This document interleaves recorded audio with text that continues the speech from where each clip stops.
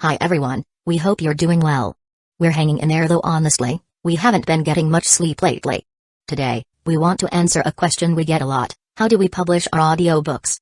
First, we post most audiobooks on Patreon as paid content. They stay paid for a few months. After that, they become free to listen to on Patreon forever. A few weeks later, we post them on other places like YouTube, Facebook, and Twitter, X. Lately, things have been a bit slow in terms of new members. So we'd love your help. Please share our site with your friends or in places like Facebook groups, Twitter, X, Discord, Reddit, or novel forums. Even one share can really help us grow. Thanks so much for your support. There was also a high chance of attracting flower spirits. However, it was a pity that the violet flower tears were incredibly rare, as until now, he had only discovered a single one, while the Orc City had not found even one. At the same time, a single violet flower tear was worth 10,000 normal flower tears. By now, Zhaofu had collected 7 azure flower tears, and soon, he would be able to obtain a level 2 flower fairy's blessing. Afterwards, Zhaofu returned to the Great Ken village and took some people to the concealed valley to collect flower tears. At night, there was no moon in the sky. There were only a few dim stars in the sky, making the night seem quite dark. This time, they had collected another 830,000 flower tears, and another 8 pieces of epic rank equipment had disappeared. This time, one of them was the 7th ranked equipment, Sacred Heaven. This information made countless factions nervous and tense to the extreme, and Zhaofu also started to feel worried. Early in the morning the next day, Zhaofu headed to the Orc City to trade with Gunador again. This time, the Orcs had collected 1.3 million flower tears, allowing Zhaofu to finally rest at ease. Now, Zhaofu had a total of 5.6 million flower tears, which were worth 56 million flower tear points. It was just enough to exchange for the first ranked piece of epic rank equipment, Sky Demon. After traveling to Holy Light City, Zhaofu felt somewhat nervous. After choosing the option to buy Sky Demon, with his flower tier points, it immediately entered his king's ring.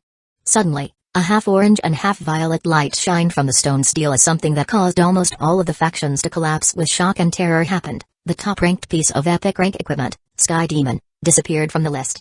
93 Sky Demon domain. How is this possible? Countless faction leaders stared at where the Sky Demon had been.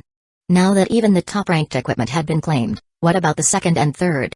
Would they still be able to obtain one of the top 10 pieces of epic rank equipment? Hurry and get those flower tears as quickly as possible. Get them at any cost. I don't care if you have to buy them or take them by force, just get them.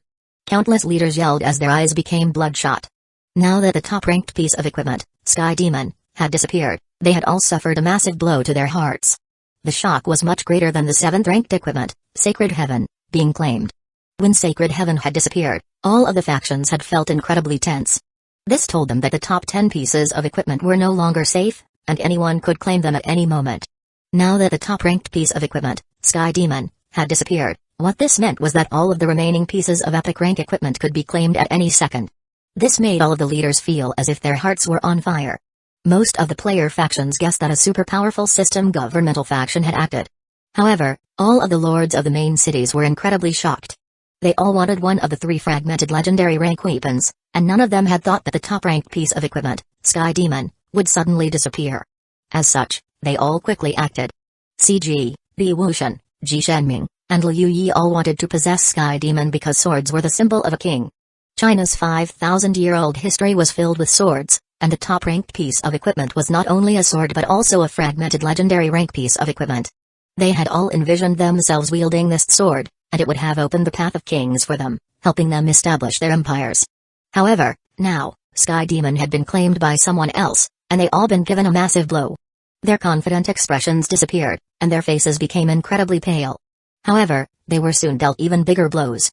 Because of what Zhaofu had done, the system governmental factions had all quickly acted.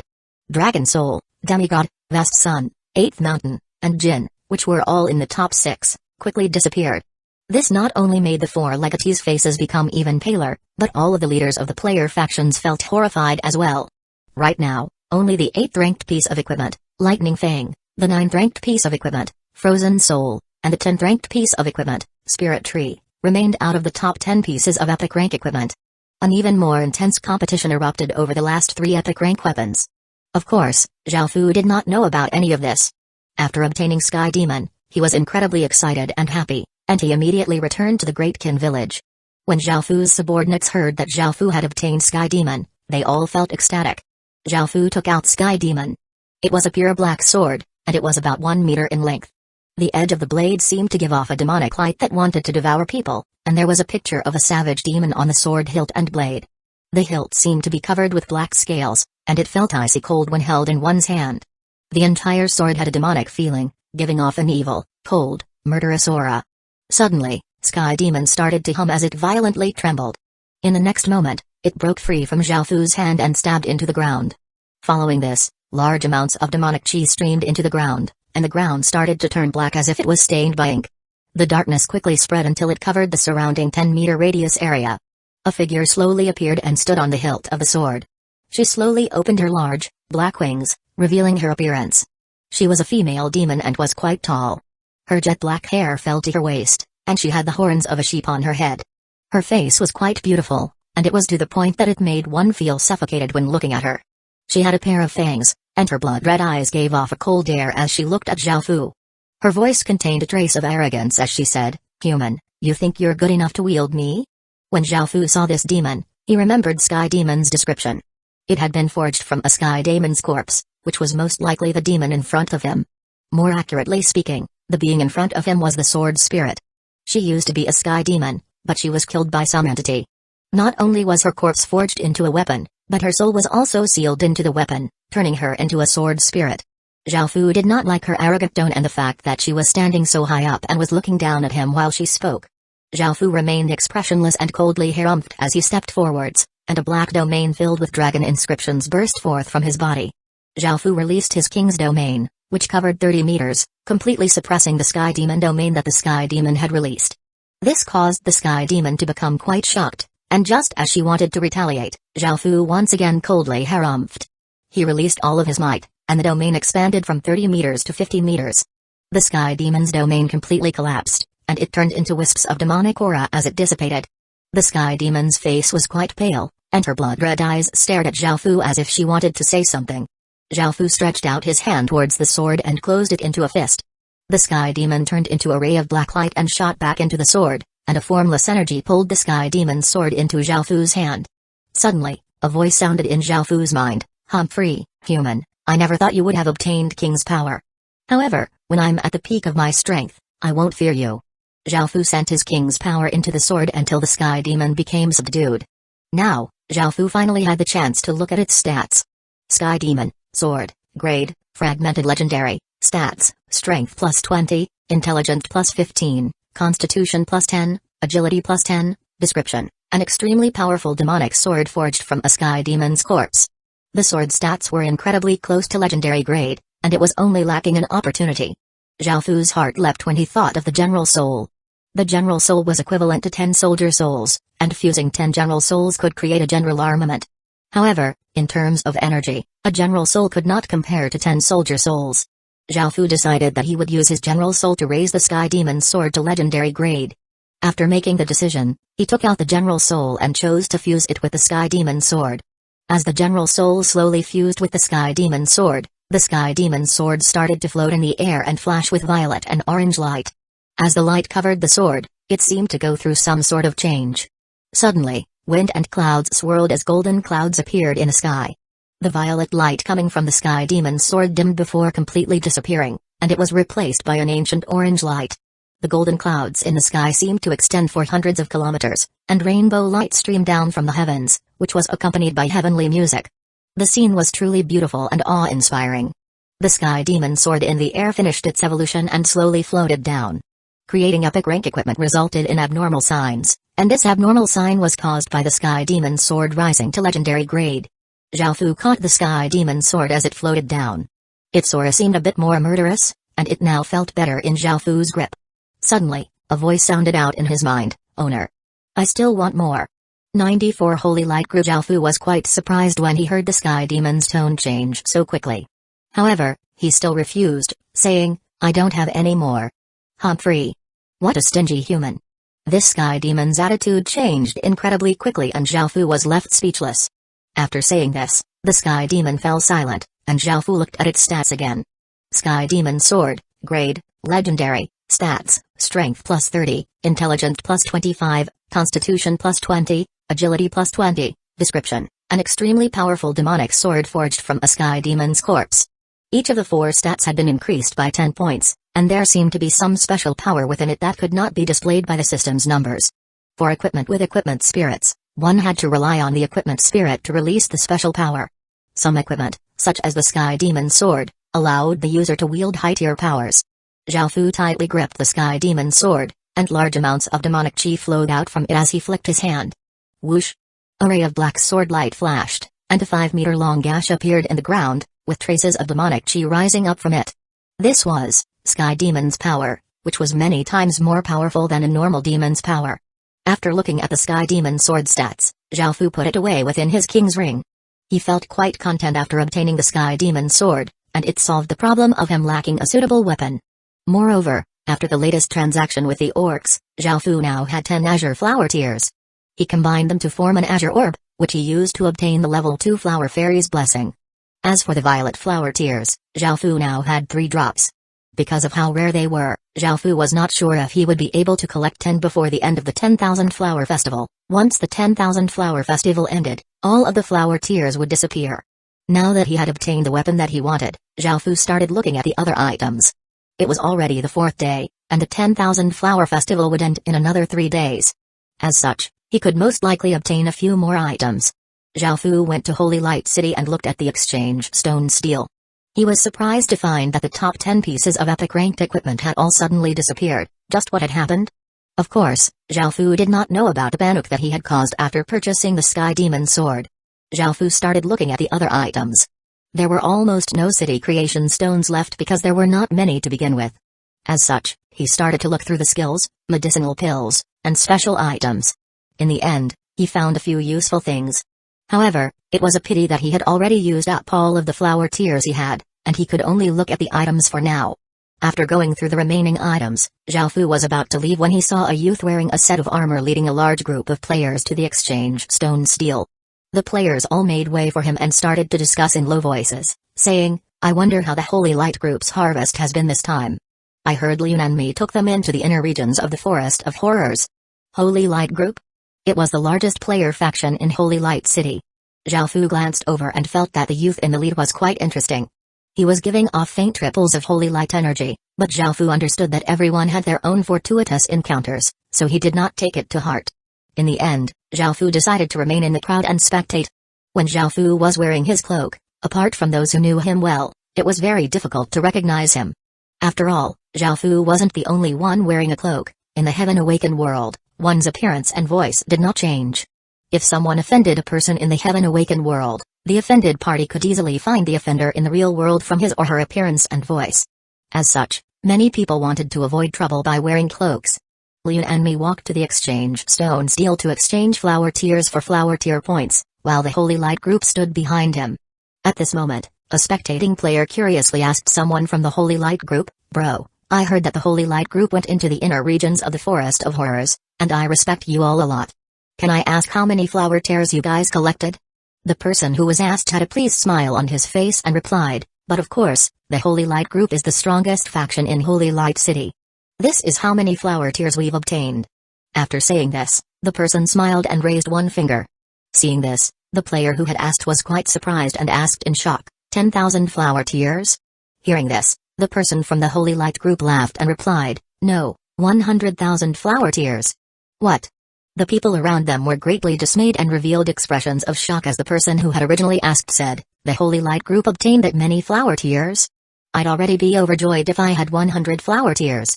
Hearing the discussions around them, a look of pride appeared on the Holy Light Group's members' faces. Everyone else looked at them with admiration, and someone immediately asked, "Captain Liu, is the Holy Light Group still accepting people?" By now, Liu Nanmi had finished at the exchange stone steel and smiled as he replied, "The Holy Light Group will always be accepting anyone who can pass our test. I want to join." "Me too. Please take me, Holy Light Group." Countless people shouted out, and the scene became quite lively and raucous. Zhao Fu smiled. To him, who had already spent more than 5 million flower tears, 100,000 flower tears was nothing. However, to normal people, it was already an astronomical figure.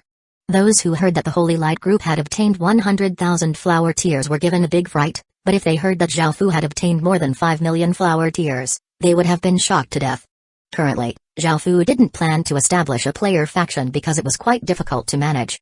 No one wished to be bound by rigorous rules, and loyalty would be quite low. No one would be willing to be completely loyal and make great sacrifices for him, and when danger came, they would be the first to turn tail and run. What's more, if players died, they would respawn at another place. If Zhao Fu spent a lot of time and resources nurturing an elite and he or she died, all of that would have been a waste. As such, the large families' factions very rarely recruited players. Rather, they nurtured people who were completely loyal to them. It was much better to spend resources on those who they could count on rather than those who were there to leech resources. Even though the large families did not have many people, in terms of battle strength, player factions might not be able to win against the large families' factions. As such, the player factions with foresight would not accept just anyone. The resource consumption would be too great, and nurturing those without loyalty or ability would simply be a waste of their time. As such, only by developing a strict test, allowing only those with value to join, and then slowly developing their sense of belonging would they be truly loyal. Zhao Fu knew this very well, and because he had many things to take care of, he didn't plan, at least for now, to establish a player faction. Perhaps in the future would consider it. 95 Underworld Nightmare. Afterwards, Zhao Fu returned to the Great Qin village to take care of other matters. It was the 5th day of the 10,000 Flower Festival, and he once again went to the Orc City to carry out a transaction. After obtaining 1.1 million flower tears from the Orc and combining them with the 100,000 or so flower tears that his own people had collected, Zhao Fu went to the exchange stones deal and converted them all into flower tear points before using them to purchase something Zhao Fu had previously had his eye on. 100 Origin Pill, Pill Recipe, Grade, Secret Silver Rank, Stage 2, Required Ingredients, 100 Origin Grass, Dried 5 Root, and Bear's Oisia. Effects, can increase cultivation speed by 400%. The 100 Origin Pill recipe cost 12 million flower tier points, and Zhao Fu once again spent all of the flower tier points he had. However, this was worth it because the 100 Origin Pills were twice as effective as the Little Spirit Pills. At the same time, the 100 Origin Pills' main ingredient was the 100 Origin Grass, a Stage 2 medicinal grass. It would be more difficult to find than the Little Spirit Grass, so finding it would require some luck. Zhao Fu also obtained another 2 violet flower tears, increasing the total to 5 so far. There were only 2 days until the 10,000 flower festival ended, and Zhao Fu started to worry that he would not be able to collect enough violet flower tears in time. Time gradually passed, and soon, it was the 6th day of the 10,000 flower festival. Now, all of the weapons on the epic rankings had been claimed. Countless factions had gone mad over the 37 pieces of epic rank equipment, and those who had obtained one were naturally quite happy, while those who had not felt incredibly depressed. Most of the epic rank equipment had most likely been obtained by the system's factions, and only a couple of them were purchased by player factions. To be able to obtain the top-ranked piece of equipment, Zhao Fu was definitely the biggest winner.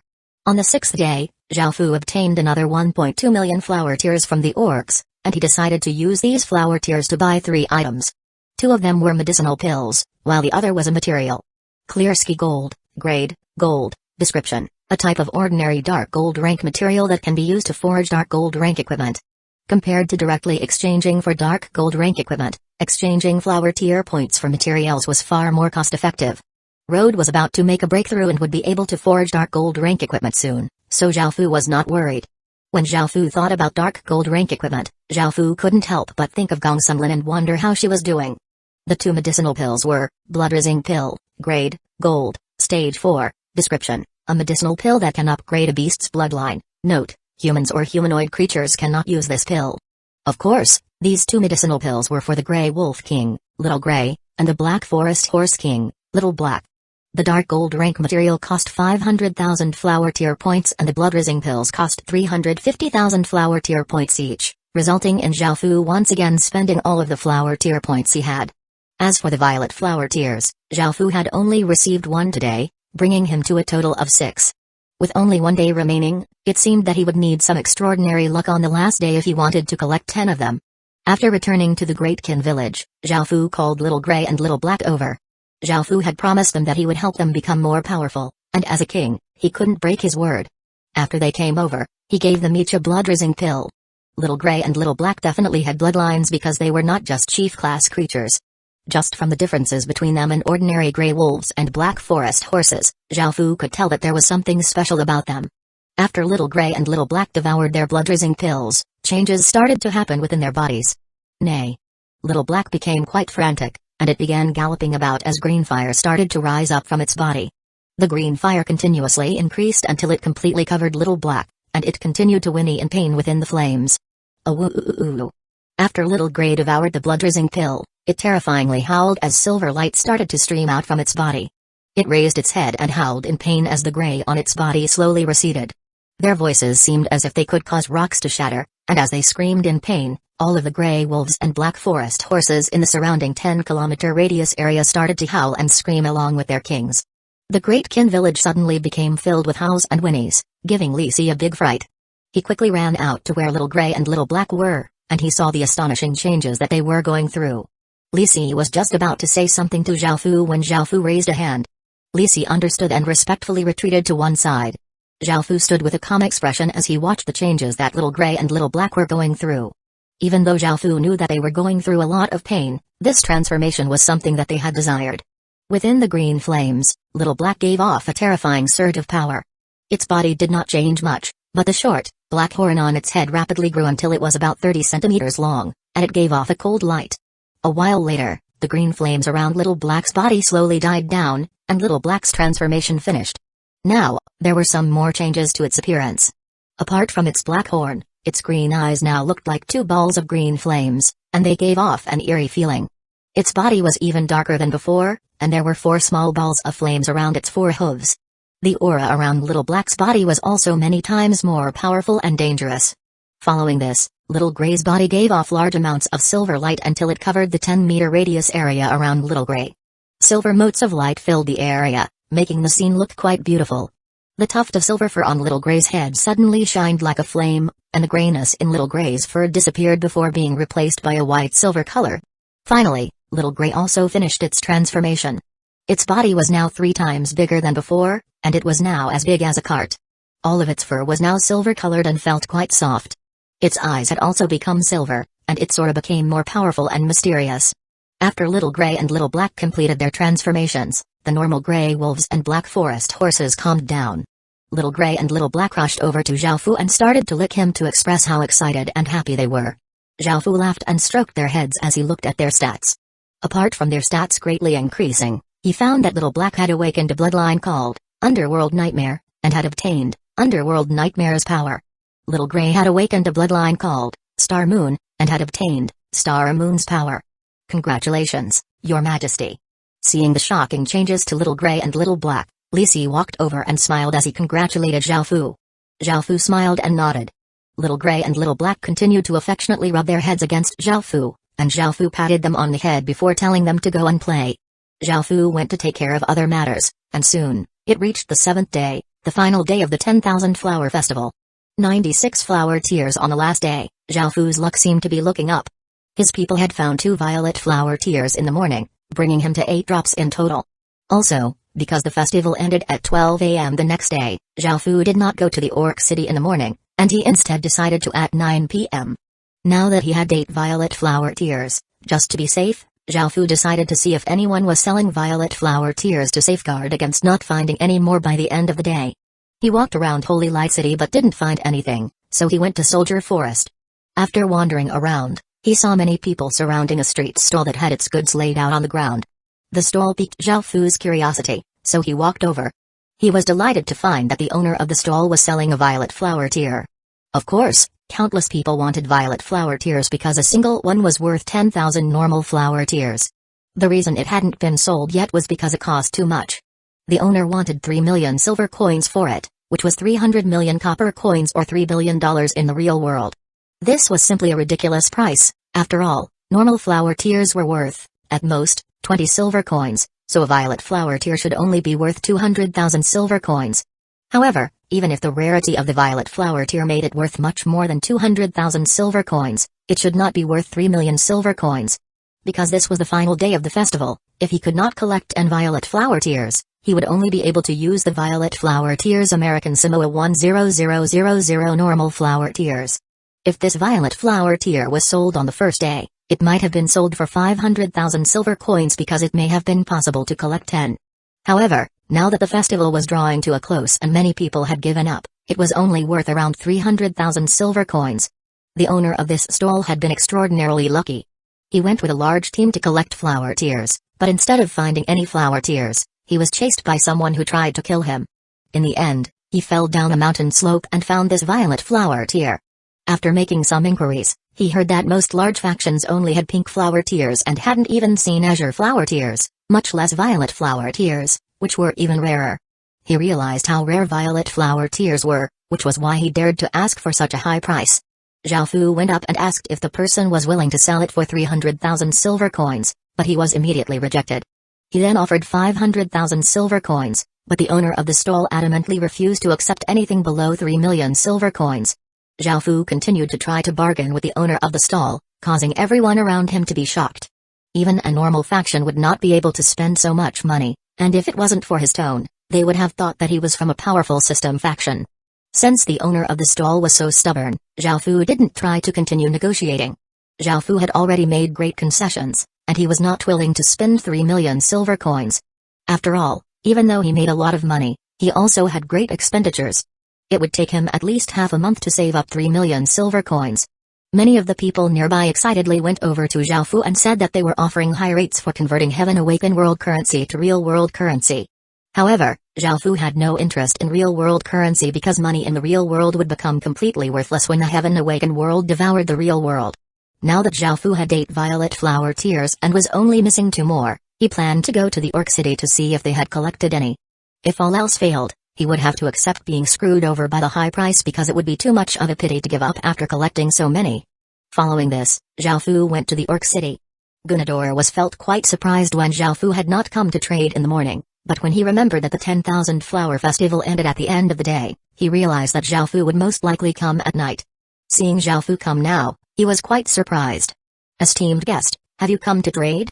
Gunador asked as he welcomed Zhao Fu into the tent. Zhao Fu lightly shook his head as he replied, "Respected Vice Lord, not right now.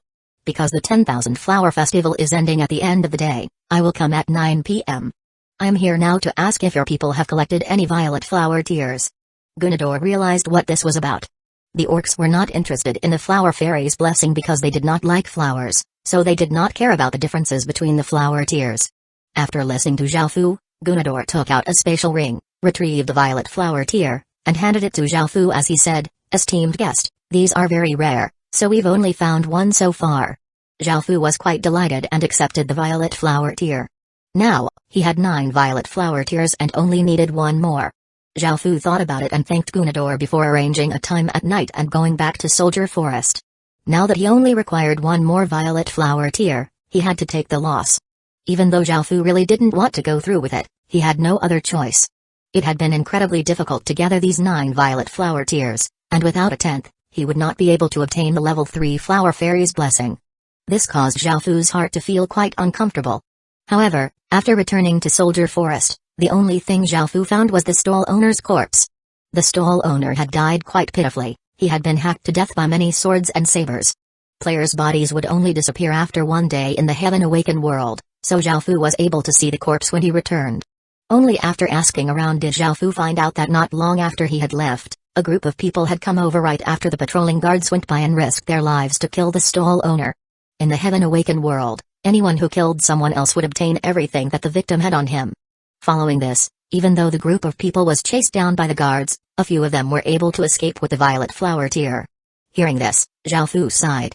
As long as the benefit was great enough, there were no such things as safety and security to those who possessed valuables. This sort of thing was not unexpected. After all, even if the violet flower tear was worth only 200,000 silver coins, that would be $200 million in the real world, which was why some people would risk everything to take it. Of course, normal shops had their own guards, who could massacre a group of players instantly. However, this sort of street stall was not as safe. Now that the only violet flower tear he had found for sale had been stolen, Zhao Fu started to worry about the final violet flower tear, and time continued to gradually pass. At the 9 p.m., Zhao Fu's own people had collected 160,000 flower tears, but there were no violet flower tears. Following this, Zhao Fu went to the Orc City, which was his last hope. This time, the Orc City had collected 1.7 million flower tears, but the orcs had not collected any violet flower tears. This caused Zhao Fu's heart to plummet. Now, there were only 3 hours left until the end of the festival. Zhao Fu quickly went to Holy Light City and walked around. He was called over to the Westfall restaurant by Ru, and upon seeing him, Ru smiled and stretched out her hand. Within it was a violet flower tear. 97 Dream Woven Palace Dress. How do you have a violet flower tear? Zhao Fu asked as he received the violet flower tear from Ru with a delighted expression on his face. Ru lightly laughed. I took a walk outside of the city. Even though Ru had made it sound quite simple, Zhao Fu understood how difficult this would have been. He put the violet flower tear into his king's ring and said sincerely, "Thank you." Ru looked quite surprised as she replied, "Your Majesty, there's no need to be so courteous. Everything I've done is my duty as a subject." Zhao Fu lightly shook his head as he replied, "That's not the path of emperors that I believe in. I understand that my own power is limited and that an empire cannot lack people like you." Hearing Zhao Fu's words, Ru respectfully bowed and did not say anything. Zhao Fu quickly returned to the Great Qin village, combined the 10 violet flower tears, and chose to combine them. Just like before, the violet orb slowly rose from Zhao Fu's hands and floated into the sky. It turned into the image of a beautiful girl, but the difference was that the girl no longer looked illusory. Instead, it looked quite real. What's more, there seemed to be intelligence in her eyes, and they did not look dead like before. Just like last time, the girl lightly laughed and spread out her hands, causing countless flower petals to descend from the sky, creating an incredibly beautiful scene. Following this, a violet light spread out. However, this time, the girl's body did not disappear. It instead slowly floated down from the air and came in front of Zhao Fu before softly hugging him. This caused Zhao Fu to feel quite stunned. However, he could feel that this girl seemed to be alive. He could feel her breath and smell a faint flowery fragrance from her. Zhao Fu did not do anything, and in the next second, the girl's body turned into motes of light before dispersing. System announcements sounded out within Zhao Fu's mind, telling him that he had obtained a level 3 Flower Fairy's Blessing and a Flower's Embrace. Flower's Embrace, Effectiveness, Permanent. Description: the Flower Fairy's Embrace is the most wonderful blessing. This blessing will increase your charm towards females, and it will make it easier for spirits to like you. Zhao Fu never expected to receive such a blessing after using the violet flower tears. However, it did not seem very useful to him. If a playboy had obtained it, it would have been like giving wings to a tiger, but it seemed like a waste for Zhao Fu to have it. After obtaining the level 3 Flower Fairy's Blessing, Zhao Fu traveled to Holy Light City, as he still had 1.8 million flower tears to spend. It was now 11 p.m., and there was only 1 hour left until the 10,000 Flower Festival finished. However, the streets were still quite lively, and there were still lights everywhere. Zhao Fu went to the exchange stone steel and looked at the remaining items. He first exchanged for 3 dark gold rank materials, spending 1.5 million flower tears. He continued looking and found a detailed map of the Heaven Awakened world. The map was quite large, and it had roughly every region. It was definitely quite useful, but it was also expensive. It cost 2.5 million flower tier points, which was 250,000 flower tears. Alright. Zhao Fu understood the value of the map, so he chose to buy it. His eyes continued to pass over item after item until they fell on a dress. The dress was violet-colored, simple, and unadorned, but it still looked quite beautiful and gave off a mysterious feeling. Dream Woven Palace Dress, Grade, Silver, Stats, Intelligence +3, Agility +2, Constitution +1, Description, a dress woven from fantasy spider silk. The dress also has some illusion and recovery properties. No wonder this dress seemed so beautiful, it was made from fantasy spider silk. Fantasy-type materials were quite rare, and after he looked at his remaining 50,000 flower tears, Zhao Fu decided to buy it since there was not much else that he could spend those flower tears on. Zhao Fu bought it with his remaining points, and he decided to give it to Ru. After all, she had helped him quite a lot this time. He headed to the Westfall restaurant and presented the Dream Woven Palace dress to her, making her surprised. Because of Zhao Fu's personality, she had never thought that he would buy her a dress. However, she quickly accepted it and thanked him for it. Following this, Zhao Fu went out of the Heaven Awakened world. Because he did not have his own intelligence network, he could only collect information about the various factions through the Heaven Awakened world forum. Only then would he be able to gauge their strength and not be a frog at the bottom of the well. Zhao Fu opened up the Heaven Awakened world forum and started to look through it. The top thread right now was about the owners of the 37 pieces of epic rank equipment. This greatly piqued Zhao Fu's interest, so he clicked on it and started reading. Number 1, Sky Demon, obtained by an unknown faction. My guess, it was probably one of the most powerful system factions. Even though we don't know who it belongs to, it will definitely become a great obstacle for players, so please be careful. Number 2, Dragon Soul, obtained by an unknown faction. My guess, it definitely belongs to one of the most powerful system factions because it disappeared only a few minutes after Sky Demon disappeared. Number 3, Demigod, obtained by an unknown faction. My guess, it definitely belongs to one of the most powerful system factions, but the faction should be weaker than the above two factions. It's still an existence that player factions can only look up at. The top 5 pieces of equipment were all obtained by unknown factions, but the 6th ranked piece of equipment, Jin, was confirmed to have been obtained by one of the system's factions, Gazing City. After reading the guess on Sky Demon, Zhaofu couldn't help but laugh at it will become a great obstacle for players, so please be careful. He knew his own strength very well, and he had only obtained Sky Demon through much luck and fortune. If he had been a few minutes late, the Sky Demon sword definitely would have been taken by the 2nd-ranked faction. It seemed that apart from Zhaofu, none of the factions that had obtained one of the top 6 pieces equipment were player factions. However, the 7th-ranked piece of equipment, Sacred Heaven, which was the first equipment to be claimed, was actually taken by a player. The player was the descendant of the famous King Arthur of the Western world, Tina Pendragon. This sent alarm bells to countless factions, especially to China, which was supposedly the most powerful country so far. A powerful force apart from China had already appeared. The following 3 pieces of equipment, Lightning Fang, Frozen Soul, and Spirit Tree, were respectively claimed by Great Xian, Great Zhu, and Great Shang. 98 Ancient Fallen Clans. The 11th ranked piece of equipment was obtained by the Roman Empire's legatee, the descendant of Augustus Caesar. The 12th ranked piece of equipment was obtained by Great Han, and the 13th ranked piece of equipment was obtained by Pharaoh Akhenaten's descendant. The next 7 pieces of equipment on the rankings were all obtained by system factions, while the 21st ranked piece of equipment was obtained by Great Tang. All of this information caused Zhaofu to be quite surprised and intrigued. The 22nd ranked piece of equipment was obtained by Oda Nobunaga's descendant, the 23rd ranked piece of equipment was obtained by the Zoroastrian Empire, and the 24th ranked piece of equipment was obtained by ancient India. The remaining pieces of equipment were all obtained by the system's factions. It was clear how lucky Zhaofu had been to obtain the top-ranked piece of equipment, Sky Demon, and it was also clear how intense the competition was. Moreover, epic rank equipment contained massive amounts of power, and they were the symbols of the powerful. Even if one had 100,000 pieces of dark gold rank equipment, one might not have a single piece of epic rank equipment. It was evident just how rare epic rank equipment was, and it could not be viewed as merely a step up from dark gold rank equipment. After looking through this information, apart from the Chinese factions, the one that Zhaofu paid the most attention to was King Arthur's descendant.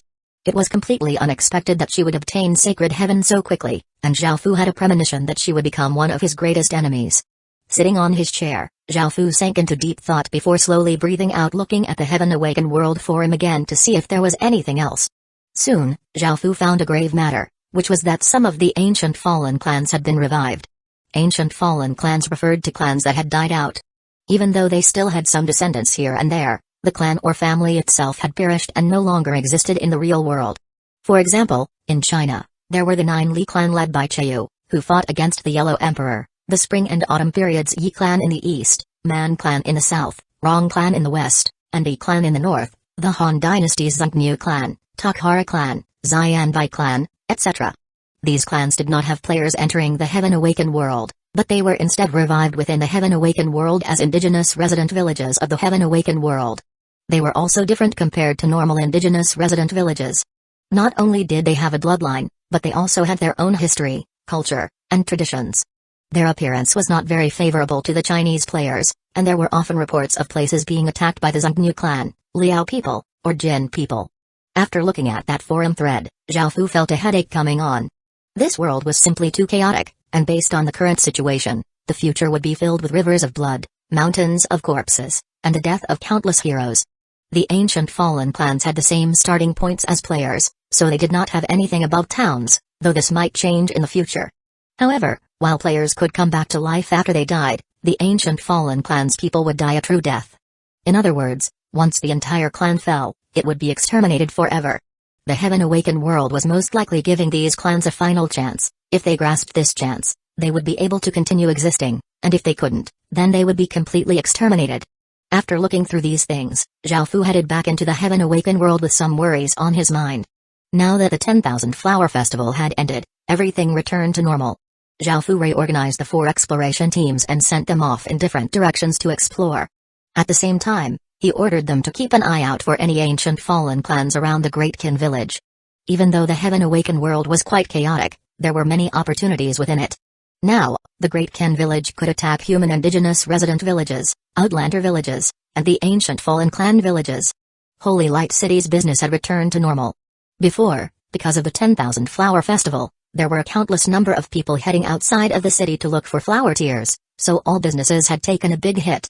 After the festival had concluded, business started to return to normal. Zhao Fu felt that there was not much else for him to do because there was nothing else that required his personal attention. Everyone had their own things to do, so Zhao Fu was quite bored. Thus, he decided to do some town planning for the Great Qin village.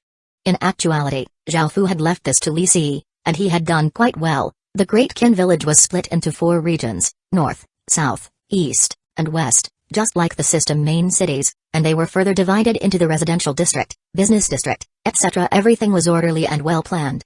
The planning and building of the Great Qin village did not require Zhao Fu to personally act, as his people had already done a good job. They might be able to sell some special products after intermediate teleportation channels have been researched and the road to the outside world was opened up. Zhao Fu thought of a unique fruit in the Forest of Horrors, which was the Black Forest fruit.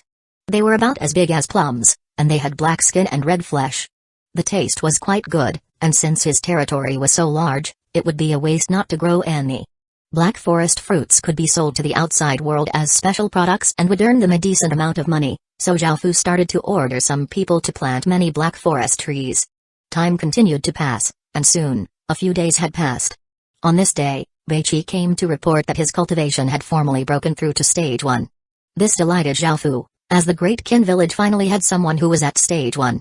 At the same time, Zhao Fu opened up Beiqi's stats page with a curious expression on his face and had a look. Name, Beiqi grade, SSS title, God of Killing, profession, stage 1 general, achievement points, commoner, 68 out of 200, race, human age, 24, 110, loyalty, 100 stats, strength, 38, intelligence, 22, constitution: 29, agility, 25 cultivation, tier 1 level 0 cultivation technique, Great Qin mantra skills, chi slash, basic sword technique. Equipment, ice, star slashing sword. After looking through Beiqi's stats, Zhao Fu found that apart from the changes in his stats, his profession had become stage 1 general and his lifespan had increased by 10 years from 100 years to 110 years. Zhao Fu did not pay attention to all of this. He first looked at the difference between the stage 1 general profession and the original general profession. Stage 1 general, C+ grade military, description, a profession obtained through a general leveling up, effect, can train the generals, unique military profession. Unique military profession, unnamed, D grade military, description, soldiers personally trained by a stage 1 general. They can be a historical military profession or a new military profession. Current limit, 100 people. Effect, receives a skill based on the profession. Zhao Fu was quite delighted, as any of his generals who reached stage 1 would be able to train their own military profession. What's more, the unique military profession was D grade, which meant that it was not weaker than the Outlanders' special professions. 99 Iron Eagle elite soldiers. Even though stage 1 generals could only have 100 people with their unique military profession, as they became stronger, they would be able to train more people with that profession. There were 2 types of unique military professions. One was creating a new profession, while the other was choosing a historical profession, such as Great Qin's famed Iron Eagle elite soldiers. Developing a new profession or choosing a historical profession had their own advantages. Developing a new profession meant that one could adapt to one's circumstances and focus on one's advantages. In other words, developing a new profession meant that one would have a profession that was most suited to one's current situation. On the other hand, historical professions have been tempered by history and refined through bloody battles, so they would be quite powerful. Zhao Fu decided not to make this decision by himself, and he asked, Beiqi, what do you think? Beiqi was not in a hurry to reply. He thought to himself for a while before replying, Your Majesty, I think that it's best to go with a military profession that I'm familiar with, rather than creating a new profession. Zhao Fu nodded and asked him about the unique military profession.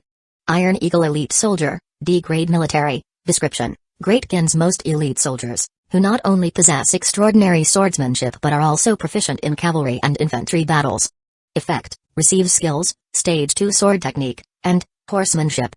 Since stage 1 generals could train soldiers with unique military professions, the number of generals became quite important. No wonder the general profession could only be unlocked upon raising one's village to a town. Moreover, after reaching stage 1, every step that increased Beiqi's cultivation would increase all of his stats by +2. Zhao Fu's cultivation was only at tier 0 level 7, and it was still quite far away from stage 1. His talent at cultivation was quite lacking, but after obtaining King's power and Fate's power, his cultivation speed had already greatly increased. If it wasn't for the King's power and Fate's power, Zhao Fu was sure that his cultivation would still only be at tier 0 level 5. Of course, the strength of a faction did not depend on the Lord's personal strength but the faction's overall strength. Apart from Beiqi, the person with the highest cultivation was Old Logue. Back when Zhao Fu had attacked Logue village, Old Logue was already at tier 0 level 6, and now, he was at the peak of tier 0 level 9, only a single step away from stage 1. He was slightly faster than Zhongdo, who was SS grade and joined later than him. Zhao Fu wondered what sort of military profession Old Logue would unlock in the future, and he hoped that it would be a magic-type profession. Currently, low-grade magic skills were becoming more and more useless, so Zhao Fu didn't waste money buying low-grade skills like Fireball. After all, they could be easily blocked by the shields that people use now.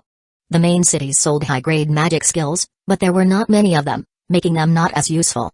Zhao Fu allowed Beiqi to pick all of the people who he wanted to train for the Iron Eagle elite soldiers, and soon, the exploration teams, who had been out for a few days, returned as well. They brought with them 2 bronze rank city creation stones, and Zhao Fu now had 32 villages under his control. They also reported that they had found an advanced Outlander village. This Outlander village was different to the ones Zhao Fu had found before. The Outlanders this time looked like rats. Zhao Fu was quite interested and gathered his army. After traveling for a little more than a day, he arrived at the Outlander village. These Outlanders were indeed different. They were about 1.6 meters tall and had humanoid bodies, however, they had rat heads, rat fur, and rat tails. What made Zhao Fu especially surprised was that the Outlander village seemed to be built next to a historical remnant. The historical remnant looked like a palace, and it was built against a mountain. The stone materials used were a white color, and the structure had mostly collapsed, with only a few sections remaining. The historical remnant looked quite ancient and seemed to be from a long time ago. Zhao Fu was quite delighted, as historical remnants often contain massive benefits. For example, the underground passage and the region of bones could be said to be historical remnants, and now that they had found another one, Zhao Fu couldn't help but feel excited. However, even without doing anything, the rat people, the rat folk, had discovered Zhao Fu's forces. This was because the rat folk were incredibly sensitive to changes in their environment. After all, when rats felt the wind blow or the grass move, they would immediately run. The rat folk in the village, who were originally laughing and chatting, suddenly looked serious, and the rat folk outside quickly rushed into the village.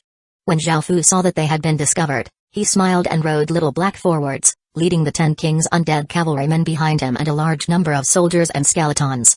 Seeing so many enemies, the rat folk within the village immediately started to panic, and they started to speak in their language, worry etched onto their faces.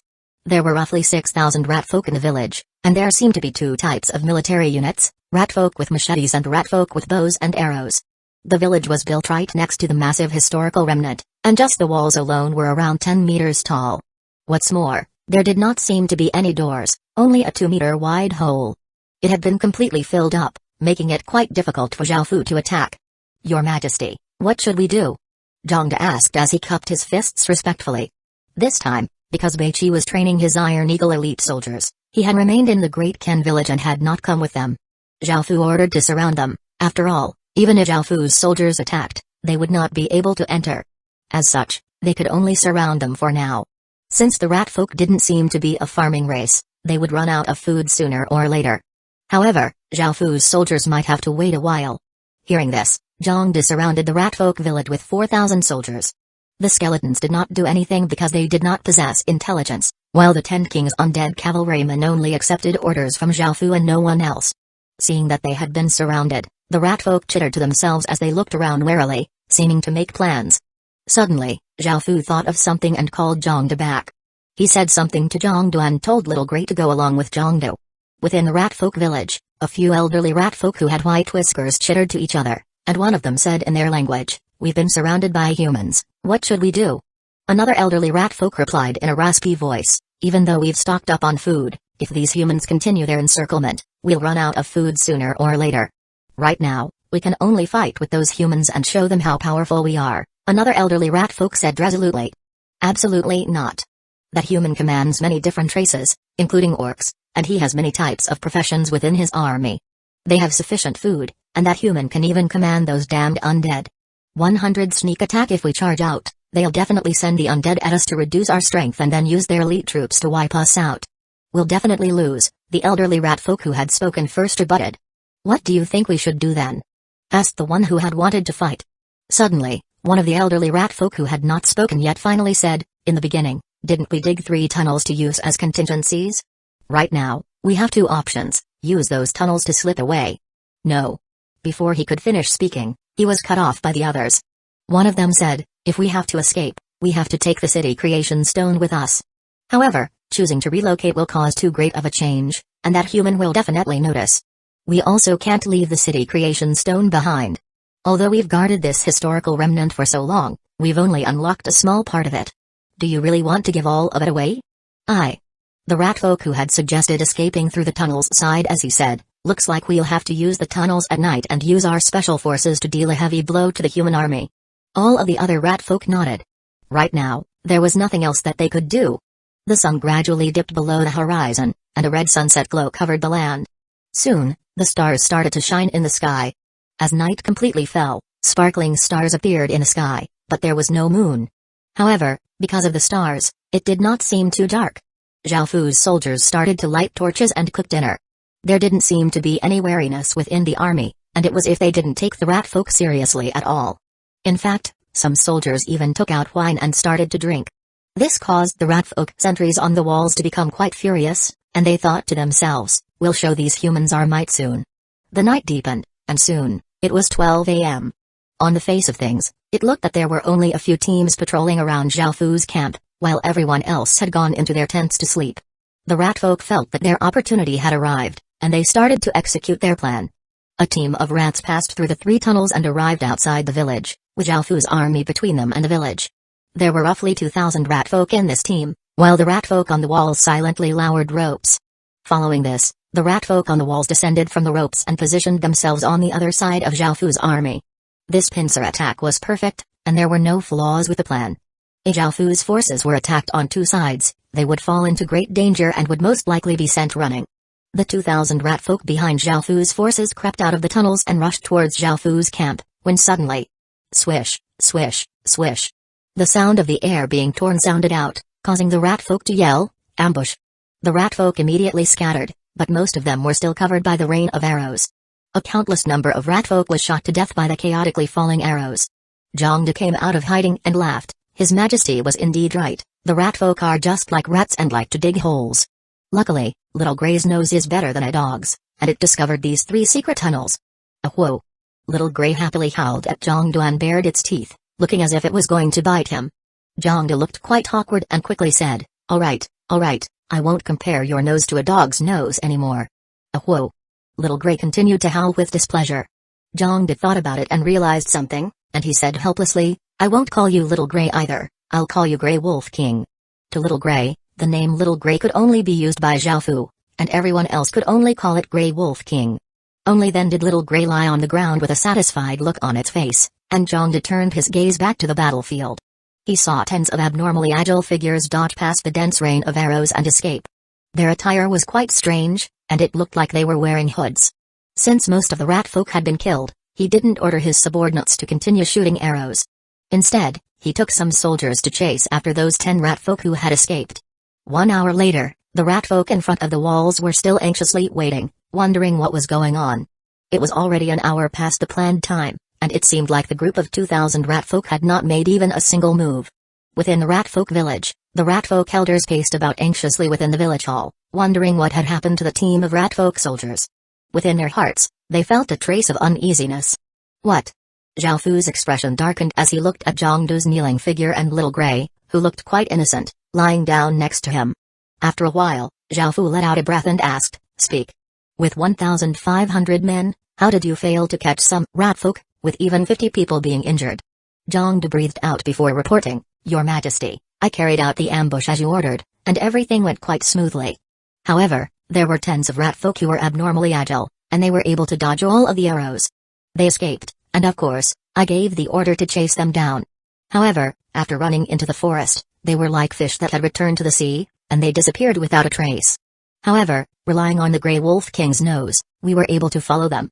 However, we didn't expect them to set an ambush. Of course, we used Your Majesty's tactics, But unexpectedly, 50 of our brothers were still injured. Despite this, we were able to kill 20 or so of the rat folk, but we were unable to find any of the other ones. I've already ordered people to hide near the tunnels. As soon as they appear, we'll kill them immediately. Oh? The rat folk are that strong? Zhao Fu said in surprise. It wasn't that he didn't believe Zhongdu, but he simply didn't expect a few tens of rat folk to be so powerful. Your Majesty, I brought back a few corpses, and you can take a look yourself, Zhongdu said. Zhao Fu nodded, and a few soldiers brought in a few rat folk corpses. Zhao Fu had a look and found that they were indeed different compared to normal rat folk. They wore black cloaks with hoods, which were large enough to cover their appearances. Underneath the cloaks were tight-fitting clothes that did not restrict their movements, and there was a short sword tied to each of their hands. There were also mechanisms on their arms that could extend and retract the short swords. Zhao Fu used the corpse examination skill to look at the corpses, but he found that their grades were all quite average. However, he could not tell what profession they had. 101 working in the dark to serve the lie. These rat folk seemed essentially the same as normal rat folk, and Zhao Fu could not see anything special about them. Normal rat folk were not very strong, and compared to the Great Kin soldiers, who had all sorts of stat bonuses from the Great Kin village and could almost fight orcs one-on-one, it should not have been a problem for them to deal with rat folk. From their attire and weapons, it seemed that these rat folk were so powerful because of their profession, which was definitely linked to the historical remnant. Zhao Fu's interest in the historical remnant grew greater and greater, and he looked at Zhongdu kneeling figure as he thought to himself and said, "Rise." Zhongdu let out a sigh of relief. He had been fully prepared to be punished by Zhao Fu, and he didn't expect Zhao Fu to not even blame him, much less not punish him. If this matter really was Zhongdu's fault, Zhao Fu definitely would have punished him. However, Zhongdu had no faults to speak of, so why would Zhao Fu punish him? As the saying went, planning is with man, but accomplishing is with heaven. No matter how detailed and well thought out a plan was, unexpected things could still happen, so Zhao Fu did not blame Zhongdu. Following this, a few captive rat folk were brought over to Zhao Fu, and he forced them to capitulate before taking them to convince the rest of the rat folk to surrender. You should know by now that your 2,000 soldiers have been killed by my forces. Now, you have less than 4,000 soldiers and will not be able to withstand my attack. Look at how many different professions we have and how fairly all of the different races are treated. As long as you surrender to me, I won't mistreat you at all. Zhao Fu shouted as the rat folk loudly interpreted. Even though this never worked, it was something that Zhao Fu was determined to do each time, as the best-case scenario was always obtaining a village without sacrificing anyone. Hearing Zhao Fu's words, the rat folk started to panic. They finally realized why the team of 2,000 rat folk had not acted. It was because they had all been killed. With only 4,000 rat folk left, how could they stop the humans? This news quickly reached the few elderly rat folk, and they all heavily sighed, the bad feeling that they had turned out to true. Now that they've found our tunnels, we won't even be able to escape. Even if we continue to defend, we won't be able to last for long. What do you all say we should do? One of the elderly rat folk asked. How about we surrender? We've definitely lost, and just holding out like this isn't a solution, another elderly rat folk said gloomily. Absolutely not. The elderly rat folk who had advocated for battle before yelled. What do we do then, if we don't surrender? The rat folk who wanted to surrender asked somewhat angrily. The other rat folk paused and thought, and he suddenly had an idea. He said, we still have a chance. Hearing his words, the other elderly rat folk quickly asked, what is it? The elderly rat folk who had been advocating battle said, as long as we can capture their leader, the enemy will do as we say. We can also kill their leader, making them like a headless dragon. They won't be able to sustain the attack against our village and we'll have to leave. What should we do then? Should we send out all of our special soldiers to assassinate their leader? One of the other rat folk asked. That might not work. Even though our special soldiers are quite powerful, we've already alerted the enemy of their strength. The enemy leader must be incredibly wary right now, so it'll be difficult for our soldiers to make a move, the rat folk with the raspy voice said. Hearing this, the other elderly rat folk nodded. Suddenly, one of the elderly rat folk realized something and said, isn't the enemy leader trying to get us to surrender? We can pretend to surrender and have our special soldiers prepare an ambush. This plan received all of the other elderly rat folk's approval. Following this, they went on top of the wall and shouted down to Zhao Fu, respected lord. We're willing to surrender, but we want to talk with you about the details of our surrender. Please ask your soldiers to retreat a bit. We would like to talk with you by yourself, and neither side will bring any soldiers. Without even thinking about it, Zhao Fu could tell that the rat folk were plotting something with his surrender. However, after thinking about it, Zhao Fu agreed and told his soldiers to retreat. Zhang understood the danger of this because he had suffered at the hands of the special rat folk. They were incredibly stealthy and could launch incredibly sudden attacks. He couldn't help but say, "Your Majesty, it's too dangerous, please don't go. I'll go in your place." Zhao Fu lightly shook his head and said, "There's no need, I know what I'm doing." Zhang did not say anything else because he trusted Zhao Fu. Zhao Fu was his king, so he took all of the soldiers and retreated 5 kilometers. However, he still made preparations to save Zhao Fu if necessary. It was midnight right now, so everything was quite dark. There was a bonfire beside Zhao Fu, and the tall flames illuminated the surrounding 20-meter radius area. Zhao Fu stood next to the bonfire as Zhang led the soldiers and retreated. When the elderly rat folk saw that Zhao Fu had agreed to their request, they felt ecstatic and started to carry out the plan. A while later, Zhao Fu saw the main entrance, which was a massive tunnel, slowly become unblocked, and a few elderly rat folk walked out. Seeing this, a smile appeared on Zhao Fu's face. From the information that he had gleaned from the surrendered rat folk, these elderly rat folk were in charge of managing the village. At a hidden region, a countless number of black figures used ropes to descend from the walls before blending into the night and slowly moving towards Zhao Fu. The elderly rat folk slowly walked towards Zhao Fu until they were 10 meters away from him. They smiled and looked incredibly harmless, and it was as if they really were going to surrender. "Respected Lord, where are you from?" The elderly rat folk wanted to make Zhao Fu let his guard down and attack when he wasn't expecting it. However, Zhao Fu did not care about this at all, and he looked around himself as he coldly laughed and said, "What are you all still waiting for?" Hearing Zhao Fu's words, the elderly rat folk were shocked as their expressions changed, and they yelled in a cold, savage voice, "Kill this human!" Following this, countless rat folk in black hooded cloaks appeared around Zhao Fu. There were roughly 200 of them, and their hoods hid their appearances, making them seem quite mysterious.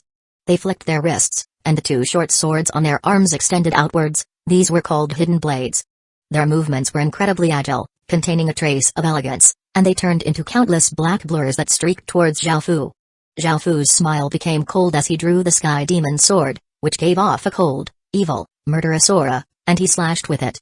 In that instant, his king's domain was also released to the fullest, covering the surrounding 50-meter radius area. 102 Nothing is true, everything is permitted within the king's domain. Everything seemed to move many times slower to Zhao Fu. However, even despite this, the rat folk were still abnormally fast, and they reached Zhao Fu in an instant. They slashed out with their hands, and their hidden blades shined with a cold light as they swept towards Zhao Fu's neck.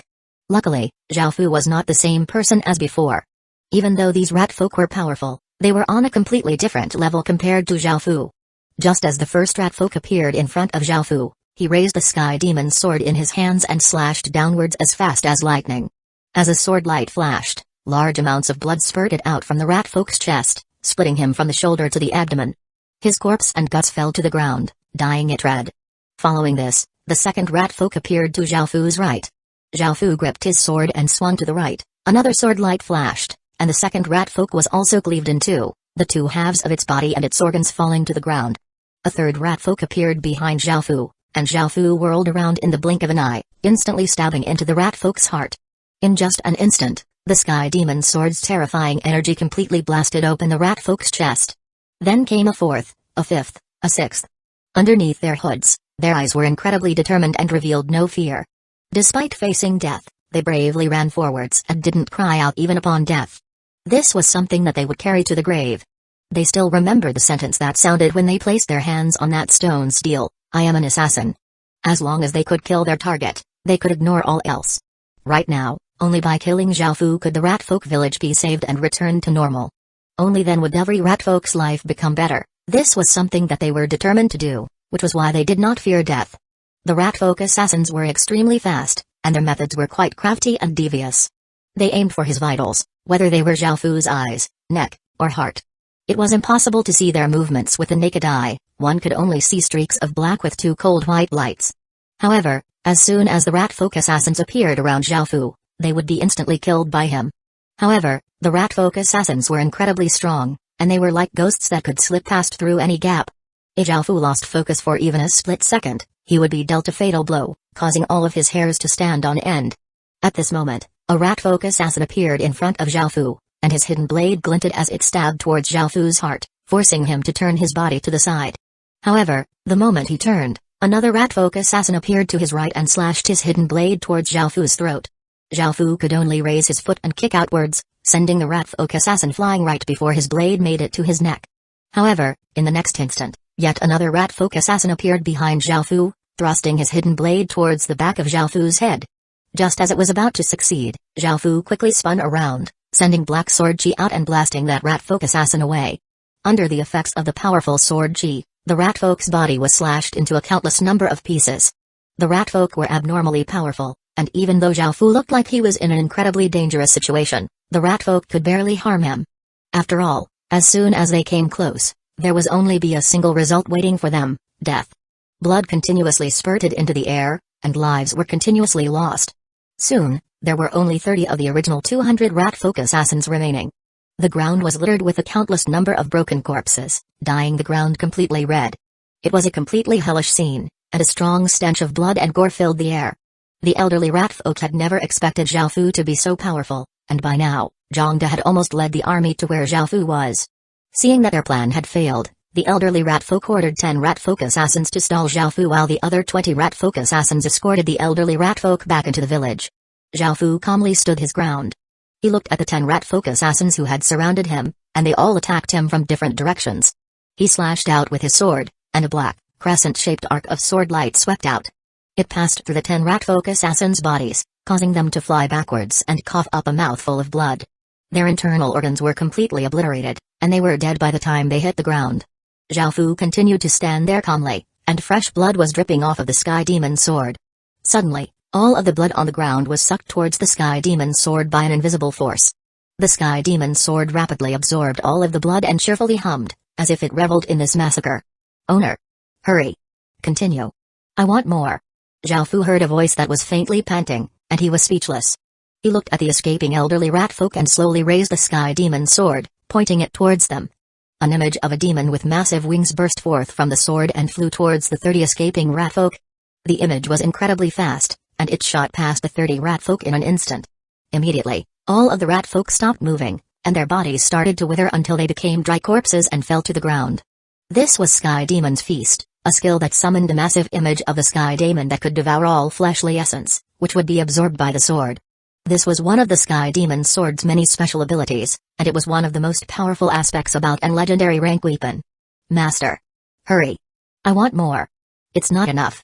Zhao Fu once again heard the Sky Demon's voice, and he put it back into the king's ring.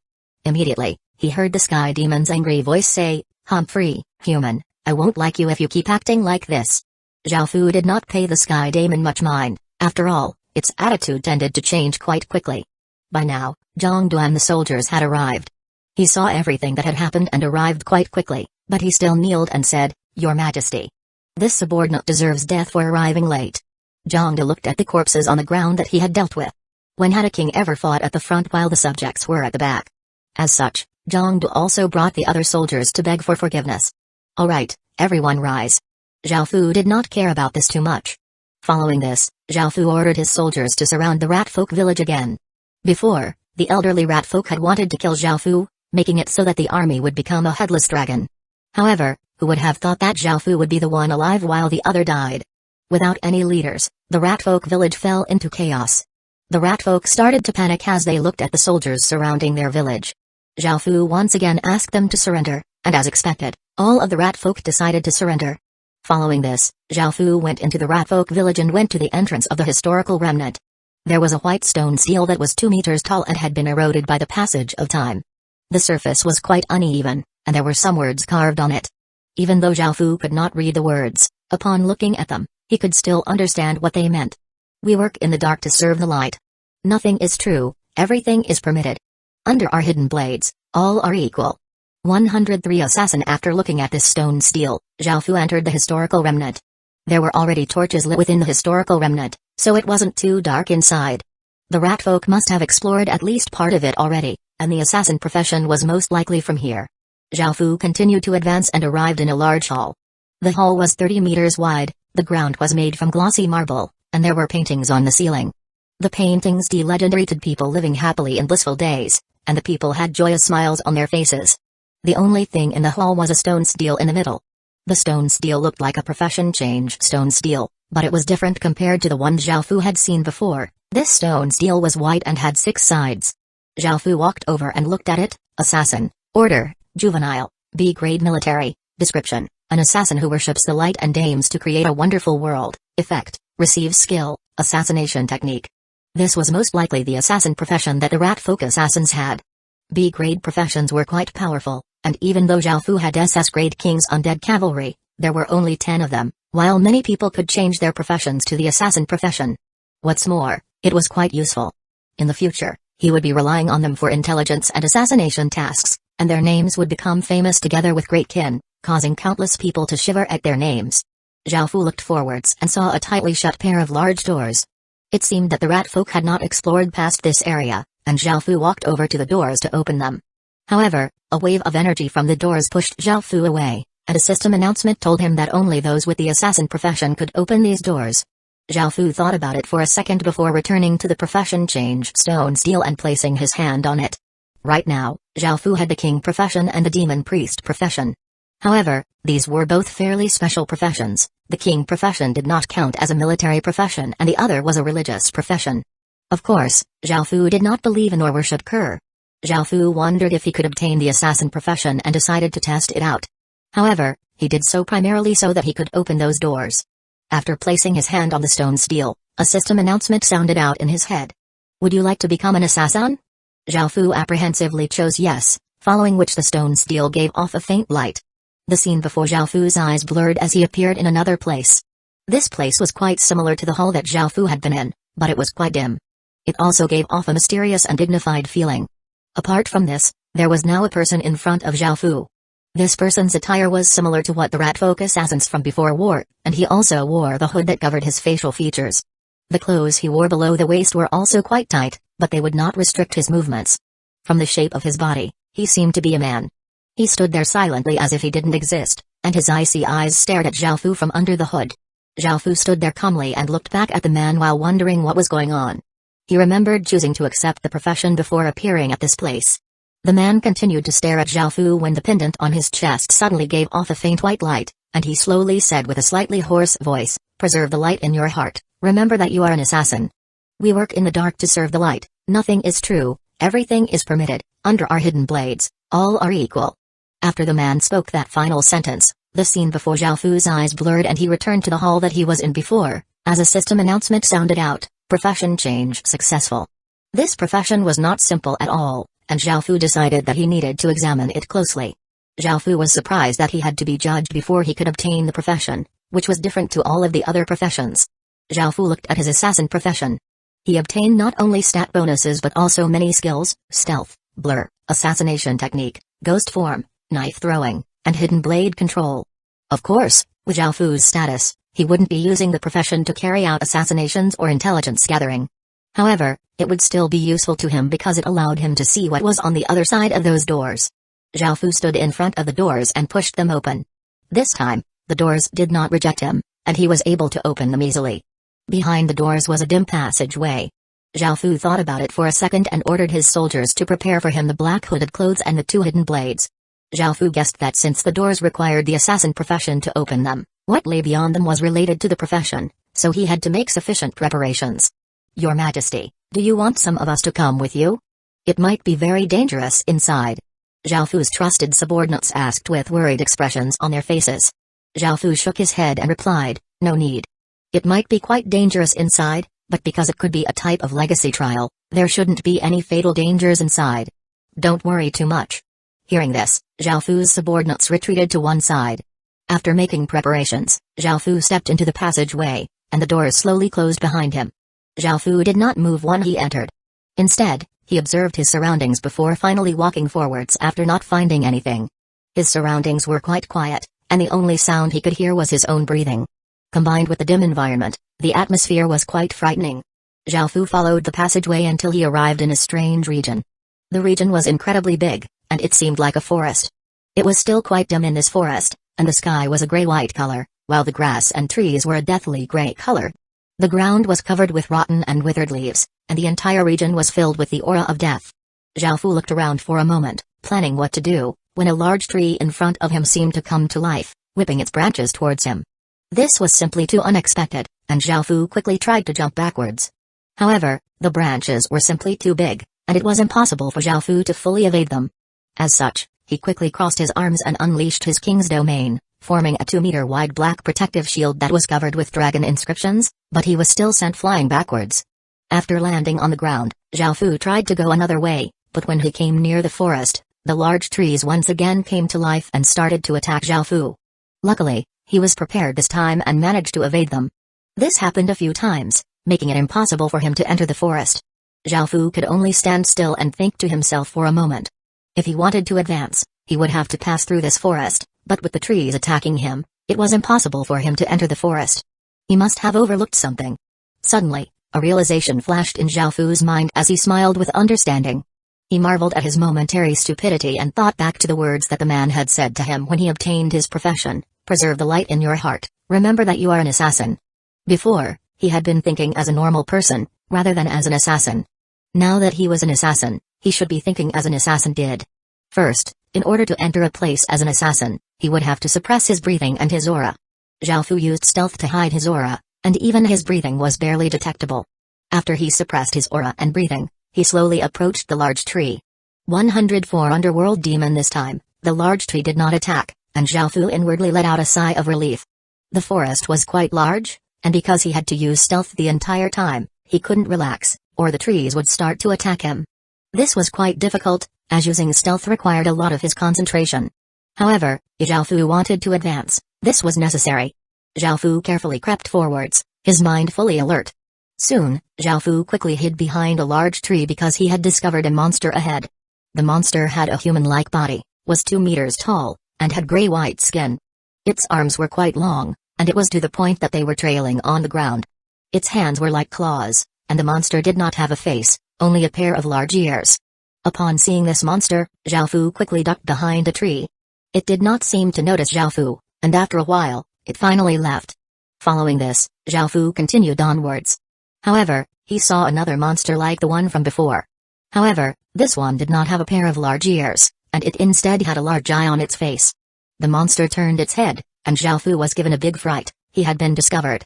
In the next second, the monster disappeared and reappeared in front of Zhao Fu. It raised its right claw and vigorously slashed downwards at Zhao Fu. So fast. Zhao Fu marveled inwardly. He immediately activated the mechanisms attached to his hands, causing the 2 hidden blades to extend outwards, and Zhao Fu crossed his arms in front of his body. Bang! A massive force smashed into his arms, making him slide back by 5 or 6 meters. It had to be known that Zhao Fu's stats were comparable to that of a stage 2 guards, but because his cultivation was lacking, he was still forced backwards. It was evident how powerful this monster was. No wonder the rat folk had been unable to get past this area. It would have been impossible for them to win against this monster. Facing this monster, Zhao Fu had no choice but to use his king's power. He sent his king's power into the hidden blades, and the silver-white blades looked as if they had been dyed black, with dragon inscriptions moving along the surfaces of the blades. This time, it was Zhao Fu's turn to attack. He leaned forwards as his legs explosively pushed off from the ground. Bang! The ground cracked as Zhao Fu's body turned into a black blur and shot towards the monster. The monster stood its ground calmly when it saw Zhao Fu rush at it. When Zhao Fu came within 2 meters of it, the monster swept its right arm out as fast as lightning, and its sharp claws gave off 5 rays of light that seemed to be able to crush rocks. Zhao Fu raised the hidden blade on his left hand and blocked the monster's claw as he stabbed the hidden blade on his right hand towards the monster. The monster was able to react incredibly quickly, and it stretched out its other hand and grabbed onto Zhao Fu's right arm. Zhao Fu was greatly shocked, and in the next moment, the monster threw Zhao Fu like he was a sandbag. Bang! Zhao Fu was thrown 10 or so meters away and crashed into a large cry. The tree trunk trembled, and quite a few leaves fell from the tree. Cough! As Zhao Fu fell to the ground, he coughed up a mouthful of blood. The monster was incredibly strong, and if he wasn't careful, he would be heavily injured. Zhao Fu took out a healing pill and ate it before standing up. At this moment, the monster's large eye was staring at Zhao Fu without a trace of emotion. Following this, the monster's body vanished and appeared before Zhao Fu, its claw reaching towards Zhao Fu as if it wanted to dig out his heart. Zhao Fu quickly leaped to the side and avoided its claw. Bang! A muffled explosion sounded out as its claw stabbed half a meter deep into the tree trunk. Right after dodging the claws, Zhao Fu saw an opportunity and slashed out with his hidden blade towards the monster. However, in the next second, the monster whipped its other claw towards Zhao Fu. Zhao Fu's hidden blade was unable to connect with the monster at all, and his entire body was sent flying again. After hitting the ground, Zhao Fu felt as if his body was going to collapse, and he thought to himself, How is this monster so strong and so fast? However, Zhao Fu suddenly realized that he had forgotten something, and he thought to himself, I'm an assassin. Assassins were extremely fast and incredibly agile, and Zhao Fu had not used the strengths of his profession at all. At this moment, the monster once again appeared in front of where Zhao Fu was and raised its arms, slamming them down on Zhao Fu, who was on the ground. Zhao Fu immediately activated ghost form, which was a skill that could allow his body to become abnormally agile. When the monster's claws were about to hit him, Zhao Fu's body performed a strange twist as he narrowly avoided the monster's attack, and he quickly flipped to his feet from the ground. In the next second, Zhao Fu immediately used blur, and he quickly ran and leapt around the monster. The monster looked around with its single eye to track Zhao Fu's movements. Suddenly, a black blur flashed near the monster. However, when it tried to grab the monster, it caught nothing. Zhao Fu appeared at the other side of the monster's body, but it was able to react incredibly quickly, swinging its other claw towards Zhao Fu. However, Zhao Fu bent backwards as lively as a snake and dodged the attack. As he swung back up, his hidden blade slashed across the monster's waist, leaving a 15-centimeter wide injury. Roar! The monster howled in pain. It turned its body and tried to claw Zhao Fu, but Zhao Fu's body had already turned into a blur and reappeared 5 meters away. This was the first time that Zhao Fu had been able to hit the monster, and he was quite happy. However, his expression became serious because he saw that the wound he had created healed in just seconds, and it was to the point that there was not even a scar left. After the wound closed, the monster once again rushed at Zhao Fu. Zhao Fu decided to use the assassin profession's speed and agility to its fullest by choosing to evade and dodge instead of meeting the monster head-on. At the same time, Zhao Fu gradually discovered the monster's openings. Every time it attacked, it would leave openings on both sides of its waist. Zhao Fu could take advantage of this and continuously injure the monster, but no matter how much he injured it, it would be able to quickly recover, and its strength did not seem to go down at all. There was almost no way to defeat this monster, and Zhao Fu could only think like an assassin. He realized that he had been making a mistake. Assassins existed to assassinate their targets, and this required them to kill in a single blow. Often, assassins would only have a single chance, and once they missed it, the opportunity would not present itself again. Normally, the lethal areas were the heart and the head, and this monster's weaknesses were most likely those two places as well. After coming to this realization, Zhao Fu started to face off against the monster again. He first left a few injuries on the monster's stomach and waist area, causing it to roar angrily and attack Zhao Fu wildly. Its claws glinted with light, and anyone who was hit by them would have been reduced to scraps. Zhao Fu quickly dodged, his heart incredibly calm without a trace of panic. He did not continue attacking because he had completely immersed himself in the identity of an assassin. Only that way would his heart fully fuse with the assassin profession.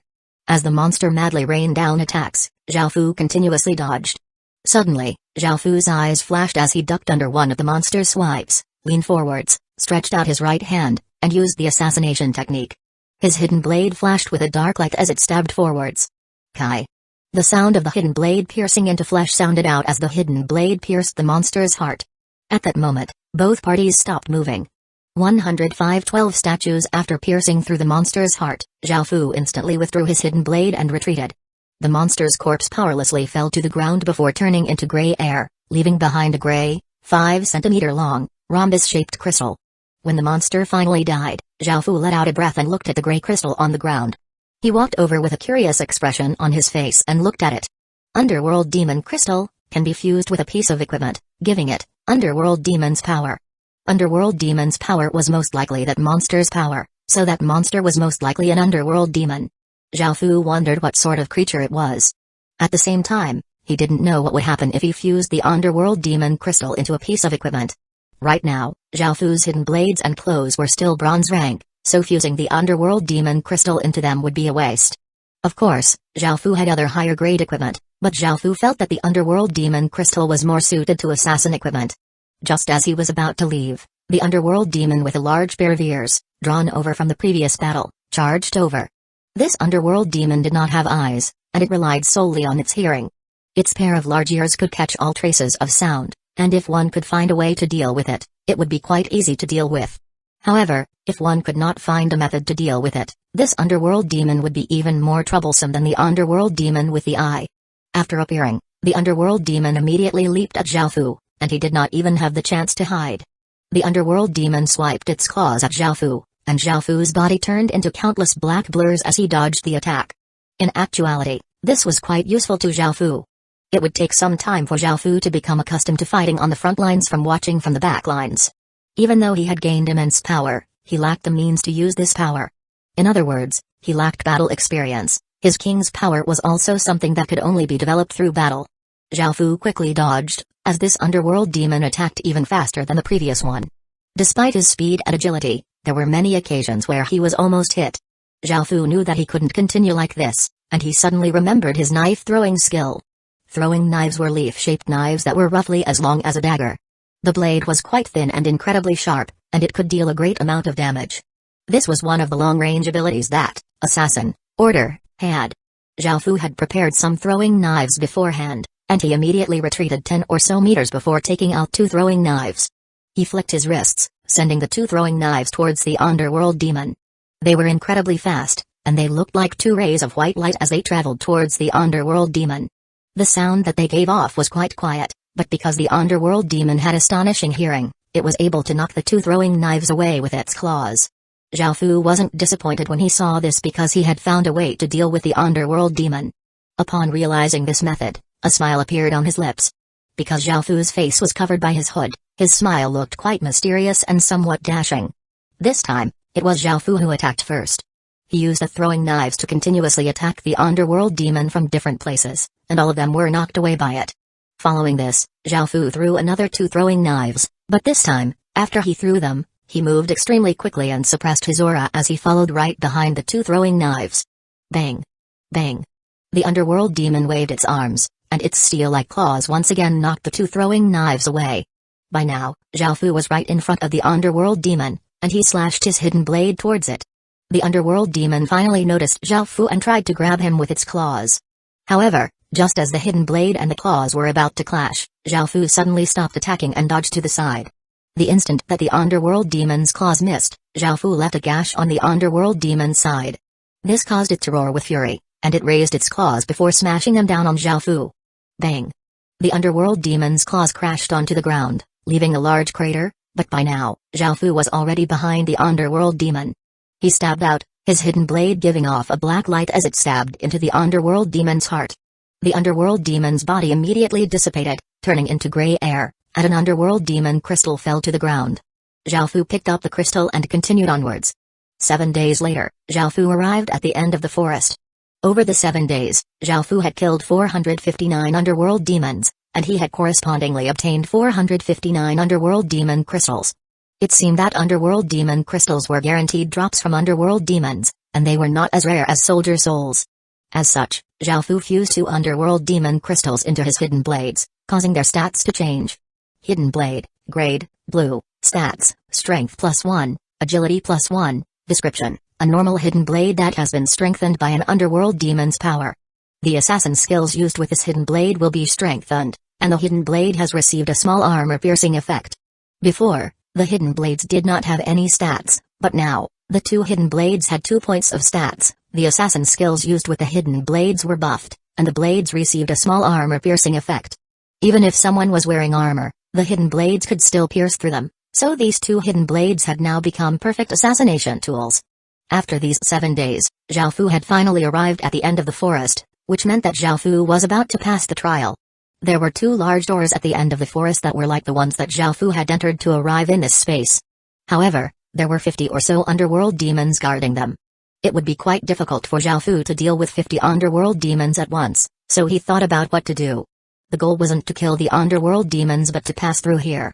As such, he made some faint noises in the forest and lured over only the underworld demons with ears. Now, there were only 20 or so underworld demons with big eyes in front of the doors.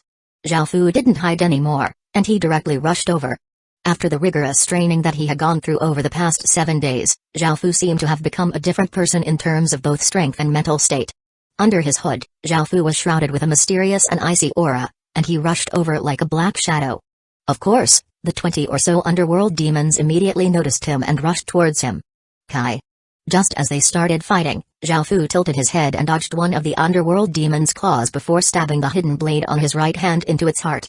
Everything had happened extremely quickly, and now, Zhao Fu's movements were all incredibly smooth and proficient. Zhao Fu did not even bother to look at the underworld demon he had just killed before turning and plunging his other hidden blade into another underworld demon's heart. These underworld demons, which had been a big problem for Zhao Fu in the past, were no longer a problem. After quickly killing these underworld demons, he put away the crystals that they had dropped. Zhao Fu slowly opened the pair of doors at the end of the forest before arriving in another hall. This hall was the same as the hall from before, but the difference was that apart from there being a profession change stone steel at the center, there were also 12 stages around it with 12 statues and 12 sets of equipment. 106 equipment sets. The 12 statues on the stages were all wearing clothes similar to what Zhao Fu was wearing, making it impossible to see their facial features. Based on the shapes of their bodies, there were males and females, young and old. Of course, Zhao Fu did not recognize these statues, but these 12 people were all undoubtedly experts, as even their statues gave off a sense of suppression. Zhao Fu looked at the 12 sets of equipment at the feet of the 12 statues. The sets had a ring, 2 hidden blades, and a set of clothes. The 3 pieces of equipment were all gray, but despite this, each equipment set looked quite extraordinary. The rings had exquisite patterns and inscriptions on them, the hidden blades gave off a light that made one feel a chill, and the clothes felt incredibly mysterious. Zhao Fu walked over to one of the equipment sets and had a look. Underworld Shadows Ring, Battle, Grade, Gold, Stats, all stats plus 4, Description, one of the pieces of the Battle Wielder's equipment set. This piece of equipment is a piece of legacy equipment that can evolve with its owner. It contains hidden power from its last owner. When all 3 pieces of the equipment set are equipped, the owner can obtain the last owner's legacy. Underworld Shadows Sword, Battle, Grade, Gold, Stats, Strength plus 12, Agility plus 7, Description, one of the pieces of the Battle Wielder's equipment set. This piece of equipment is a piece of legacy equipment that can evolve with its owner. It contains hidden power from its last owner. When all 3 pieces of the equipment set are equipped, the owner can obtain the last owner's legacy. Underworld Shadows Clothes, Battle, Grade, Gold, Stats, Strength plus 6, Agility plus 7, Constitution plus 6, Description, one of the pieces of the Battle Wielder's equipment set. This piece of equipment is a legacy piece of equipment that can evolve with its owner. It contains hidden power from its last owner. When all 3 pieces of the equipment set are equipped, the owner can obtain the last owner's legacy. After taking a look, Zhao Fu found that these 12 equipment sets were not ordinary at all. Not only were they pieces of legacy equipment, but they could also grow stronger as their owners grew stronger. They would be worth a lot from just this alone. What was even more important was that the owner could obtain the previous owner's legacy. Zhao Fu guessed that the owners of these pieces of equipment were all supremely strong existences, and these 12 statues were statues of them. The other 11 equipment sets were the Soul Equipment Set, War Equipment Set, Kill Equipment Set, Light Equipment Set, Fantasy Illusion Set, Corrosion Equipment Set, Darkness Equipment Set, Blood Equipment Set, Terror Equipment Set, Tree Equipment Set, and Void Equipment Set. These 12 equipment sets all contained the power of legacies, so Zhao Fu put all of them away. Now, after Zhao Fu left, he would be able to create an assassin organization. After obtaining these things, Zhao Fu was confident that the assassin organization that he created would become one of the most powerful assassin organizations in the world. Its name would resound under the heavens, and it would become one of the most feared organizations in the world. Zhao Fu did not choose any of these 12 equipment sets to use for himself because he wanted to give these 12 equipment sets to the heads of the organization. Zhao Fu felt that the equipment set for the true leader would be further on. Zhao Fu then went to take a look at the profession change stone steel at the center of the hall. It was also for Assassin, Order, but it was different than the one from before. Assassin, Order, Mature, a grade military, Description, an assassin who worships the light and aims to create a wonderful world, Effect, receives skill, Level 1 assassination technique. The main changes were that Juvenile had become mature and B grade had become a grade. The skill did not change, but it was strengthened. Zhao Fu guessed that this profession was also a profession that could become stronger. Perhaps after the next trial, the profession would be S grade, and it would go from mature to perfect. There might even be ultimate in the future. In other words, this assassin profession might be a terrifying SSS grade military profession. This caused Zhao Fu's heart to tremble with excitement. Zhao Fu placed his hand on the profession change stone steel, and the scene before his eyes blurred as he appeared in a dim space. There was also a person standing in front of him. This person's aura was many times stronger than the first person who had appeared to him. 473 underworld demons killed in total. Trial passed. A cold voice said. Following this, Zhao Fu was returned to the place where he was before, and his assassin profession became A grade. After looking at his skills, he felt quite satisfied. After pushing open another set of doors, Zhao Fu continued onwards. He was soon blocked by a blood-red barrier, and when he tried to push through it, He was stopped. After thinking about it, he said, "We work in the dark to serve the light. Nothing is true, everything is permitted. Under our hidden blades, all are equal." This time, Zhao Fu was able to pass through the blood-red barrier. After coming out, he found himself in a strange place. He was in the middle of the ruins, and the sky was blood-red. His surroundings were deathly quiet, but there was a dense feeling of blood and killing intent. What made Zhao Fu's heart sink was that all of the powers within him had been sealed, including his king's power, bringing him to the state of a normal person. At the same time, Zhao Fu received a message to kill all the people here while surviving. As such, Zhao Fu started to cautiously proceed. 3 days later, Zhao Fu's body was covered with injuries, making him look like a person made of blood.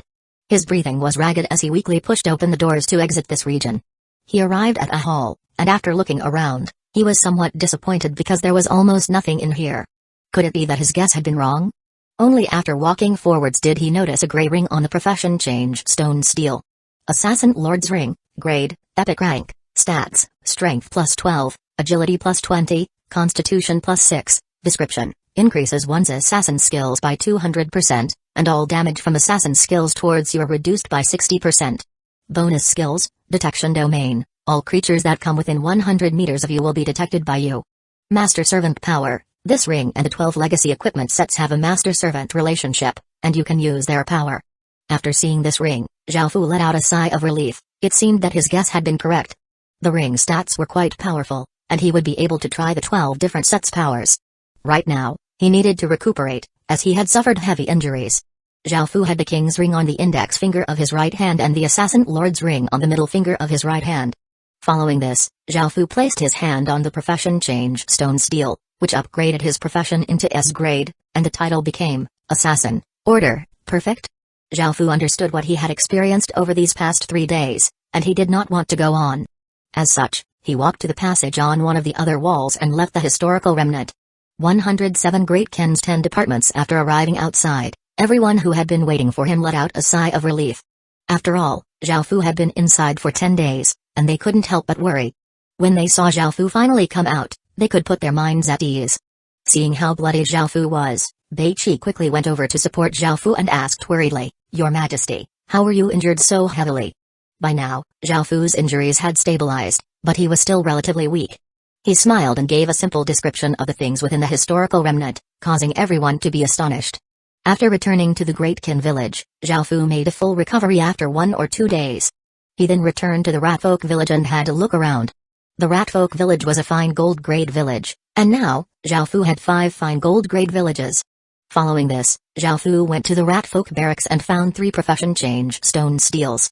Ratfolk Soldier, F+ grade military, description, soldiers among Ratfolk, effect, receives, attack saber technique. Ratfolk Archer, E grade military, description, archers among Ratfolk, effect, receives, precise archery. These 2 military professions were quite ordinary, and Zhao Fu did not pay them much attention. However, Zhao Fu was quite curious about the 3rd profession. Scout, D grade military, description, Ratfolk who are extremely sensitive to their surroundings, effect, receives, detection. After seeing this profession, Zhao Fu realized that this was how they had been discovered earlier. This profession would be quite important in future battles. Zhao Fu decided to leave 2,000 Ratfolk in the village and took the other 2,000 to the Great Ken village. It wouldn't be too dangerous for them to be here considering how difficult it was to attack the place and the teleportation channel that was built. Over at the Bronze Concentrate Mine, Zhao Fu took back 500 soldiers, as the surrounding 100-kilometer radius area was now under the Great Kin village's control, so there was no need to be as worried as before. Moreover, after such a long time, Zhao Fu's total population had reached a bit over 27,000 people, so Zhao Fu decided to increase his army to 6,000 soldiers. At the same time, the Great Kin village now had 110,000 experience point and was 40,000 experience point away from becoming a town. Zhao Fu was also 200 achievement points away from becoming a second-ranked baron. Since the Great Kin village was about to become a town, they couldn't continue developing like it was a village. The first thing for them to do was to build proper walls, which required them to excavate rocks. For the next few days, Zhao Fu and Beiqi took a look at the surrounding mountains and found a good material for the walls. The material was called white steel rock, and it contained some metallic properties.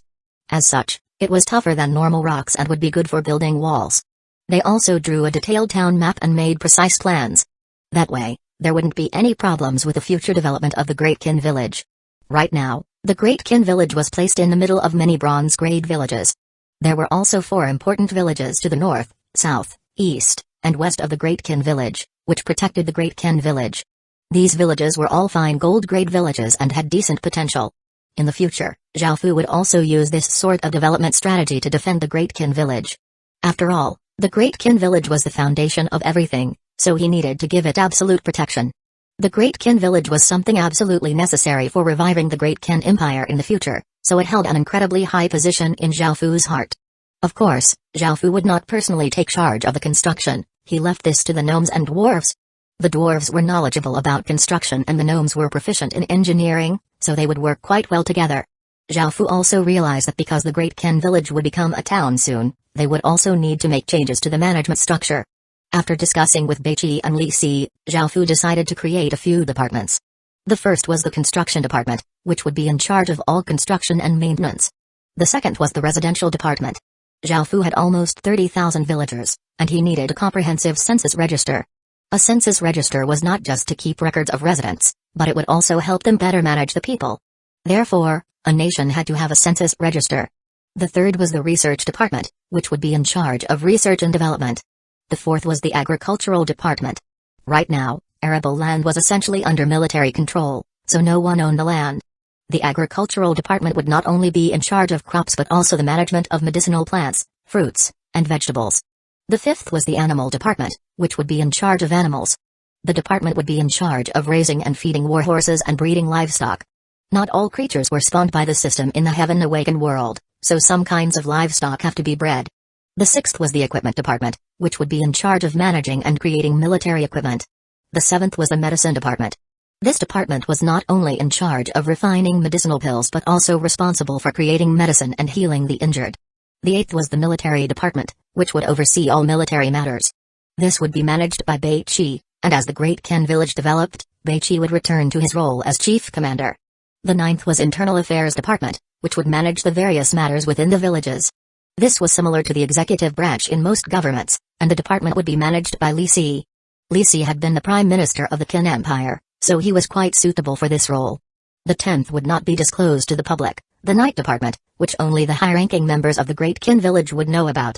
The night department would be the assassin organization, and its full name was Eternal Night. Zhao Fu wanted it to be a shadow that would forever stay out of sight and be an eternal night that would strike fear into countless people. Currently, Eternal Night already had 150 people. These 150 people had gone through various tests set by Zhao Fu, and they had finally passed the initial trial in the historical remnant. However, most of these people only had the B-grade juvenile assassin profession. Only 5 of them obtained the A-grade mature assassin profession. These people were the creme of the crop. Only after they passed did Zhao Fu find out that the only requirement to pass was to kill 3 underworld demons.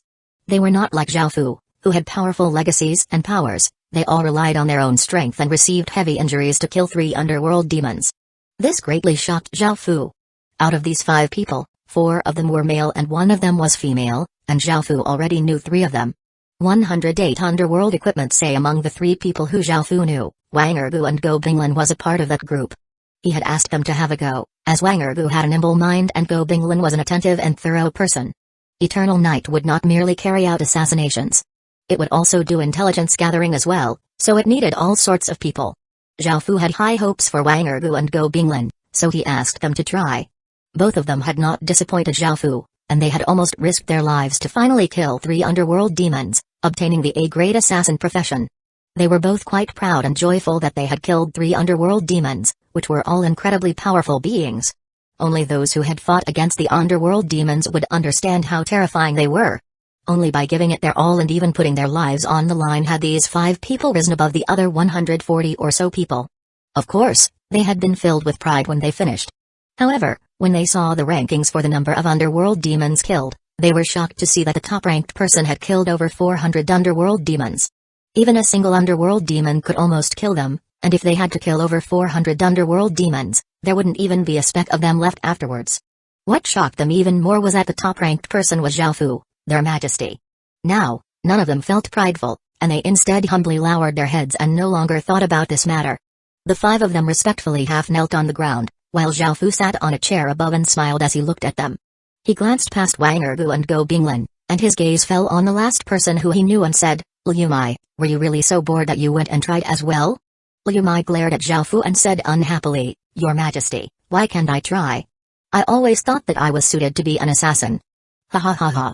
Zhao Fu couldn't help but laugh out loud.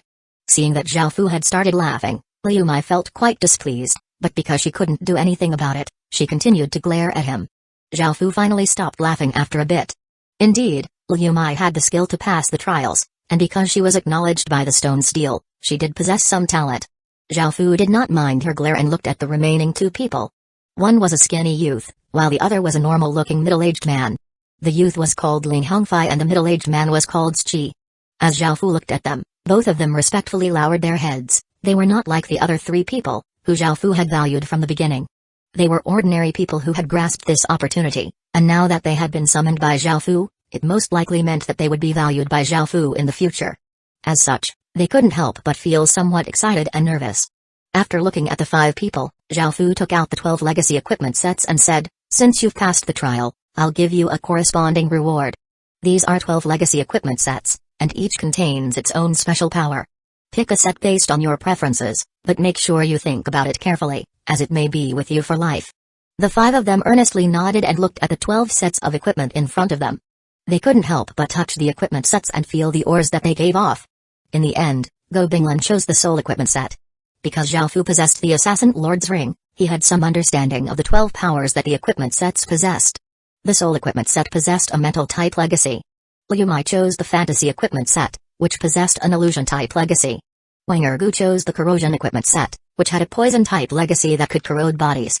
Ling Hongfei chose the darkness equipment set, which had a ghost type legacy and would give him powers similar to those of the undead. Zhi chose the tree equipment set, which had a healing type legacy and would aid in recovery and healing. These 5 legacies were all decent, but the most powerful were the war equipment set, kill equipment set, blood equipment set, and battle equipment set. These 4 legacies all focused on killing and fighting, so their legacies' powers were quite monstrous. However, despite those 4 equipment sets being the most powerful, none of the 5 people chose them. Of course, Zhao Fu would not force them because he knew the importance of choosing something that suited oneself. The 5 of them put the equipment sets on, after which each of the equipment sets gave off large amounts of gray aura that entered their bodies. Their auras changed, and they obtained not only increased stats but also a special legacy power. Zhao Fu left things at that. He had given them the opportunity, and it would now depend on their own efforts and luck to see how they would use those powers. After this, there were not many other matters for Zhao Fu to take care of, so he went to take a look at the construction of the Great Qin Village's walls. The next day, a golden light flashed at the origin, and the Great Qin Village spawned an S-grade villager. Li Si quickly took him to Zhao Fu. Zhao Fu saw that the new villager was a refined-looking middle-aged man who was wearing scholar's robes, and he looked at his stats. Name, Menghan grade, S title, non-profession, learn teacher, achievement points, commoner, 0 out of 200, race, human age, 32, 100, loyalty, 80 stats, strength, 6, intelligence, 10, constitution, 6, agility, 7 cultivation, stage 0 cultivation technique, non-skill, teaching and educating, equipment, scholar's robes learned teacher. Zhao Fu softly said after looking at Menghan's stats. Hearing this, Menghan respectfully cupped his hands together as he said, Your Majesty, this subordinate is indeed a teacher. Zhao Fu thought for a moment and felt that it was time for the Great Qin Village to build an academy and to invite a few teachers to teach the children. Zhao Fu was not opposed to the Confucians, who promoted learning, and he quite often agreed with their ideology. Moreover, learning and studying were not merely about reading and writing words but about broadening one's perspectives and making one more cultured. However, Zhao Fu was opposed to studying for the sake of studying. For example, the 8-legged essay of the Ming Dynasty, a type of essay that had to be mastered to pass the imperial examinations, completely constricted people's thinking.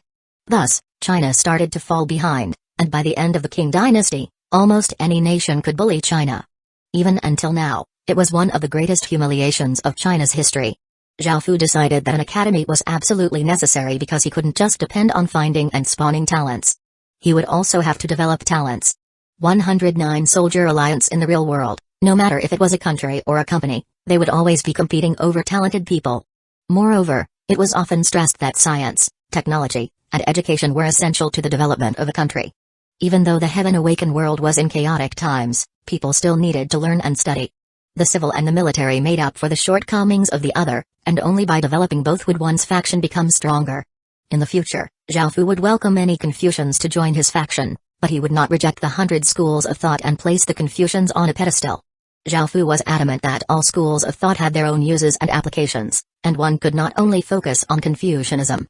At the same time, with such great competition, any faction would welcome any of the 100 school of thought's people. However, Zhao Fu knew that he had to proceed carefully. He was still much too weak, and in the real world, anyone could easily crush him and put him to death. As such, he had to be cautious in all things.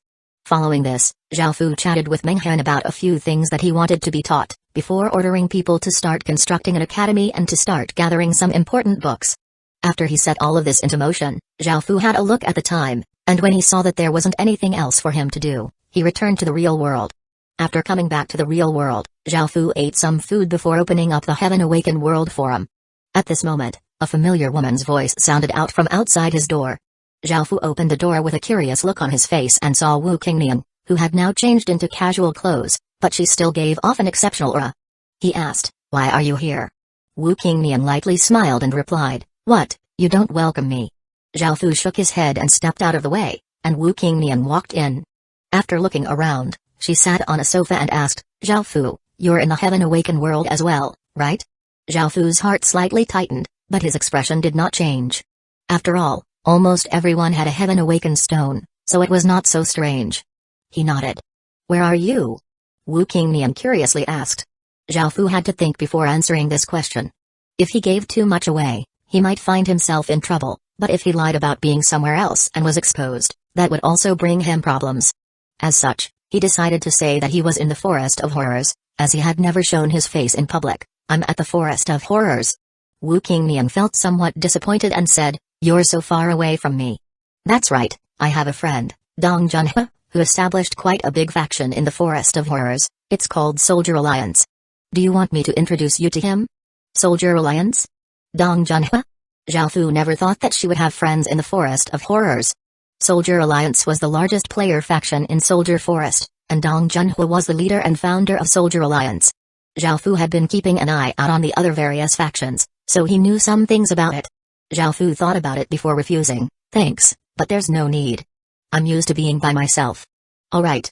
Wu Qingnian did not insist, and she changed the topic, saying, "Then in the future, when the regions are all connected, you should come to where I am." Zhao Fu felt quite perplexed and asked, "Why?" Wu Qingnian lightly smiled as she said flirtatiously, "Because I fancy you." Zhao Fu stood there in silence, not knowing what to say. Wu Qingnian felt quite frustrated and explained, "I fancy your potential, alright? If you join me, I'll provide you with many benefits." "I don't need anything," Zhao Fu calmly replied without his expression changing at all. Wu Qingnian stared into Zhao Fu's eyes with her beautiful eyes as she asked, "Really? Are you really not interested in money, beautiful women, or power?" Zhao Fu replied. "Then what about me? Are you interested in me? I might just take you as my wife." Wu Qingnian suddenly walked up to Zhao Fu and put a finger under Zhao Fu's chin as she smiled. She gave off an indescribably domineering air and spoke in a way that could cause many girls to go crazy. However, Zhao Fu grabbed her hand and gave off the majestic might of an emperor as he said, "Even if I become interested in you, it'll be me taking you as my wife." Zhao Fu suddenly returned to his normal demeanor as he lightly chuckled and let go of Wu Qingnian's hand, his emperor's aura completely gone. Wu Qingnian had initially been given a great fright, and she wondered if she had imagined it. She had just made a joke, and when she heard what Zhao Fu said, she couldn't help but laugh. At this moment, a voice said from the other side of the door, "Big Miss Wu, time is up." Wu Qingnian stopped laughing, and her confident and domineering aura returned as she said, "Zhao Fu, I welcome you at any time." Zhao Fu nodded. Following this, Wu Qingnian left. On the way, she remembered Zhao Fu's words, and she couldn't help but smile. She was interested in Zhao Fu's strength and believed that his potential was limitless. However, she did not believe that Zhao Fu would be able to take her as his wife because she believed that there was not a man in this world who was worthy of her. As such, Wu Qingnian couldn't help but laugh and shake her head, casting that matter aside. When Zhao Fu saw that Wu Qingnian had left, he let out a sigh of relief. He had accidentally let out his emperor's might before, but he had been able to cover it up quickly. Following this, Zhao Fu scrolled through the Heaven Awaken World Forum, but because he didn't find anything, he returned to the Heaven Awaken World.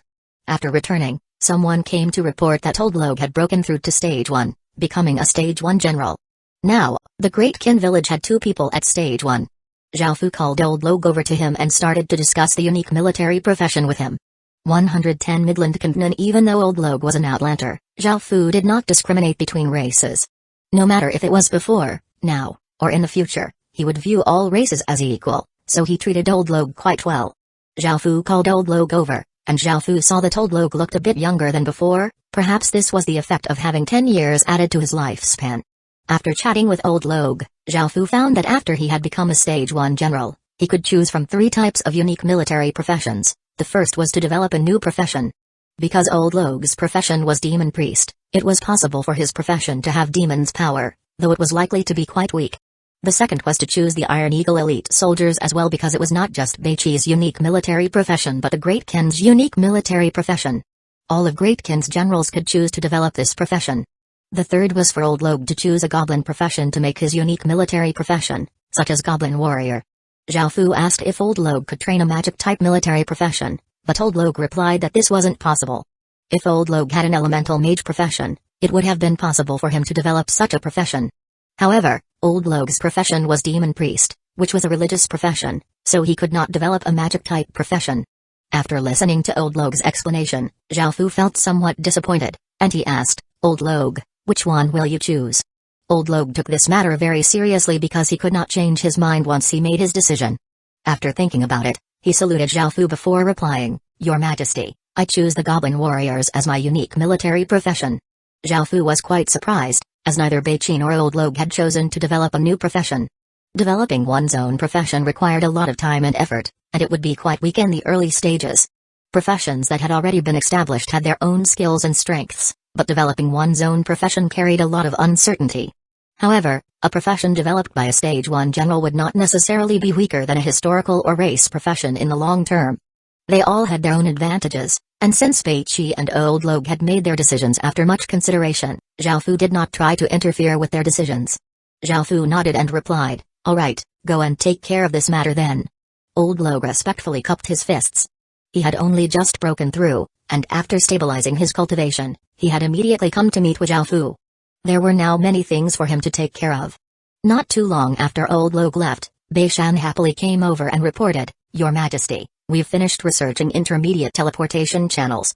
Hearing this, Zhao Fu was delighted. Intermediate teleportation channels could transport people a maximum of 5,000 kilometers away and transport 50 people at once. With intermediate teleportation channels, Zhao Fu could put into motion his plan of opening up routes to other regions. He told Bei Shan to research advanced teleportation channels before asking some soldiers to call Beiqi over. He spread the map of the Heaven Awaken world that he had obtained from the 10,000 Flower Festival on the table and looked at where the Forest of Horrors was. In the map, the Heaven Awaken world was split into 4 main continents, which were separated by the ocean that contained a countless number of islands. The largest continent was incredibly big and was larger than any 2 of the other continents combined. This continent was labeled as Midland Continent, which was where China was. The other 3 continents were Westwinder Continent, which was where most of Europe was, South Wild Continent, which was where most of Africa was, and North Balik Island, which was where America and some other countries were.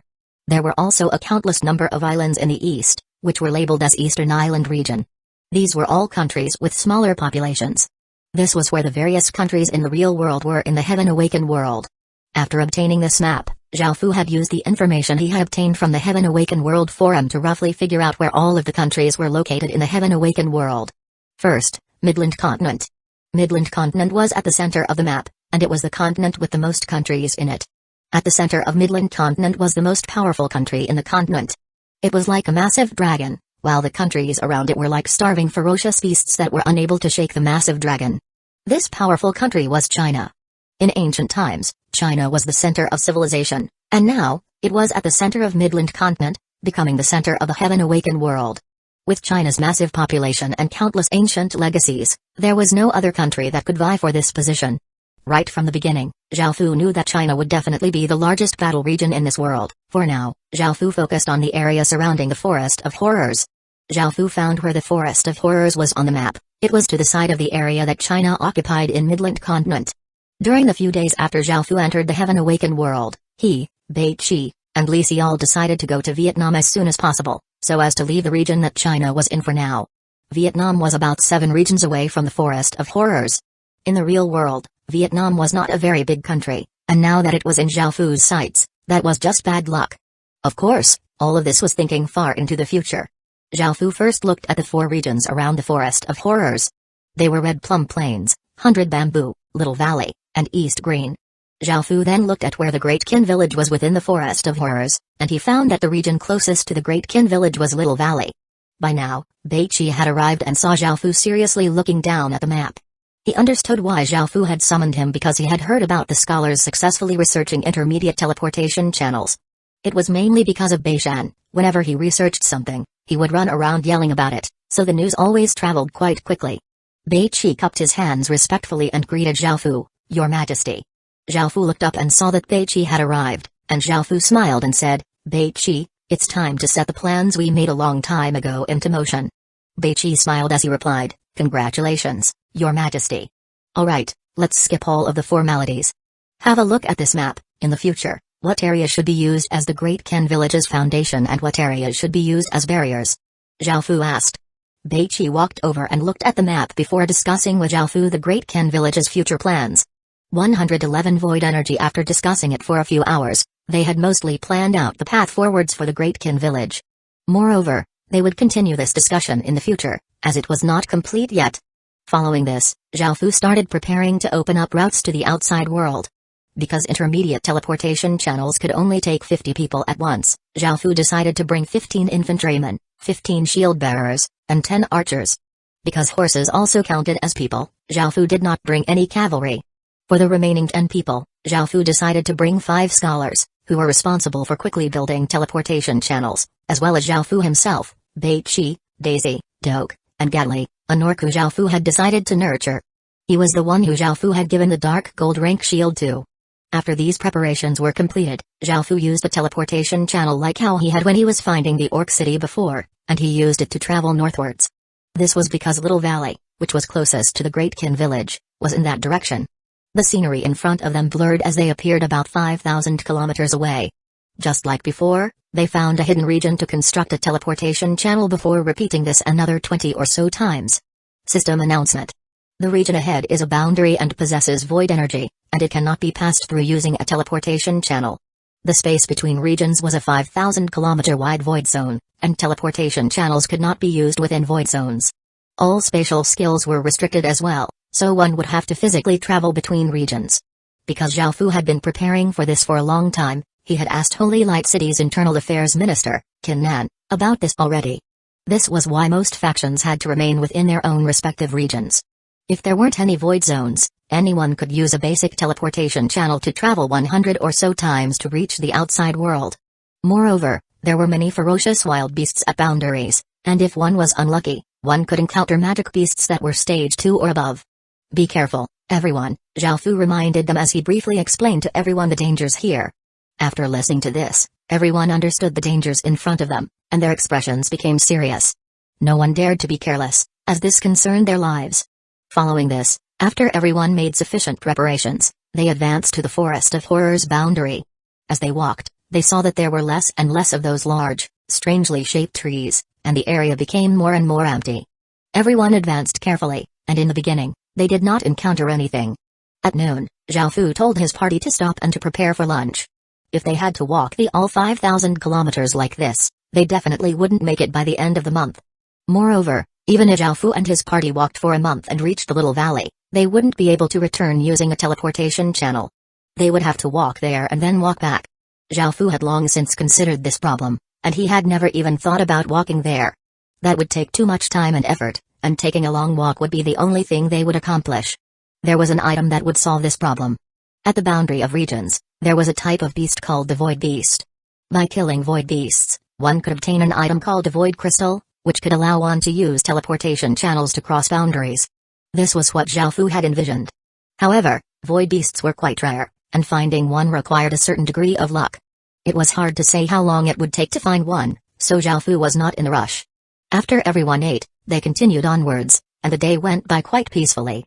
The second day, just as the sun rose over the horizon, the party continued onwards. Luckily, their luck was better than yesterday, and not too long after they started walking, they heard a massive roar from the forest ahead of them. Soon, a massive beast appeared in front of the party. It was a giant bear that was 3 meters tall, and its back was covered by a metallic material. Zhao decided to call this bear an Ironback Demon Bear. The Ironback Demon Bear gave off powerful energy ripples, and it was definitely well past stage 1 in terms of cultivation. It was also more powerful than a chief-grade beast, so it was most likely a lord-grade beast. Killing this level of creature could drop dark gold rank materials and even dark gold rank city creation stones. Right after it appeared, the Ironback Demon Bear immediately started charging at Zhao party. Zhao soldiers quickly got into formation, and the shield bearers raised their shields as the archers knocked arrows onto their bows. Fire! Beiqi ordered as the archers released their arrows. Sounds of the air being torn could be heard as the arrows instantly reached the Ironback Demon Bear. However, the bear swiped the arrows with its paw and an invisible energy pulsed out, sending the arrows flying away. What's more, as they were knocked away, many of them were broken into fragments. Seeing this, Beiqi, Daisy, Doke, and Gatli walked forwards. They could tell that the Ironback Demon Bear was not something that ordinary soldiers could fight against. Right now, the soldier with the highest cultivation was only at Tier 0 level 7, and most were only around Tier 0 level 5. Most of the soldiers that Zhao had brought this time were at Tier 0 level 5 or Tier 0 level 6, and they could only deal with normal Stage 1 creatures. However, against the Lord Great Ironback Demon Bear, they would not be able to take even a single hit. As such, in order to reduce casualties, Beiqi led the other 3 people out. Beiqi's cultivation had already reached Tier 1 level 0, Doke and Daisy's cultivation was at Tier 0 level 9, and Gatli's cultivation was at Tier 0 level 8. With high-grade equipment, they would be able to contend against with the Ironback Demon Bear. Beiqi was the main force, and he clashed with the Ironback Demon Bear while the others supported him. After a few exchanges, the Ironback Demon Bear was injured a few times by Beiqi's sword. Beiqi's star-slashing sword was quite close to epic rank, so it could easily tear through the Ironback Demon Bear's defenses. Because of the bear's thick fur and hide, normal arrows could not pierce through its defenses at all. The injured Ironback Demon Bear was now fully enraged, and it madly attacked Beiqi. Beiqi also attacked with his full strength, meeting the bear blow for blow. Suddenly, the Ironback Demon Bear opened its mouth, condensed 6 energy bombs, and sent them flying towards Beiqi. Beiqi quickly dodged them, and each energy bomb that hit the ground created a 2-meter-wide crater. Even though it was quite difficult, Beiqi managed to dodge all of the Ironback Demon Bear's attacks. At this moment, just as the Ironback Demon Bear wanted to continue attacking Beiqi, the other 3 people acted. 112 wielders power in terms of strength, Beiqi was slightly weaker than the Ironback Demon Bear, but with the other 3 helping him, the situation was in his favor. With all of the Ironback Demon Bear's focus on Beiqi, Doke stabbed out with his spear and pierced the bear's side. The Ironback Demon Bear was forced to shift its attention from Beiqi to Doke. Of course, Doke could not contend with the Ironback Demon Bear, and he was forced to continuously dodge its attacks.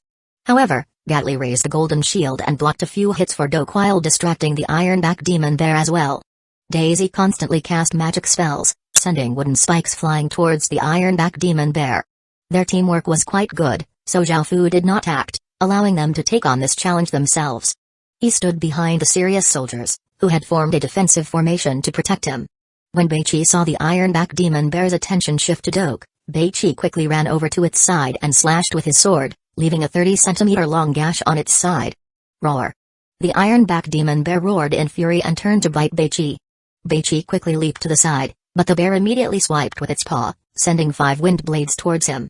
Beiqi dodged to the left and to the right, avoiding 4 of the wind blades. When the 5th wind blade came near him, he raised his sword and slashed downwards, sending a ray of sword light at it. As it collided with a wind blade, an explosion sounded out, and the 2 attacks cancelled each other out. At this moment, Doke stabbed his spear towards the Ironback Demon Bear's anus. Because the Ironback Demon Bear's entire back was covered with a metallic material, it would be impossible to injure it from there. As such, the Ironback Demon Bear had 3 weak areas: its head, midsection, and anus. When it was attacking Beiqi, it left its backside exposed, so Doke planned to use his 2-meter-long spear to stab through its anus. However, the Ironback Demon Bear turned around, so Doke stabbed its right buttock instead. Roar! The Ironback Demon Bear once again howled in fury and turned to attack Doke. Seeing this, Beiqi rushed up. Right now, he was using a tactic where he would immediately retreat if the enemy advanced, while he would immediately advance if the enemy retreated. Even though the Ironback Demon Bear was quite powerful, it was at a disadvantage due to the cooperation between Beiqi and the others. This was the power of working as a team. Roar! As the Ironback Demon Bear roared, it stood up on its hind legs. It gave off a powerful aura of suppression and struck fear into the hearts of those around it. Suddenly, The ironback demon bear raised its paws high and slammed them down onto the ground, causing it to crack. At the same time, shockwaves rippled out, forcing Beichi, Gatli, and Doke back by 7 or 8 steps. In the next moment, what surprised everyone was that the ironback demon bear chose to run. The Little Gray and Little Black, who were chief grade, already possessed high intelligence, and as a lord grade existence, the ironback demon bear definitely possessed great intelligence as well. It knew that continuing to fight wouldn't benefit itself, so it chose to run. The chiefs or lords of herds would find it difficult to run away, as it had a herd to look after. However, chiefs or lords that lived by themselves did not have to worry about that. The ironback demon bear was quite fast, and it ran 10 or so meters in the blink of an eye. However, at this moment, a white ray of light shot towards the ironback demon bear's anus.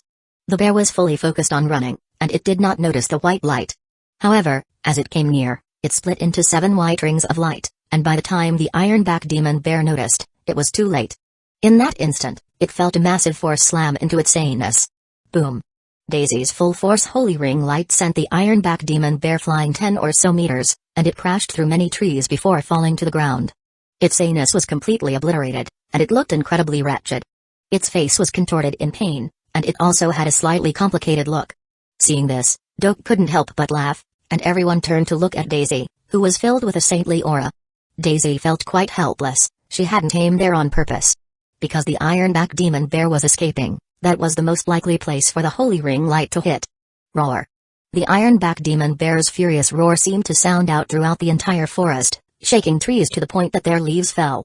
The ironback demon bear stood up and gave off an incredibly powerful aura, causing the air to freeze. The ground around the bear could not withstand this aura, and the ground started to crack. The ironback demon bear's body rapidly enlarged until it was 7 meters tall. Its hair stood on end, and its eyes became blood red. It had entered a berserk state. This was a power that Lord-grade creatures had. Its aura weighed down on the normal soldiers, making them feel as if there was a heavy rock pressing down on them, and it was difficult for them to breathe. Suddenly, the ironback demon bear started to attack. It opened its mouth as 30 or so energy bombs condensed and flew towards Beichi and the others. Bang! Bang! Bang! A chain of explosions sounded out as craters formed on the ground. Even though Beichi and the others quickly dodged, there were simply too many energy bombs to dodge. As such, they were forced to block some of them. The energy from the explosions was quite great, injuring the 4 of them, and they fell to the ground with blood leaking out of their lips. Boom! Boom! Boom! The ironback demon bear walked over, and it gave off an incredibly powerful aura. Wherever it stepped, the ground sank down, leaving behind deep paw prints. Beichi and the others wretchedly crawled up from the ground. Just as they were preparing to block the berserk ironback demon bear, a calm but unquestionable voice said, "Get back." Hearing this, Beichi and the others retreated without hesitation. Zhaofu appeared behind them without them noticing, and because Zhaofu was worried about his appearance being exposed, he always wore his black cloak except when within the Great Kin village. The berserk ironback demon bear watched the cloaked person, who had been standing behind others, come out and walk up to it, and when it felt the person's weak aura, the berserk bear did not think much about it before walking towards Zhaofu. Every time it took a step, the ground shook, and the aura it gave off was like that of a small mountain. Facing this monstrous aura, Zhaofu did not move at all, and he held the Sky Demon's sword, which gave off an evil aura. Battle Wielder's Power. Soul Wielder's Power. Ki Wielder's Power. Following this, Zhaofu said 12 names, and the gray ring on Zhaofu's right hand flashed with a strange light. The Assassin Lord's ring could use all 12 equipment sets' power, and even though 4 of them already had owners, Zhaofu could use some of their power. 113 warding talisman rays of light were added to the Sky Demon's sword, and every ray of light contained a different power. Apart from this, Zhaofu also used his king's power and the sword Sky Demon's power, causing demonic chi to stream out from the sword. The ironback demon bear moved incredibly quickly, bringing with it a monstrous aura. It reached Zhaofu in the blink of an eye, but Zhaofu still didn't move. To the berserk bear, he looked like a twig. The ironback demon bear showed no mercy and raised its paws, which seemed like they could destroy mountains, and swung them towards Zhaofu. If they hit, Zhaofu would be turned into meat paste. Zhaofu continued to stand still, and just as the paws were about to connect with his body, making everyone feel incredibly worried, he smiled and waved his hand. Shing! The Sky Demon's sword hummed as it transformed into a black arc of light, sweeping through the air. The ironback demon bear's movements and expression instantly froze, and time seemed to stop around them as everything went silent. The gigantic bear's head flew about 10 or so meters away, and large amounts of blood spurted out from the ironback demon bear's headless neck, making it rain with blood. Bang! A heavy sound rang out as the ironback demon bear's headless corpse fell to the ground. Everyone's jaws dropped, and they stared at Xiaofu. They knew that their majesty was no longer the same majesty as before, but no one expected him to be so powerful that he could kill the berserk ironback demon bear in a single strike. Even when it died, the ironback demon bear never expected that the black-cloaked figure, who seemed to be protected by everyone else, could be so powerful. With just a single strike, Xiaofu annihilated the ironback demon beast, and it wasn't even able to think about defending. He was undoubtedly the Great Ken village's ultimate boss. This sword strike had seemed very casual, but it contained all of Xiaofu's strength. The ironback demon bear's blood seemed to be collected by an unseen force and streamed into the sky demon sword, causing the ironback demon bear's body to wither. You can have its fleshly essence, but don't touch the items. Xiaofu lowered his head and said to the sky demon sword. Dark gold rank materials could be used to forge dark gold rank equipment, so Xiaofu didn't want to waste them. Don't worry, I know. The sky demon sword happily devoured the ironback demon bear's fleshly essence. A lord-grade creature was great nourishment for it, and it seemed very cooperative with Xiaofu. Hearing this, Xiaofu was satisfied, and he thought of the underworld demon crystals that he had collected. He had many of them, so he decided to give the sky demon sword a few to strengthen it. He asked, I have many underworld demon crystals, do you want some? Those great crystals in the spatial ring? Their energy is too strong and hard to digest, and it rejects my power. I thought that they would be good and devoured some, but they made me uncomfortable for a few days. The sky demon said unhappily. The sky demon said this casually, but Xiaofu frowned as he asked, You're able to move around within the spatial ring and devour things? Hearing this, the sky demon laughed. Human, you look down on us sky demons too much. You should know that we sky demons are a high-grade race within the demon abyss. Why wouldn't I be able to do such a small thing? Xiaofu's expression immediately became cold as he said, Did I give you permission to devour those underworld demon crystals? Only then did the sky demon realize that it had slipped up, and it abruptly stopped speaking. However, it could tell that Xiaofu was quite angry with it, so it said, Human, don't be so stingy. Weren't they just a few crappy crystals? Hearing what it said, a thought surfaced in Xiaofu's mind, should I reforge the sky demon sword? The sky demon sword was connected to Xiaofu and could tell what he was thinking, and it quickly cried out, Human. You want to reforge me? Xiaofu did not try to hide this and replied, That's right. I want to reforge you because you're not very obedient. As a sword spirit, if the sky demon sword was reforged, it would impact it greatly. What made the sky demon sword even more scared was that from Xiaofu's tone, he seemed to want to erase it as a sword spirit, so it quickly said, Human. No, owner. Owner, I'll listen to you in the future, alright? Of course, Xiaofu didn't believe it, as he knew how quickly its attitude could change. Please believe me. Owner, I'll be completely obedient in the future. The sky demon squeezed out a few tears, and it looked extremely apologetic. These acting skills made Xiaofu speechless, so he replied, Alright, it'll have to depend on your behavior in the future. In actuality, that was just him thinking to himself, and he did not actually plan to do so because he did not have anyone who could reforge the sky demon sword. If anything went wrong, the person might accidentally destroy the sword. Hearing Xiaofu's words, the sky demon let out a breath before saying, Owner, can you please not put me in the spatial ring in the future? It's so boring in there, please help me make a sheath. Xiaofu agreed. Wearing the sky demon sword by his side and hiding it within his cloak would be better, he wouldn't have to worry about it being discovered, and he would be able to use it in places where spatial rings were unusable.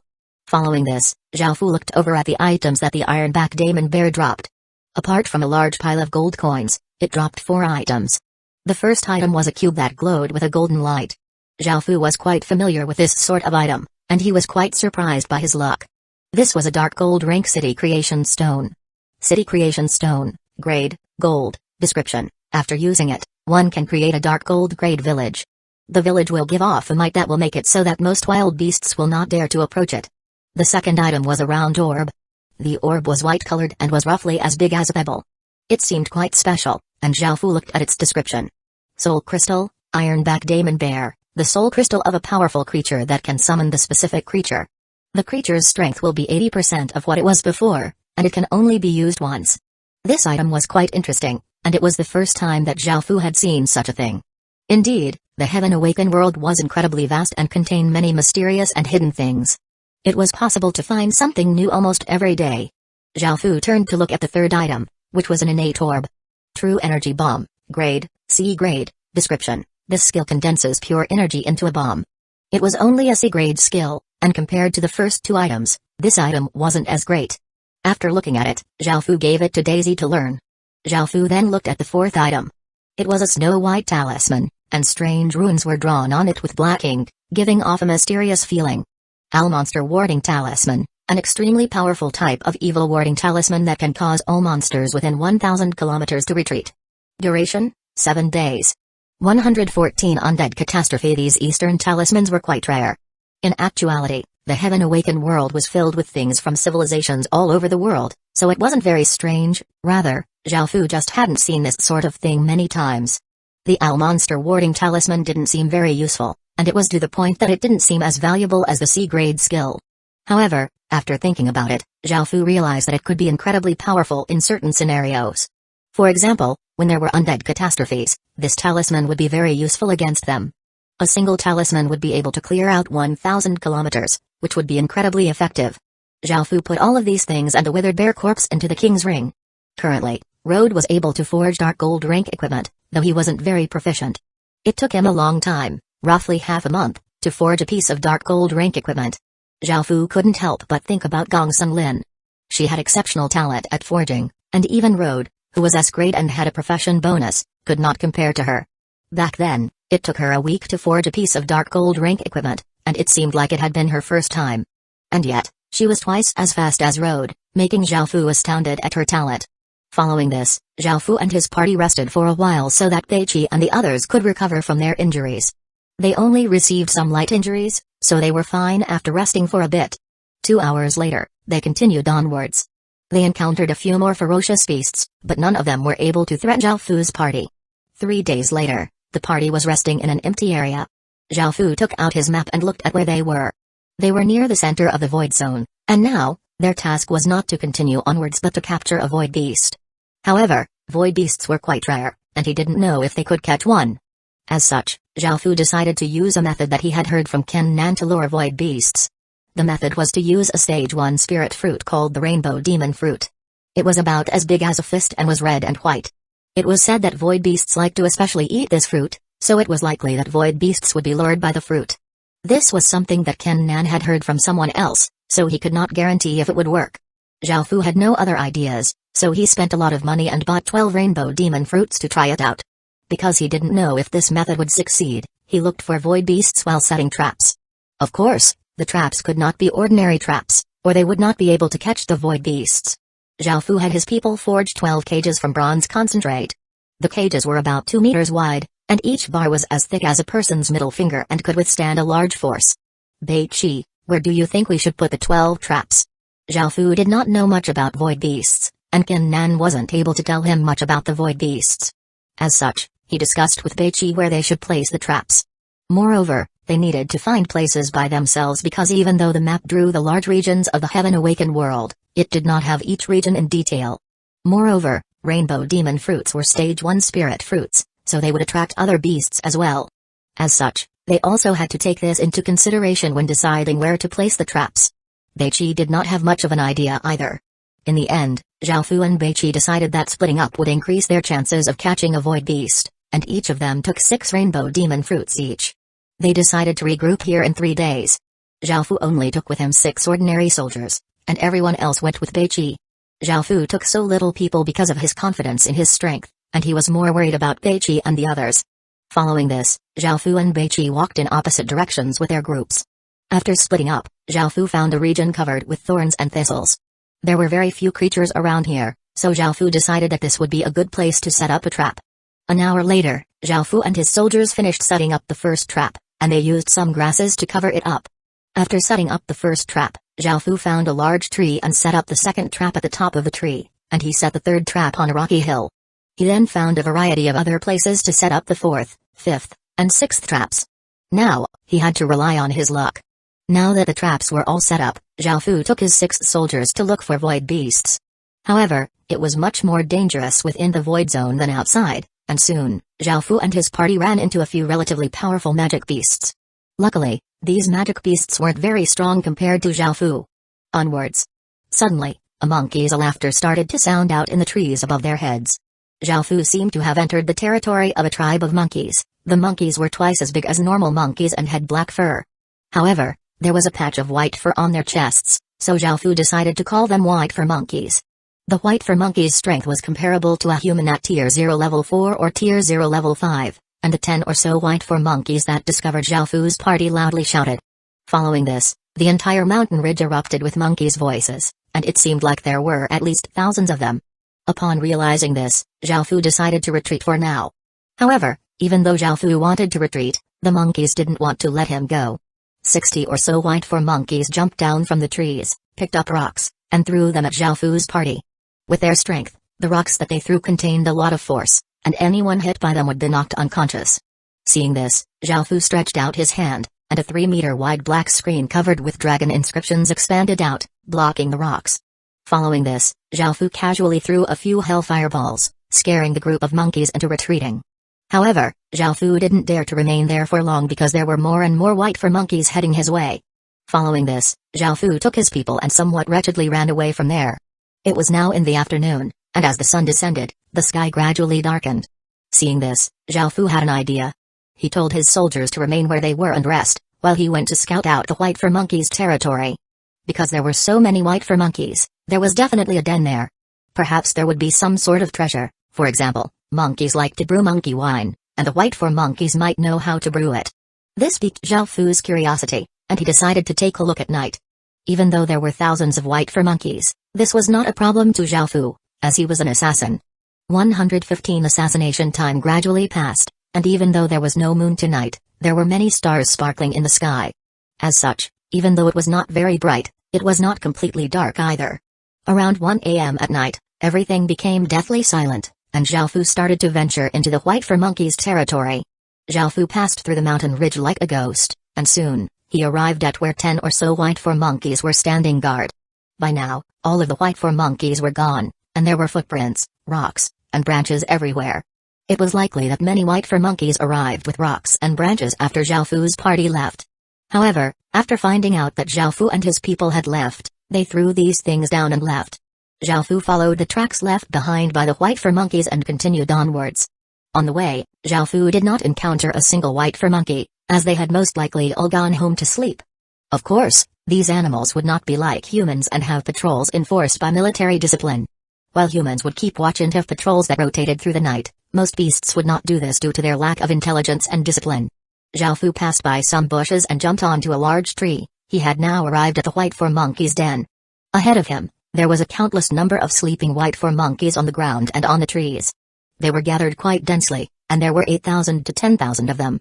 Seeing this, Xiaofu couldn't help but become wary.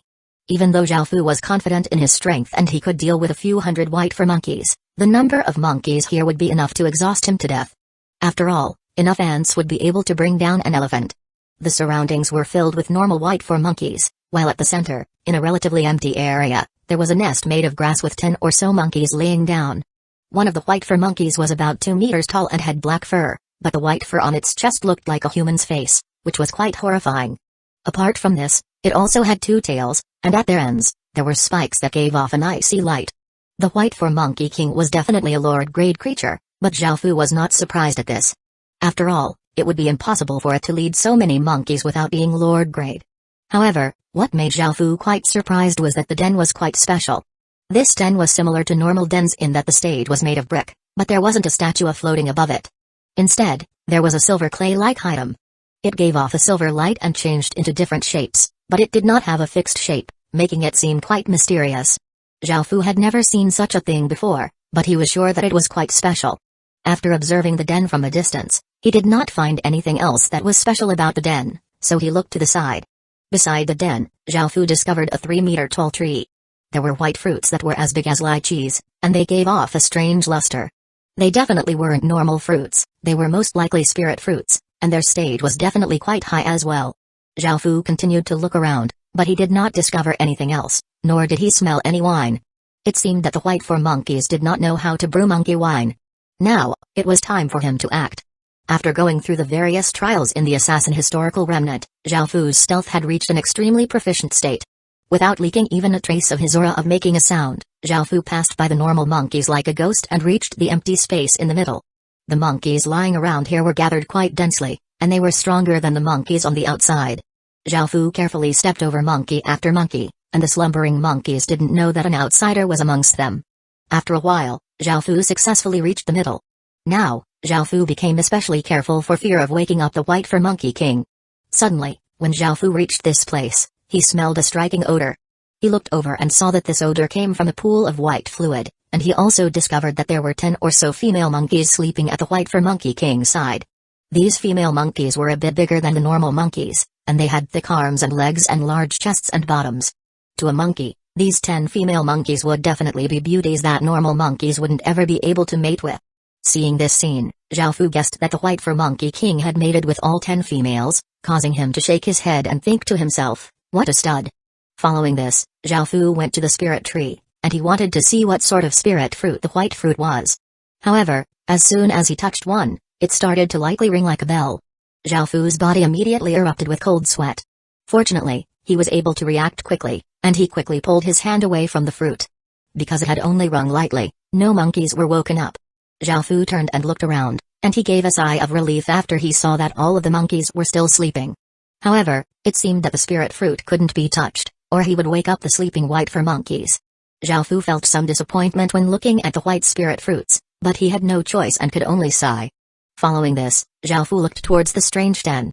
However, without conquering the den, there was no way for him to look at its information, and if he tried to forcefully attack it, the den would protect itself by releasing an energy barrier that would take him a while to break through. As such, Zhao Fu could only look at it from afar. Zhao Fu was quite depressed that he couldn't touch the spirit fruits or the den, but he wasn't willing to just return like this. That would be too much of a waste of this opportunity. After thinking about it, Zhao Fu looked back at the white fur monkey king, who was completely spent after all of his battles and was deeply asleep. Zhao Fu decided to take a risk and do something that an assassin should do, which was to assassinate the white fur monkey king. This was an incredibly crazy idea because with the white fur monkey king's strength, it would be quite easy for him to be discovered. The consequence of being discovered could not be imagined, and this was even more so because Zhao Fu was at the very center of the den. Even though it was dangerous, Zhao Fu decided to try it. If he wanted to obtain great benefits, he would have to take great risks. Zhao Fu slowly and carefully approached the white fur monkey king. He could not rush, and the closer he came, the calmer he would have to be. Slowly, Zhao Fu stepped over a female monkey and a pool of white fluid. Aku. 116 Teleportation Talisman. Suddenly, one of the female monkeys sneezed. No matter how calm Zhao Fu was, he couldn't help but be given a great fright. All of his hairs stood on end, but it seemed that the sneeze didn't disturb the other white fur monkeys, who continued to sleep soundly. A wave of relief washed over Zhao Fu, and he finally came to the side of the sleeping white fur monkey king. This monkey was hugging a female monkey on either side and was snoring loudly. To a monkey, this fellow had reached the pinnacle of its life. Zhao Fu slowly brought out the sky demon sword, gathered all of his strength, and used the assassination technique. He stabbed out, and the sky demon sword turned into a black blur as it soundlessly buried itself into the white fur monkey king's heart, instantly obliterating it. Just like that, the white fur monkey king, who had been blissfully sleeping, was killed. Following this, Zhao Fu spun his sword and killed the two female monkeys by its side so that the white fur monkey king wouldn't be lonely on its journey to the Yellow Springs. After the white fur monkey king died, it dropped 3 items and a large pile of gold coins. Zhao Fu did not hesitate at all, and he immediately put the white fur monkey king and the 2 female monkeys' corpses, as well as the 3 items, into the king's ring to prevent the smell of blood from traveling. As for the pile of gold coins, Zhao Fu did not even bother to look at it. In the next moment, Zhao Fu rushed over to the den. Now that the lord had died, the den had no owner, so Zhao Fu could choose to conquer it. As such, Zhao Fu did not hesitate, nor did he spend any time looking at the den's information. He chose to conquer and relocate the den. At this moment, even though Zhao Fu had dealt with the blood from the white fur monkey king and the 2 female monkeys quite well, all of the white fur monkeys received a system announcement that their den had been conquered. In that instant, almost all of the white fur monkeys were shocked awake. Just as Zhao Fu put the silver clay into his king's ring and was about to pick all of the white spirit fruits, countless furious gazes fell on his body, and Zhao Fu felt a chill pass through his body. Zhao Fu didn't even think as he immediately tossed out a white orb. The white orb gave off large amounts of light in the air, and it seemed quite piercing in the darkness. Suddenly, a 7-meter-tall black bear descended from the sky. As it landed, the ground quaked. Zhao Fu had chosen to use the soul crystal that he had obtained not too long ago. When the massive iron-back demon bear landed in the center of a horde of monkeys, its powerful aura seemed to suppress everything around it, and it opened its mouth and sent 30 or so energy bombs towards the monkeys around it. Bang! Bang! Bang! Explosions sounded out as each energy bomb sent countless white fur monkeys flying. If there weren't so many monkeys, they would have been scared witless and ran, but with nearly 10,000 white fur monkeys, there was nothing for them to be afraid of. The white fur monkeys furiously roared, and it was to the point that their roars could be heard in the surrounding 10-kilometer radius area. Following this, the monkeys started to charge at the iron-back demon bear. As the two sides clashed, Zhao Fu took advantage of this chaos to silently vanish and escaped. He returned to where the soldiers were resting and told them to quickly run, as the white fur monkeys had started to go berserk. The soldiers had heard the white fur monkeys' roars, and they had felt quite scared. They knew their majesty had gone off to do something, and when they saw him return safely, they let out sighs of relief. Following this, Zhao Fu led the soldiers and ran tens of kilometers away before finally stopping and resting. By now, the sun was slowly rising, and they had spent most of the night running. The soldiers caught a few wild rabbits and were roasting them, and Zhao Fu started to look through what he had gained. The white fur monkey king only dropped 3 items, which was quite a small amount considering that the iron-back demon bear dropped 4 items. The first item was something that Zhao Fu was familiar with. It was a white orb that was as big as a pebble. Indeed, it was a soul crystal. Soul crystal, white fur monkey king, the soul crystal of a powerful creature that can summon the specific creature. The creature's strength will be 80% of what it was before, and it can only be used once. Zhao Fu never expected that after using one, he would obtain another one. It was quite the coincidence. Following this, Zhao Fu looked at the second item, an innate orb. Sky-splitting roar, grade, B grade, description, releases a powerful sound wave attack. This skill probably counted as a special skill. Sound-type skills were different compared to normal skills, and because they were difficult to defend against, this skill was quite good. The third item was another talisman. This talisman was unlike the Owl Monster Warding talisman, as the paper it was made on was gold and the ink was white, but it also had mysterious runes on it. 10,000-kilometer teleportation talisman, a very mysterious high-grade talisman that can teleport the user anywhere within a 10,000-kilometer radius area, and it ignores all spatial locks. After looking at the talisman's description, Zhao Fu was shocked.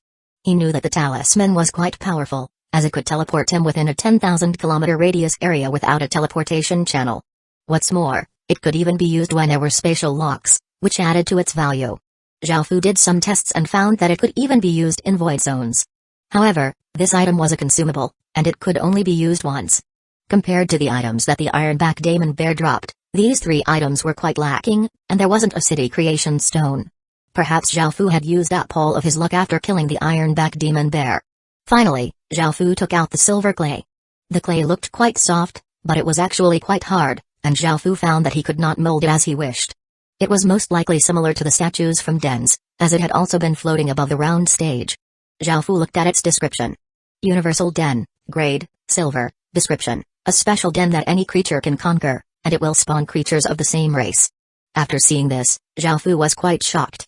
This den was not restricted by a race, so any animal could conquer and spawn the same type of animal. This item was definitely incredibly precious, but Zhao Fu wasn't sure if it could really spawn any type of creature. For example, if Zhao Fu obtained a dragon and had to conquer this den, would it spawn dragons? If it could, Zhao Fu would laugh himself to death. It seemed that the risk he had taken had definitely paid off. Even though the items that the white fur monkey king dropped were quite lacking, he had obtained a special den, so Zhao Fu was quite content. His only regret was that he had not been able to obtain any of those white spirit fruits. 117 Not a cruel lord. At the same time, this den was an advanced den, so after choosing to conquer and relocate it, the Great Kin village received 6,000 or so experience point and Zhao Fu obtained 200 achievement points.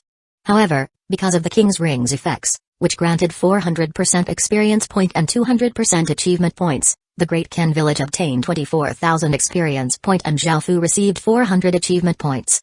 After receiving these 400 achievement points, Zhao Fu's status rose to second-rank Baron, which allowed him to purchase another lot of land in main cities and to hire 10 more Stage 1 guards.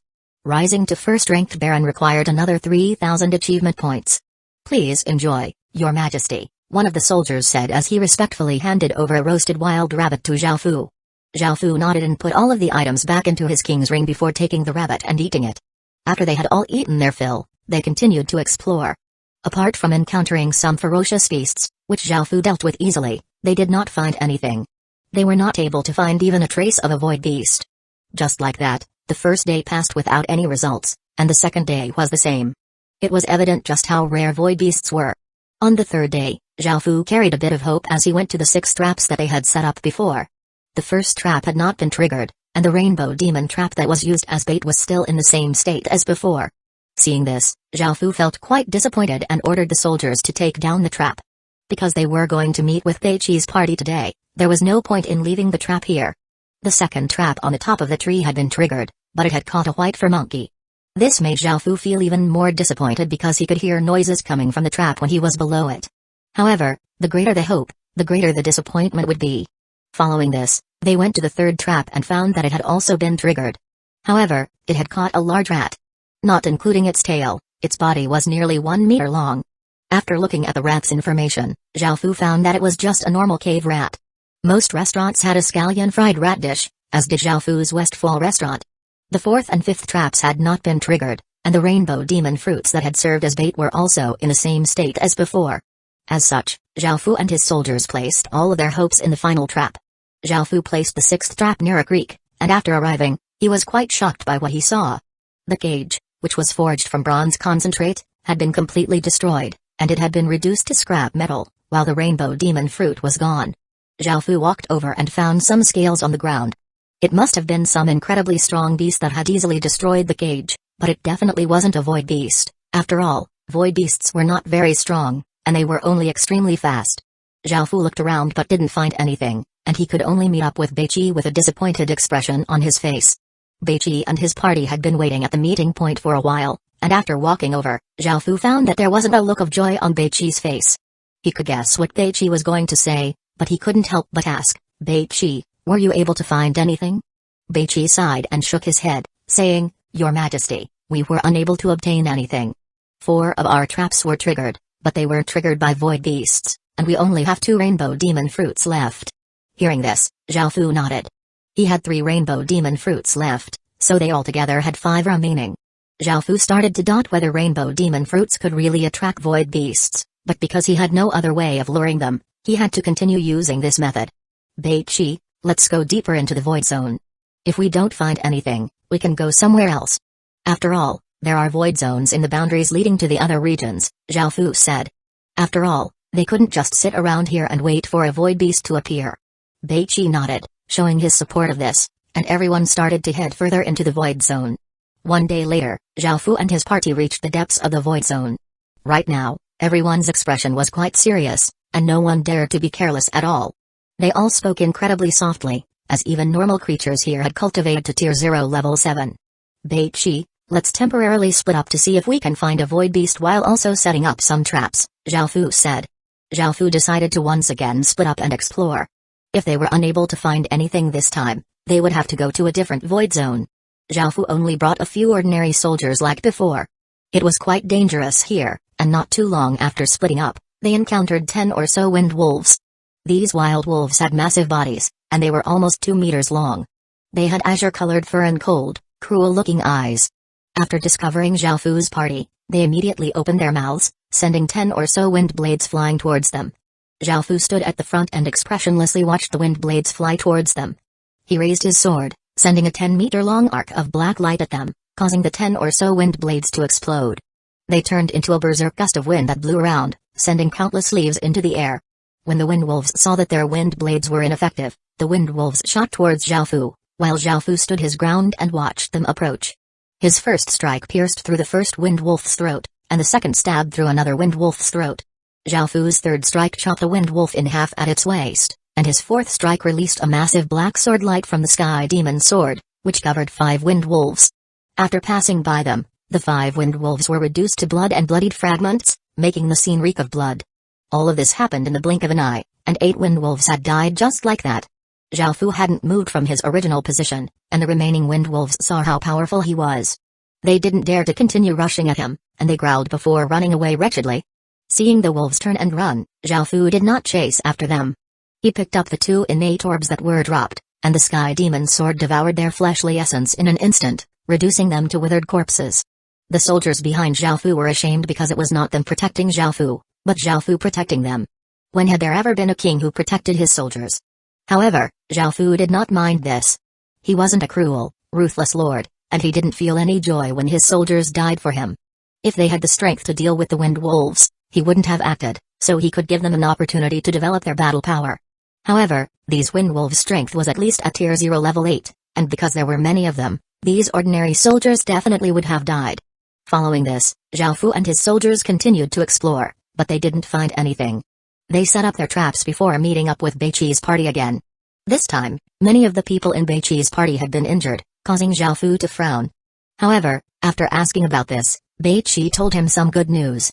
118 claiming to be kings and emperors. The good news was not that they had caught a void beast or obtained information about void beasts, but that Beiqi had found a type of spirit grass. This spirit grass was somewhat blue, and it only had 2 leaves, which looked like willow leaves. The spirit grass was about 15 centimeters long, and it had many fur-like roots.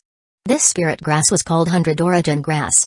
Before, Zhao Fu had obtained a pill recipe for a medicinal pill called the 100 origin pill, and it was a stage 2 medicinal pill that could increase one's cultivation speed by 4 times. Its main ingredient was 100 origin grass. This time, Beiqi brought back 1,000 or so 100 origin grasses, and of course, Zhao Fu would not use them directly. Instead, he would take them back to the Great Kin village to plant. However, it would take some time for the 100 origin grasses' value to be displayed.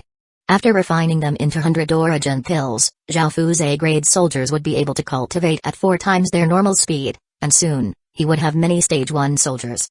That way, he would be able to reduce the gap between his force's strength and the system faction's force's strength. After all, the guards at the main cities started off at stage 1, and they could cultivate too. Adding on the massive amount of resources that the system factions had, their guards' cultivation speed would not be slow. If they did not make up for this gap early on, the gap would only grow greater and greater as time went by. It could be said that if players wanted to become the sovereigns of this world, the system factions were like an unscalable mountain. At most, players currently held an advantage in numbers, but they were weaker than the system factions in all other regards. At the same time, while the players developed, the system factions also developed. Perhaps some would even have the ambition to claim to be kings and emperors. Of course, right now, the system factions had various restrictions, so players needed to grasp this opportunity to develop as much as possible. Once these restrictions were gone, who knew what a system faction would do? For example, if the ruler of a main city did not like players and feared that the players would grow too powerful, they could massacre an entire city of players. However, from the look of things so far, it seemed that the relationship between system factions and players was quite good. However, conflict was bound to occur sooner or later, and Zhao Fu mentally prepared himself for this. Obtaining 1,000 or so 100 origin grasses made Zhao Fu feel happier, but they were still unable to find a single void beast. Beiqi had also set up 3 traps, and they would check all of the traps tomorrow. If the outcome was still the same as before, they would have to go somewhere else to look for void beasts. The weather was not very good that night, and dark clouds filled the sky. Bolts of lightning occasionally streaked down the night sky, and it rained continuously throughout the night. Luckily, Zhao Fu's party had prepared tents, which they used to escape the storm. Early the next day, because of the rainy night, the air was extremely pure and clear, and the sky was a beautiful blue color. The surrounding grasses, flowers, and trees all seemed to glimmer and sparkle after being washed by the rain. Zhao Fu got up bright and early, and he stood on a hill nearby to appreciate the scenery. Just as he was about to leave and check on the 5 traps, he saw a person riding on a donkey appear before him. This person was a man, and he looked 25 or 26 years old. He was quite handsome looking, was wearing white clothes, had a sword by his side, and gave off an elegant feeling. He lazily stretched and leaned against the donkey, which was walking quite shakily. The donkey he was riding on looked quite special. Even though it looked just like a normal donkey, Zhao Fu could tell from its eyes that it possessed great intelligence, and it was at least on the same level as Little Gray and Little Black. This person gave off a mysterious feeling, and it seemed like he should not be underestimated. As soon as Zhao Fu looked over, his gaze was stuck to him. Hello. At this moment, the man also discovered Zhao Fu standing on the hill, and he smiled as he waved at him. From this, Zhao Fu realized that he was a player. For a player to enter this place and survive by himself, he was definitely quite powerful. Since the other party had greeted him, Zhao Fu also smiled and greeted him back.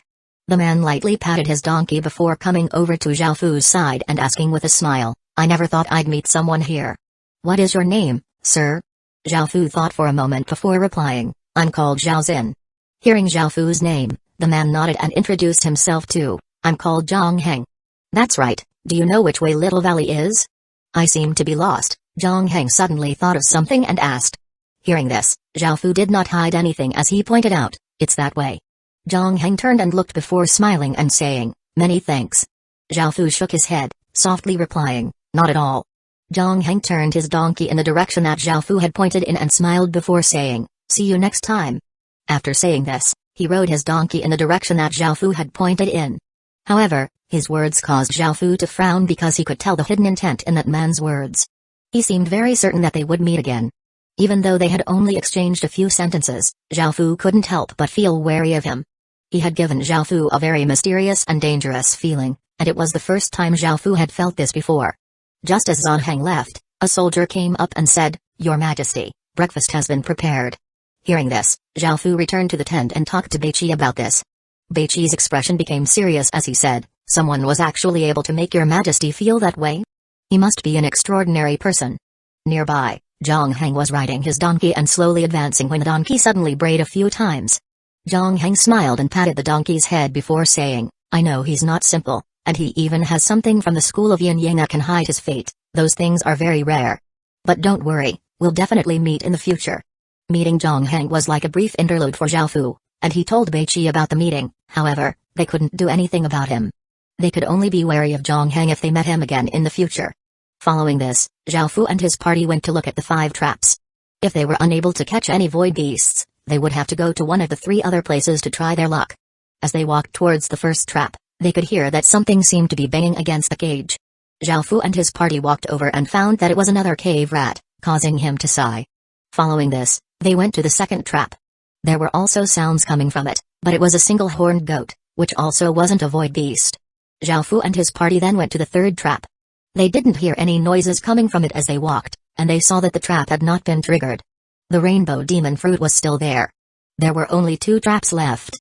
When they were walking towards the 4th trap, they did not hear anything, and they saw that it had not been triggered. When they were walking towards the 5th trap, they still didn't hear any noise from in front of them. 119 blood contract. They had thought that the trap hadn't been triggered, but after walking up to the cage, they saw a little cat in the cage. The little cat had snow-white fur, which looked incredibly soft and made one want to reach over and touch it. It looked like a cute little pet, and because it was currently lying in the cage with its eyes shut, it seemed to be sleeping. However, what was different between this creature and a cat was that it had a rhombus-shaped crystal on its forehead, which was a void crystal. Evidently, this little cat was a void beast. Seeing this, Zhao Fu was delighted. After searching for so long, he had finally found one today. Everyone came over to the cage, and when the little cat heard this, it opened its pure white eyes. Seeing so many people standing around it, it became incredibly scared and started to run around the cage. However, it couldn't escape. Congratulations, Your Majesty. Seeing that they had finally caught a void beast, everyone smiled and congratulated Zhao Fu. Zhao Fu nodded and also smiled as he looked at the void beast trying to escape. He stretched his hand into the cage, and the void beast was pulled into his grasp. The void beast struggled vigorously within Zhao Fu's grasp and howled, and it felt a sense of danger. The black-cloaked person in front of it seemed to want to kill it, so it madly struggled. However, it did not have the strength to escape from the hand that was holding it.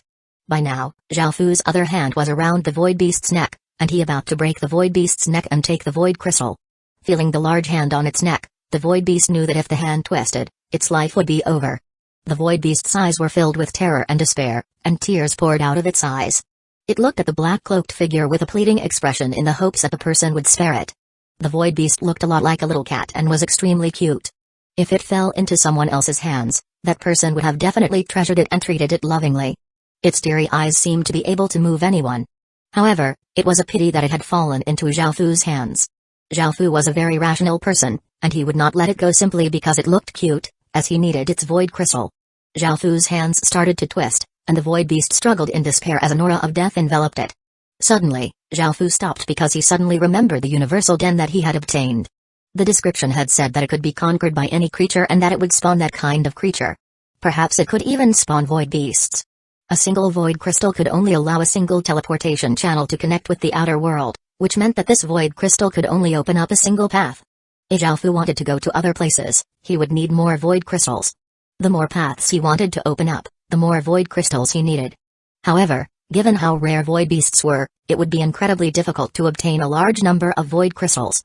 However, if Zhaofu was able to spawn void beasts using a den, the benefit Zhaofu would gain would be massive. Zhaofu put the void beast back into the cage and took out a piece of paper. This was similar to the life or death contract that Liu Mai had used. Back when Liu Mai had used a life or death contract, Zhaofu had been quite interested in it, and since then, he had bought a few. Now, it was time to use one. Zhaofu pricked his finger, allowing a drop of his blood to fall onto the contract. After absorbing his blood, the contract gave off a faint blood-red light before turning into countless blood-red motes of light that went into Zhaofu's body and into the void beast's body. Seeing the motes of light come close, the void beast did not resist and closed its eyes. Contract complete. Zhaofu opened the cage, but the void beast still had fear in its pure white eyes and looked at Zhaofu pitifully. However, it did not try to run because it knew that it would not be able to escape with the contract complete. Zhaofu smiled and picked it up. This time, Zhaofu was much friendlier towards it, and he cuddled it in his arms. He gently stroked its head, trying to calm it down as much as possible. Let's go. Their goal was to catch a void beast, and now that they had caught one, there was no need for them to continue staying here. 3 days later, Zhaofu's party returned to the Great Qin village. Over the past 10 or so days, the Great Qin village had been through some great changes. The first was that a lot of work had been done on the wall. Now, the east-facing and west-facing sides of the wall were almost complete. The wall was 10 meters high and a pure white color, giving it a feeling of purity and majesty. These walls were already on the level of city walls, and because there were no restrictions, Zhaofu could build his walls however he liked. Of course, these walls were not the final form of the Great Qin village's city walls. As the Great Qin village developed, these walls would also be upgraded. As the Great Qin village's 10 departments started working, the Great Qin village became much more ordered than before, and it was easier to manage. Everything, including everything from streets to houses, was cleaner and more orderly than before. The Great Qin village was now only 2,000 or so experience point away from leveling up to a town, which was not much. Perhaps it would even happen today. Apart from the development of the village, Zhangde had also risen to a stage 1 general, and he had started to train his unique military profession. Zhangde did not choose the Great Qin village's Iron Eagle elite soldiers, and he instead trained his own unique military profession called the Tiger Saber Corps. The Tiger Saber Corps used sabers and were adept in both infantry and cavalry battles. The development of the Tiger Saber Corps would be left completely to Zhangde. What surprised Zhaofu was that Li Si had already broken through to stage 1. Zhaofu had always treated Li Si as an internal affairs minister, and aside from talking with him about governmental matters, Zhaofu had never asked him about his cultivation. Now that he had heard that Li Si had broken through to stage 1, he was stunned. In actuality, Li Si's grade was quite high, SS grade, and he had been by Zhaofu's side since the creation of the Great Qin village. Li Si was not a general, so he did not unlock a unique military profession. However, he unlocked an ability that allowed him to foster and train people in managing internal affairs. Generals could conquer lands and maintain order. Even though they had exceptional fighting abilities and were quite powerful, they could not be used for governance. As for ministers, they did not have any fighting abilities, but their ability to govern couldn't be matched by generals. One was tough, and the other was soft. They balanced each other out like yin and yang, so Zhaofu decided to develop both ministers and generals. There was also one other matter, which was that the academy had been completed. The academy covered about 1 hectare, and there were 12 teaching rooms. It could accommodate 800 or so students, and after being completed, it was waiting to be given a name by Zhaofu. 120 confidence to rule the world. This was the Great Qin village's first academy, so Zhaofu took some time to think about it. The academy could be the Great Qin village's future, and it could become an existence similar to Tsinghua University and Peking University in China. Zhaofu thought about it for a while, and he decided to name it Rising Qin Academy. The meaning behind this name was quite simple. First, this was an academy created by Great Qin. Second, this academy would witness the rise of Great Qin. Third, this academy would foster many talents. Menghan became the first principal of Rising Qin Academy, and it would be impossible for him to teach all of the students by himself. However, he had long since thought about this problem, and while the academy was being constructed, he had found 10 or so people who could read. He taught them how to teach and gave them some training before making them teachers. What made Zhaofu surprised was that Asami actually chose to be a teacher. Even though she was still quite young, she passed Menghan's tests and became a teacher. Rising Qin Academy only accepted children at or below 14 years of age, as those above 14 years of age were considered to have passed schooling age. In the Heaven Awakened world, they couldn't use the same schooling system in the real world because in a few years, those children would start working or join the army. As soon as Rising Qin Academy opened, many people brought their children to enroll. There were humans, elves, orcs, and many other races. Because they knew how much Xiaofu valued education, who wouldn't want their sons and daughters to rise like dragons and phoenixes? By enrolling their children in the academy, their children would greatly benefit. This was something that they all wanted. Seeing so many people enroll, Xiaofu decided to expand Rising Kin Academy, not in education but in military strategy and tactics. Xiaofu decided to split Rising Kin Academy into a civil branch and a military branch in order to develop both ministers and generals. After dealing with these matters, Xiaofu went to a vacant piece of land in the Great Kin village and chose to use the special den. Using a den was the same as using a city creation stone. A ripple of light spread out as a round stage came into existence. Xiaofu then brought out the void beast from within his clothes and told it to conquer the den. The void beast obediently jumped down, went to the silver clay, and chose to conquer it. Following this, the den's information changed. Den, void beast, basic, 0 out of 5,000, grade, silver, description, a den of void beasts that will spawn one void beast every 3 days. It really could spawn void beasts, and Xiaofu couldn't help but laugh in delight. Because of this, he would be able to open paths to the entire world. Xiaofu would be able to send his subordinates to every corner of the world ahead of everyone else and silently observe the other factions, gaining comprehensive intelligence reports. He could also create a merchant group and import and export goods. He would be able to buy ordinary things in this region for low prices and sell them for high prices in other regions, and the more valuable the items, the greater the profits would be. At the same time, with his status as a second-rank baron, he could continue to open restaurants and expand his restaurant empire throughout the world.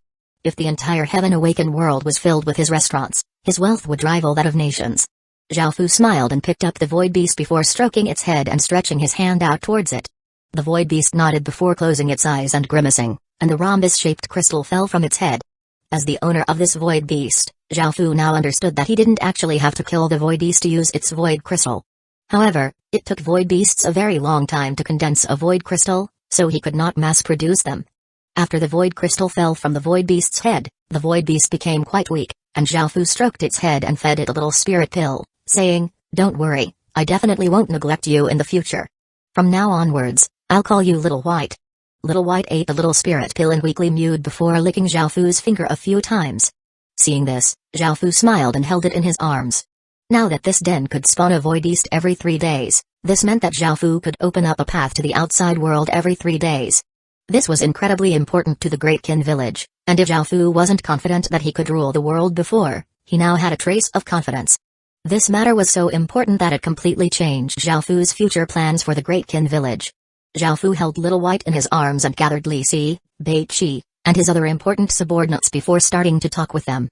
This discussion was the longest one that they ever had, and it went on for more than a day. Despite this, they had only made rough plans, but that was all they could do for now. In the future, they would develop those plans more.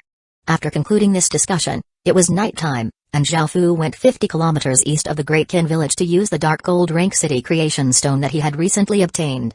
That seemed quite far away from the Great Kin village, but Xiaofu was thinking long-term.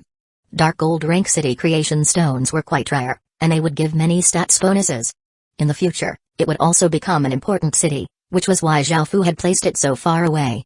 First, Xiaofu wanted to completely solidify his rule over the 100-kilometer radius area around the Great Kin village, and after making sure of this, he would expand outwards. Xiaofu placed the dark gold rank city creation stone on the ground and ripples of golden light spread out. Buildings started to come into existence, and a few people appeared as well. System announcement. Congratulations, you have used a city creation stone. Please give your village a name. When using a city creation stone that had never been used before, one could name the village whatever one wanted. Xiaofu originally wanted to call it Eastquell Village, as its purpose was to suppress and quell the area east of the Great Kin village. However, at that moment, the sun started to rise, casting light over the darkness and creating a glorious scene. The majesty of this scene caused Xiaofu to change his mind, and he named the village East Dawn Village in the hopes that it would be like the sun dawning in the east. After giving the village its name, Xiaofu looked at the 3 people who had appeared with the village, the blacksmith, tailor, and apothecary, who were all A-grade. Xiaofu sent many soldiers to guard this village and then decided to use the void crystal from Little White to open up a path to another region. At this moment, one of the exploration teams finally conquered an intermediate village elsewhere, causing a large amount of experience point to pour in. The Great Kin village's city creation stone clinged, and a black light exploded out from it and rushed up into the clouds. 121 Who dares not to submit? The black light shot into the clouds, causing the clouds to move and the heavens and the earth to darken. Countless dragon-like wisps of black air rose up from the ground not only within the Great Qin village but also throughout all of the places that belong to China in the Midland continent, and they madly rushed towards the Great Qin village. This was a massive gathering of fate, and this shocking scene caused a countless number of people who had been sleeping to wake up. They felt the fates within their bodies feel greatly unsettled, and after seeing the massive amount of fate rushing somewhere, many people rushed out of their houses and stood outside, gazing towards the same direction. Soon, a massive black whirlpool formed in the sky above the Great Qin village, covering the surrounding 1,000-kilometer radius area. A mighty aura of suppression descended, and from a distance, it seemed as if some demon god had appeared. Within the Forest of Horror's 3 main cities, 3 people were given a great shock. When they looked at the changes above the Great Qin village, they felt that they couldn't simply sit by and watch. They all leaped up and disappeared. Boom! An indescribably powerful spirit suppression descended, and the 3 figures who had just disappeared reappeared in the next second, and they were smashed into a 30-meter-wide crater. Within the crater, the 3 people coughed up mouthfuls of blood, unable to move. They felt as if all of their bones had been smashed, and they weakly lay there, looking heavily injured. They had underestimated the power of this heaven and earth fate. Anyone who raised his or her village to an advanced village would be acknowledged by the heavens and the earth, and he or she would receive his or her respective empire's fate legacy. However, Zhao Fu was the first person to raise his village to a town, and all of China's fate started to gather towards him. China was one of the greatest ancient civilizations, and if the heaven and earth fate was apportioned, China would have 60% of it. The fate that was gathering towards Zhao Fu was 60% of the heaven and earth fate, and the power it contained was not something that just anyone could endure. The 3 people had underestimated this power, and even though they had special identities, they were still heavily injured in spite of their powerful cultivations. At Eastbourne Village, Zhao Fu looked up and was quite surprised. He had never thought that leveling up to a town would bring such an abnormal sign. At that moment, the image of a gigantic domineering black dragon appeared beside Zhao Fu's body, and it raised its head and coldly looked at the abnormal sign in the distance. Zhao Fu could feel changes happening within his body, and he quickly returned to the Great Qin village. By now, all of the Great Qin village's residents had came to the heaven prayer platform and were reverently kneeling. They all understood that Great Qin was gathering all of China's fate, and the benefits would be unimaginable. As such, all of Great Qin's residents felt incredibly joyful and humble. "Your Majesty. You've finally returned, hurry and put on the dragon robe," Li Si said quickly to Zhao Fu when he arrived. Even Li Si, who was normally steady, felt somewhat worried. It was the first time that Zhao Fu had seen Li Si like this, and he smiled and nodded. A few female attendants helped Zhao Fu put on the black gold dragon robe and the black gold dragon crown. The longer that the whirlpool swirled above the Great Qin village, the greater the heaven and earth suppression became. The Great Qin village's residents beside a heaven prayer platform had their heads pressed against the ground, unable to move an inch. Zhao Fu started to walk up the heaven prayer platform.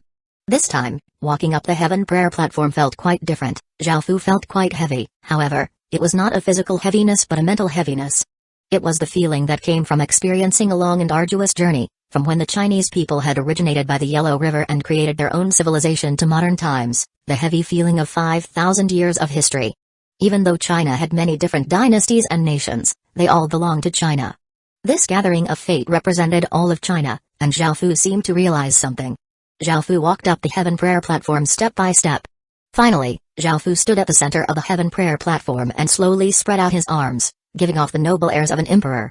He said with a majestic and steady voice, "I, Zhao Fu, legatee of the Great Qin Empire, will definitely bring China to great heights in the heaven-awakened world. Our legacy will continue forever, and it will regain its former splendor." Boom. Just as Zhao Fu finished speaking, the center of the whirlpool quickly spun, and a black pillar of light descended from the sky and landed on Zhao Fu's body.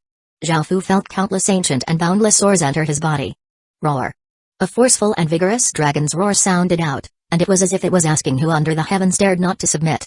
The roar sounded out throughout the heavens and the earth, and in the surrounding 10,000-kilometer radius area, both humans and other creatures trembled and felt terror within their hearts. The fates within CG, Bi Wushan, Ji Shenming, and Liu Yi's bodies reacted like furious dragons, causing all sorts of abnormal signs. However, they were unable to resist Zhao Fu's abnormal sign. This happened to not only those 4 people but also everyone with a legacy in China. All of them were incredibly prideful. How could they accept this sort of thing? All of their expressions were extremely unsightly. Far away, a woman stood on a hill and looked into the distance. This woman had long, golden hair and a pair of blue eyes, and her looks were incredibly beautiful. However, what people were often attracted to were not her looks but that confident, courageous, righteous, and bright smile on her face. She was wearing a silver knight's dress and holding a double-handed sword that gave off a golden light. She gave off the airs of a queen that made others want to submit to her and give their lives for her. Right now, there were 12 knights with extraordinary auras standing behind her. One of them put his arm in front of his chest as a salute as he asked, "Queen, what is it?" Tina Pendragon lightly smiled but did not say anything. Elsewhere, a handsome-looking man with golden hair stood on a tall structure and looked into the distance with a serious expression on his face. This was the Roman Empire's legatee. In another place, a dark-skinned youth wearing a golden headdress and holding a golden staff looked into the distance solemnly. 122 Four great generals of the Warring States period back at the Great Qin village, a massive amount of fate streamed into Zhao Fu's body, making his emperor's aura seem even more dignified and awe-imposing. Standing there, he seemed to give off airs that would make even gods retreat before him. We pay our respects to our king. The Great Qin subjects, regardless of which race they were, knelt down and shouted out. As the massive amount of fate flooded into Zhao Fu's fate dragon next to him became completely corporeal, and it was almost 100 meters long as it coiled around the heaven prayer platform. It gave off a terrifying aura, making it so that no one dared to raise his or her head. At this moment, the black light descending from the sky gradually weakened until it disappeared. However, the abnormal sign in the sky did not disappear, and countless golden rays of light shot out from the center of the massive black whirlpool, covering Zhao Fu's body. Following this, tens of thousands of rays of light slowly pierced through the entire black whirlpool and fell to the ground, creating a majestic scene. By now, the center of the black whirlpool had been pierced, and it was replaced by a holy, noble, dignified golden light, within which something was slowly descending. Suddenly, countless three-colored flowers descended. They were not real and were something formed by the condensing of fate, and they floated down like snowflakes. This made the scene seem extremely dreamlike and beautiful. At that moment, the object within the golden light came close enough to see what it was. It was a jade ruler's seal that gave off an incredibly noble aura. There were also 9 golden fate dragons swimming around the jade ruler's seal as it descended. Finally, the jade ruler's seal fell into Zhao Fu's hand, and the 9 golden dragons entered into it. Only then did the abnormal sign start to disappear, and the black dragon entered Zhao Fu's body again. Zhao Fu looked at the jade ruler's seal. It was extremely beautiful, and there were 5 exquisite divine dragons carved into it. Each of the divine dragons looked incredibly real, and each one of them gave off a different aura. At the bottom of the jade ruler's seal were the words, "To become emperor by the grace of heaven, to bless the common peoples and prosper the nation." Looking at these words, Zhao Fu realized that this was the imperial seal of China, which represented the official emperor's authority. To every emperor throughout China's history, this was the most important and precious item. To obtain this meant becoming an emperor by the grace of heaven, and losing it meant that his time was up. Emperors without the ruler's seal were called fake emperors, a condescending term. The first emperor of Qin ordered Li Si to create the imperial seal from his jade disc, an exceptional piece of jade. The words "to become emperor by the grace of heaven, to bless the common peoples and prosper the nation" were carved by Li Si himself. The imperial seal was thought to have been lost a long time ago.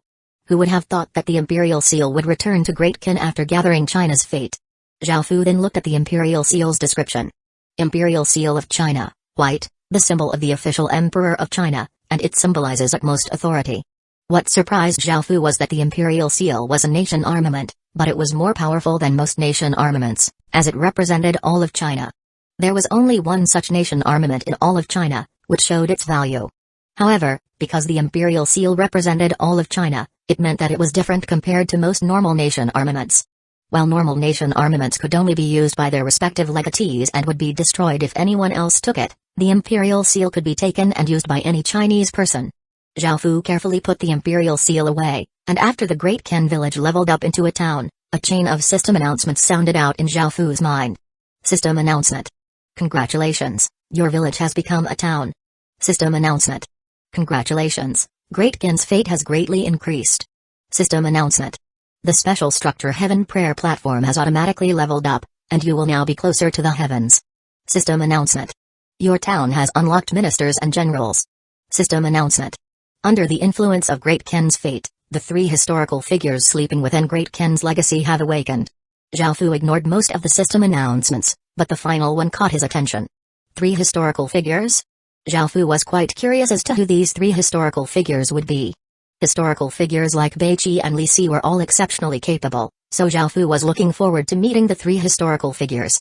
He slowly walked down from the Heaven Prayer Platform and went to the origin. He waved his hand as a black light shot out, and Zhao Fu chose to awaken those three people. Three figures appeared on the origin. After coming to their senses, they paid their respects to Zhao Fu and said together, "Your Majesty." Zhao Fu nodded and looked at the three people in front of him. He looked at the two men first. They were both around 24 or 25 years old, and one of them had a kind-looking face, a calm demeanor, and a long beard. Name, Wang Jian. Grade, SSS. Title, 4 Great Generals of the Warring States period, increases own troops' morale. Profession, General. Profession effects, can hold 2 different military professions. Achievement points, Commoner, 0 out of 200, Race, Human. Age, 25, 100, Loyalty, 100. Stats, Strength, 10, Intelligence, 10, Constitution, 10. Agility, 10. Cultivation, Stage 0. Cultivation technique, non-skills, none. Equipment, coarse cloth clothes, cloth shoes, coarse cloth pets. It was actually one of the most famous generals in history, Wang Jian. This greatly surprised Zhao Fu. Wang Jian was one of Great Qin's famed generals, and he made great contributions to Great Qin. Apart from the state of Han, the other 5 states were destroyed by Wang Jian and his son. It could be said that Wang Jian was the greatest contributor when Great Qin conquered the other 6 states, and even the first emperor of Qin greatly respected him. After looking at Wang Jian's stats, Zhao Fu looked at the other man. He had a cold and handsome face, and while he stood there, he gave off the airs of a sharp, unsheathed sword. Zhao Fu thought that he was Meng Tian, but after looking at his information, Zhao Fu was quite shocked. Name, Jnaya. Grade, SSS. Title, none. Profession, Swordsman. Achievement points, Commoner, 0 out of 200, Race, Human. Age, 24, 100, Loyalty, 100. Stats, Strength, 10, Intelligence, 10, Constitution, 10. Agility, 10. Cultivation, Stage 0. Cultivation technique, non-skills, sword proficiency. Equipment, coarse cloth clothes, cloth shoes, coarse cloth pets. This is Jnaya.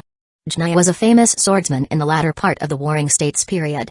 However, what made him famous was an extremely shocking matter, Jink's failed assassination of the first emperor of Qin, who was the king of Qin at the time. It was said that the state of Yan's famed assassin, Jink, had faced off against Jnaya, but what Zhao Fu had never expected was that Jnaya was actually part of Great Qin. This was definitely a secret that not many people knew. 123 King's Blood. Zhao Fu looked at the woman. She was quite good-looking and was wearing a plain white dress, and she gave off a gentle and wise aura. Name, Ba King. Grade, SSS. Title, none. Profession, Merchant. Achievement points, Commoner, 0 out of 200, Race, Human. Age, 25, 100, Loyalty, 100. Stats, Strength, 8, Intelligence, 10, Constitution, 7. Agility, 8. Cultivation, Stage 0. Cultivation technique, non-skills, business operation. Equipment, dress, hairpin. Ba King? When Zhao Fu saw this name, he remembered the stories about her. Ba King was also called Widow Ba King, and while she was not as famous as Daioken and Daji, anyone who was familiar with the Qin dynasty's history would know that she was a epic rank woman. Ba King was China's first entrepreneur, and her wealth could rival a nation's. At the same time, she possessed her own army, but she was not a target of the first emperor of Qin's suspicions. In fact, the first emperor of Qin treated her like an elder sister. For an emperor to treat her like this, it was evident how capable she was. She contributed a lot of money to the construction of the Great Wall of China and provided a lot of the mercury in the first emperor of Qin's tomb. However, her business empire disappeared as Great Qin fell. These 3 SSS great historical figures all had their own strengths. Zhao Fu asked Li Si to make arrangements for them and to introduce them to the Great Qin village. After Zhao Fu finished taking care of all of his matters, he would go and chat with them at greater length. Following this, Zhao Fu went to the city heart and looked at the Great Qin village's new stats. Village name, Great Qin Town, Epic Rank, Level, Basic, 140 out of 250,000, Village Area, 55 square kilometers. Village Territory, 1,680 square kilometers. Residents, 12,950 out of 120,000. Military, 5,640 out of 34,000. Popular support, 85. Village Special Stats, Territory Crop Output plus 70%, Territory Crop Growing Time minus 70%, Population Limit plus 50%, Residence Stats can randomly plus 4, Soldiers Stats plus 4%, Population Attraction plus 60%, Chance of attracting higher grade population plus 60%. Subsidiary Village Limit, 72 Subordinate Villages, Logue Village, Jean Village, Drun Village, Li Family Village, Wolf Village, Ferocious Tiger Village. After looking at this information, Zhao Fu found that its stats had once again greatly increased, and most of them increased by an additional 20%. What's more, Leveling up from a basic town to an intermediate town required 250,000 experience point, while leveling up from an advanced village to a basic town required 150,000 experience point. In other words, he now required an extra 100,000 experience point to level up again. Leveling up from an intermediate town to an advanced town required an extra 200,000 experience point, which was 450,000 experience point in total. Leveling up from an advanced town to a basic city required an extra 300,000 experience point, which was 750,000 experience point in total. 750,000 experience point looked like a lot, but this was not the most difficult aspect, as the requirements for leveling up an advanced town to a basic city also required one to possess 3 or more towns.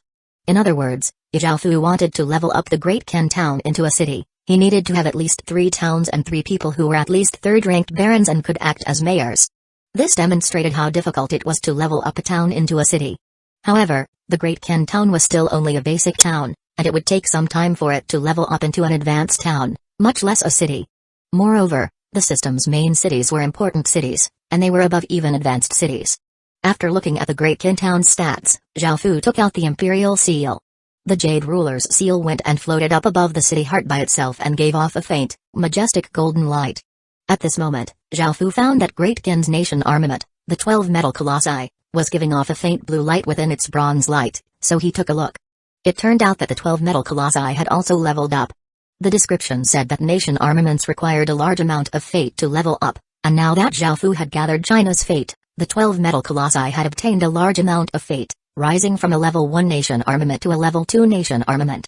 A level 2 nation armament was much more powerful than a level 1 nation armament, and it could suppress fate better, making it so that the fate did not flow away. Following this, Zhao Fu looked at the Heaven Prayer Platform stats. Heaven Prayer Platform, a special structure of an Empire Legacy village. It can level up with a village. Special stats: resistance to natural disasters plus 50%, chance of spawning S-grade or above villagers plus 25%. Finally, Zhao Fu went to the barracks, as there was a system announcement that stated that the minister and general professions had been unlocked. After arriving at the barracks, Zhao Fu found 2 new stone steels. The 2 stone steels could allow 5 people to become generals and 3 people to become ministers. Zhao Fu didn't have to think much about who to give these positions to. After all, there were many people who he wanted to nurture, but he hadn't given them a special profession yet. What's more, if he already had 5 generals, the military stone steel could be used to change a person's profession to commander. Commanders could have many generals under their command. In other words, commanders were ranked higher than generals. While generals were responsible for fighting on the field, commanders were more for creating strategies and giving orders. Adding on Huang Jian, who recently joined, Zhao Fu now had 6 generals, so he could allow 1 person to become a commander. Of course, this person was Beiqi. Zhao Fu called Beiqi over and told him to change his profession to commander. The commander profession was one that led and gave commands, rather than one of personal strength. Zhao Fu had a look at Beiqi's new profession. Commander, a grade military. Description: the evolved profession of general. Effect: receives skill, army command. Army command: all soldiers being led will receive orders easier, and not only will morale be increased, but soldiers will also not fear death. All soldiers being led will receive all stats plus 1, does not stack. Receives the ability to arrange troop formations. These were the effects of the commander profession. Not only did it increase morale, but it also made it easier to command soldiers and gave them all stats plus 1, which was 4 stat points. This was equivalent to having an exquisite secret silver rank piece of equipment, and there was no limit on the number of soldiers who could be led. However, what was most important was the ability to arrange formations. Even though they would not be able to use incredibly profound formations, they could use some basic formations to enhance defense and strengthen offense. Formations could cause soldiers to turn into killing machines, and formations allowed soldiers to unleash their full might on the battlefield. After looking at these professions, Zhao Fu went through the other system announcements that he had received. He found that his king profession had also been affected by fate, and he had reached the 2nd stage, King's Blood. 124 royal bloodline. The 2nd stage of a king profession turned all of his blood into king's blood. In the future, Zhao Fu's blood would contain a massive amount of king's power. The Heaven Awakened world possessed many different bloodlines and rankings of bloodlines. For example, bloodlines of angels and demons were more powerful than bloodlines of humans, which was why humans became much more powerful upon obtaining a bloodline. Zhao Fu's king's blood was definitely not any weaker than those bloodlines, and as Zhao Fu became more powerful, his bloodline would become more powerful as well. Bloodlines in the Heaven Awakened world were split into 24 levels. Levels 1 to 3 were low-grade bloodlines, Levels 3 to 6 were mid-grade bloodlines, levels 6 to 9 were high-grade bloodlines, levels 9 to 12 were royal bloodlines, levels 12 to 15 were imperial bloodlines, levels 15 to 18 were sovereign bloodlines, levels 18 to 21 were divine bloodlines, and levels 21 to 24 were origin bloodlines. Right now, Zhao Fu's bloodline was only a level 3 low-grade bloodline, as the Great Kin bloodline that he possessed was not very pure. Indeed, he was part of the collateral family, and even though he had gotten lucky and obtained Great Kin's legacy, he did not yet have a high-grade bloodline. However, even though Zhao Fu had a low-grade bloodline, he went to the Heaven Prayer platform and started to convert his bloodline into a royal bloodline. He sat cross-legged at the center of the Heaven Prayer platform and closed his eyes before starting to circulate his king's power. Traces of black aura streamed out from within Zhao Fu's body and covered him, forming a gigantic black ball. Within the black ball, Zhao Fu felt quite warm and comfortable, and he could feel his bloodline being refined. The sun rose and set, and soon, 3 days passed. The black ball slowly dispersed into traces of black aura again, revealing Zhao Fu. Zhao Fu's appearance had greatly changed. His somewhat delicate face now looked more dignified and imposing, and it contained coldness, majesty, and elegance. His black eyes became terrifyingly deep, and his short black hair now reached his waist. Now, Zhao Fu's bloodline was a level 9 royal bloodline, and it became much more powerful. In the future, Zhao Fu's blood would naturally contain king's power. After coming down from the Heaven Prayer platform, he saw that Li Si had been waiting for a long time. When Li Si saw Zhao Fu's changes, Li Si didn't dare to look at him directly. He could only lower his head as he said respectfully, "Your Majesty, everything has been taken care of, and the exploration teams have returned today." Hearing this, Zhao Fu nodded and went to a room, which had 3 people, and said, "What do you think about the Great Ken town?" Wang Jian paid his respects to Zhao Fu before saying, "Your Majesty, we think that everything has been taken of quite well. I have faith that Great Ken will one day return to its former glory." Zhao Fu smiled and started to talk with them. His main goal was to understand them more, and after talking with them, he decided on what to do with them. Zhao Fu then took some of the people who had not yet become generals and Wang Jian to the barracks. He made Wang Jian a commander. Wang Jian was a historical figure on the same level as Bei Qi, and he would fit this role well. Right now, Great Kin had 2 commanders, Bei Qi and Wang Jian, and 10 generals, Zhongdu, Li Wen, Zhao Jian, Old Log, Dog, Sar, Lakj, Daisy, Chen Shang, and Nico.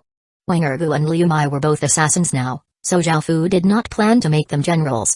Out of the 10 generals, 3 were from the general platform. Li Wen became a general through the undead profession Change Stone, and 5 were through the Great Ken's General Stone Steel. The final general, Chen Shang, was spawned by the system. Because of the various buffs from the Great Ken town and the Heaven Prayer platform, they typically spawned 2 grade villagers per month. The first this month was Menghen, and Chen Shang spawned while Zhao Fu was refining his bloodline. Not only did he already have a general profession, but he was also S-grade. After deciding what Wang Jian would do, Zhao Fu turned his attention to the cold and handsome Jnaya, who gave off a cold sword aura. Jnaya was SSS grade and extremely talented at swordsmanship. By the end of the Warring States period, he was already a famed swordsman, so Zhao Fu decided to make him his bodyguard. With his supreme swordsmanship, he was worthy of this position. Before, when he lacked people, Zhao Fu used Bei Qi as both a general and a bodyguard. However, he could no longer do this, as Bei Qi had become a great commander in charge of thousands of people.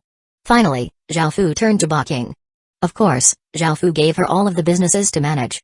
Before, they were managed by Xiaming, but with Ba King in charge, Zhao Fu felt even more assured. After giving the 3 of them roles, Zhao Fu remembered that there was still something he had not taken care of because of how busy he had been. It was about something interesting that one of the exploration teams had brought back. The item was quite special, and it looked like a little temple that was about 1 meter wide and 1 meter tall. There was also a statue of a little old man within it, who had a long beard and was holding a wooden staff, and he had an amicable and kindly appearance. Earth Temple contains a trace of divine power and can protect a piece of land. It requires sacrifices of incense, and the more incense there is, the more powerful the Earth Temple will become. Current stats: crop production time -10%, crop output +10%, resistance to natural disasters +5% compared to Western godly spirits. Zhao Fu preferred Eastern godly spirits. This was because while Western godly spirits were above the rule of kings and emperors, Eastern godly spirits were below the rule of kings and emperors. Zhao Fu believed that a king's authority should surpass all, even a god should submit to a king or an emperor. The Earth Temple's stats were quite good. After all, even a bronze-grade village would not have such stats. The 5% resistance to natural disasters was of key importance, and it was not something that just any item would have.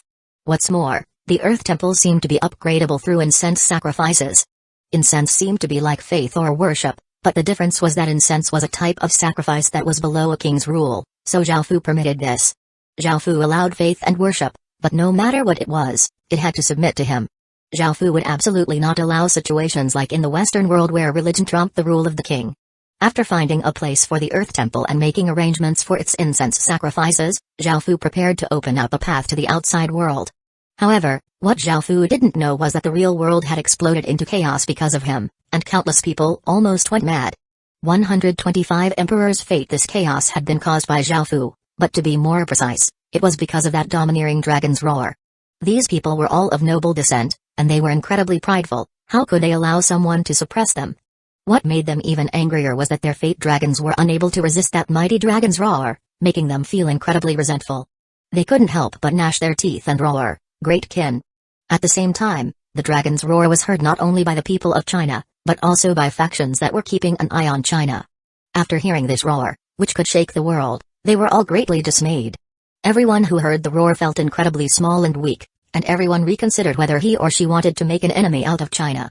China once again became the focus of the entire world, and one name resounded in everyone's ears: Great Kin. Great Kin had now caught the attention of countless factions, and everyone wanted to know everything about Great Kin. Now, even an idiot would know that Great Kin would become one of the most powerful factions in the world, and this made the other factions feel terror and despair due to how suffocatingly powerful Great Kin was.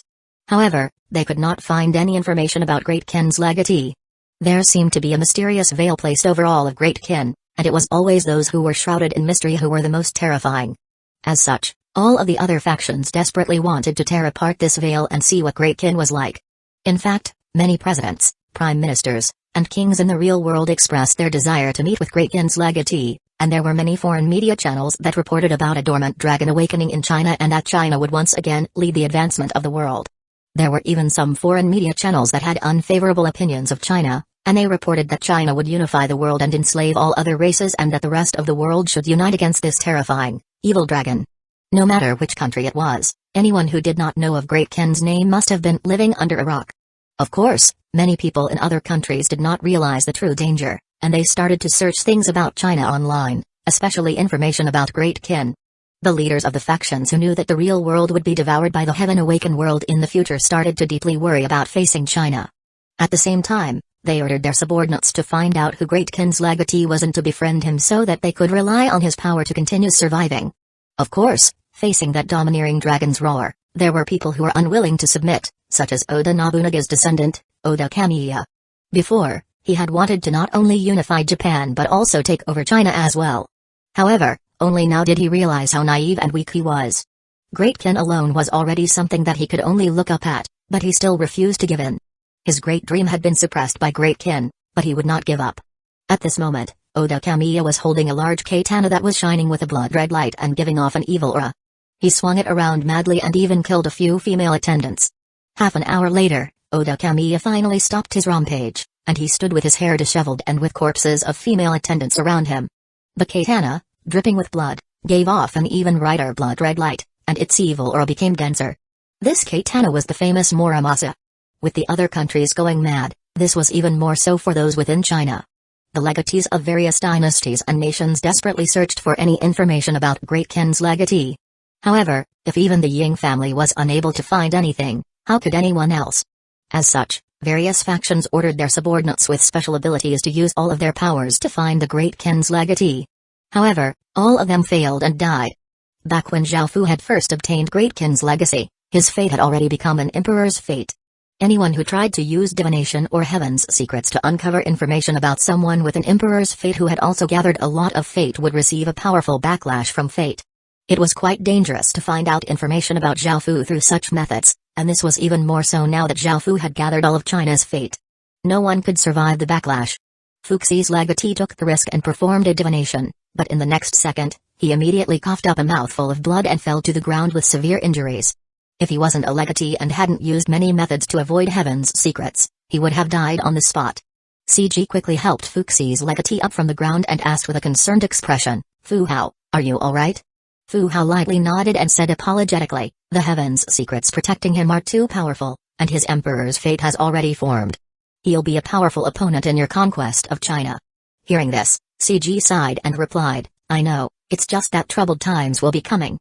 People will fall on hard times, and corpses will fill the land. However, in order to unify China, this is something that we must face. In this world, there will always be winners and losers, and I don't wish to become a loser." After saying this, CG's gaze became incredibly resolute. Elsewhere, the Wushan stood on a tall building, and he looked into the distance. There was a cold, domineering aura about him, and there were 5 enchanting women behind him who had blood leaking from their lips and had pale faces. It seemed that they had used some sort of secret technique. "Humphrey, Great Kin, the Wushan, will take you down one day," the Wushan said in an arrogant tone as he coldly gazed into the distance. Ji Shenming and Liu Yi's expressions were also unsightly, and their relationship with Great Kin was quite special. Because Great Shu had been destroyed by Great Kin, there was irreconcilable hatred between them, and the first thing that Ji Shenming wanted to do was destroy Great Kin. However, Great Kin had now become a massive stone that weighed on everyone's heart. As for Liu Yi, he understood that Great Kin would not spare Great Han, as Great Kin had fallen because of Great Han. This sort of hatred was not one that could be put aside, and it would be repaid in full. "Great Kin. Great Han was able to take you down back then, and will do it again in the future." Liu Yi gritted his teeth as his body slightly trembled. Only Zhao Fu was able to make China's 4 great legatees, the top 4 people on the Heaven's Pride rankings, react in such a way. 126 Stirring the world. At a long table within the Li family's hall, the Li family's old patriarch sat at the head seat with Li Baking sitting next to him. Sitting around the table were other important members of the Li family's main family. The Li family's old patriarch said with a serious expression, "Now, Great Kin's legatee has revealed his ferocity, and he has caused an uproar throughout the world. Various factions are trying to investigate Great Kin's legatee. The Li family should also make preparations. After all, Great Kin is simply too powerful, and even China's 4 great families have become incredibly wary of Great Kin. The Great Tang legacy, which is slightly weaker, should do the same. Tell me what you all think." Sitting next to Li Baking was a middle-aged man who was the patriarch of another one of the Li family's bloodlines. However, because Li Baking had received Great Tang's legacy, all of the other bloodlines had to acknowledge Li Baking's bloodline as sovereign and submit. When he thought back to the scene from before, his face became somewhat pale. As a patriarch of one of the Li family's main bloodlines, his bloodline was extremely pure, and he possessed some of Great Tang's fate. As such, he had also heard the domineering roar from Zhao Fu's fate dragon. At the time, he felt as if there was a savage black dragon that was tens of thousands of meters long in front of him, and its terrifying aura made his entire soul tremble. As such, he said, "I believe we should try to establish friendly relations with Great Kin's legatee. At the very least, we must not become enemies." Those who had pure bloodlines heard the dragon's roar, and they became somewhat pale. They could not resist the terror within them, so they all nodded and expressed their agreement. Seeing how cowardly they were acting, the Li family's old patriarch became quite displeased, and he said angrily, "Look how stupid and cowardly you're all acting. We have the Great Tang Empire's legacy, and we were called the Celestial Empire long ago. Do we really have to fear Great Kin's legatee when he doesn't even have the Ying family support?" Hearing this, the others felt a bit more courage and confidence, but they still could not forget the trauma that the dragon's roar had left on them. At this moment, Li Baking lightly smiled and stood up as he said, "I believe that even though Great Kin is quite dangerous, it's not yet time to focus on allies and enemies. Right now, the most important thing to do is to upgrade the advanced village into a town, and it's best if we do this before the 4 great families. Even though roughly 70% of China's fate has been gathered by Great Kin, there's still about 30% remaining. Even though 30% does not look like much, it's still a massive amount, and it is all that is left for China's other legatees. The Li family must not give up on the fate that is remaining." Those who heard Li Baking's words all nodded, and they approved of what he said. Following this, someone said, "I think that Great Kin's legatee must have some conflict with the Ying family, and now that the Ying family has almost gone mad, they still haven't found him. He must have a very good reason to not join the Ying family. I believe that we should try to convince Great Kin's legatee to join us, by openly working with the Wu family. The Ying family is blatantly disrespecting the Li family." Many people also agreed with this. However, the problem was that there was no information on Great Kin's legatee at all. Let alone trying to curry favor with him, they didn't even know who he was. Following this, after discussing some more things, the meeting was concluded. After everyone left, only the Li family's old patriarch and Li Baking were left. The Li family's old patriarch's attitude was no longer as tough, He had also heard the terrifying dragon's roar, and his expression became grim as he sighed and said, Kinger, right now, Great Kin has taken the #1 spot in China. It's far more dangerous than any other faction, and it will be your greatest obstacle. You must not relax for even a moment. Li Beiqing sincerely nodded and said, I understand, Grandpa. The Li family's old patriarch cast aside his worries, and a kind smile appeared on his face as he chatted for a while longer. After this, Li Beiqing left to take care of some other matters. Watching Li Beiqing leave, the Li family's old patriarch mused to himself.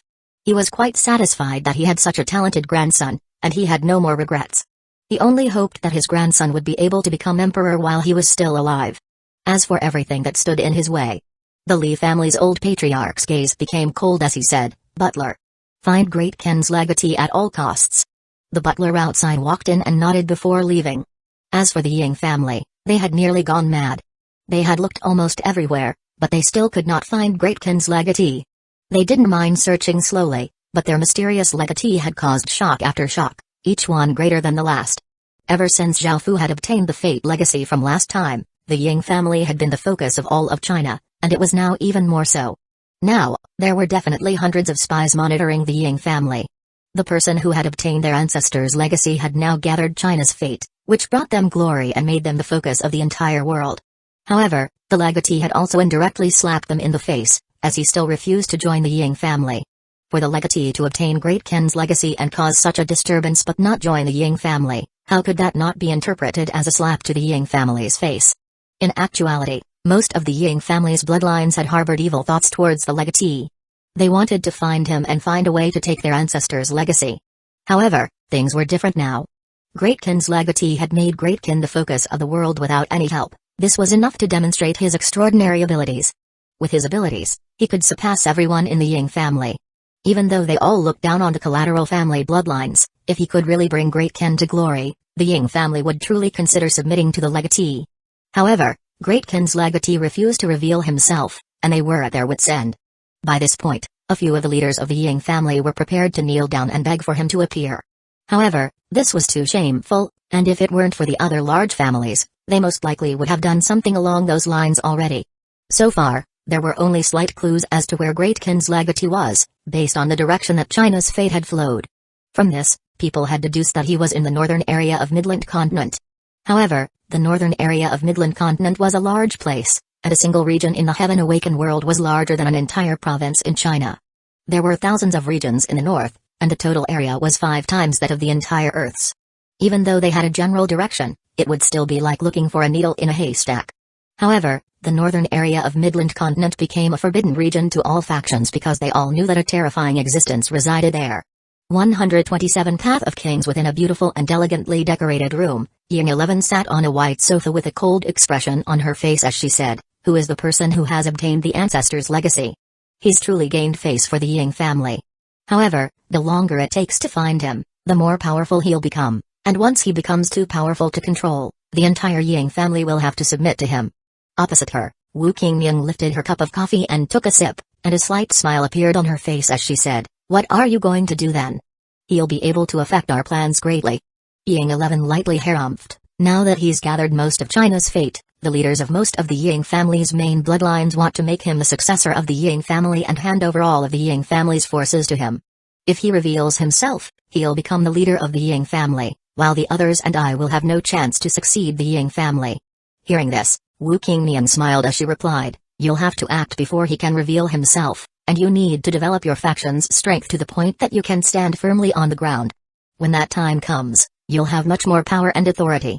Even if you don't want to submit to him, you'll at least be able to keep your independence." Hearing Wu Qingming's words, Ying 11 frowned and said, "It's not that simple. Even though I have most of my bloodline's resources, I didn't receive much of the Fate legacy, unlike the Wu family, which received some of Great Ting's Fate and a dark gold rank city creation stone.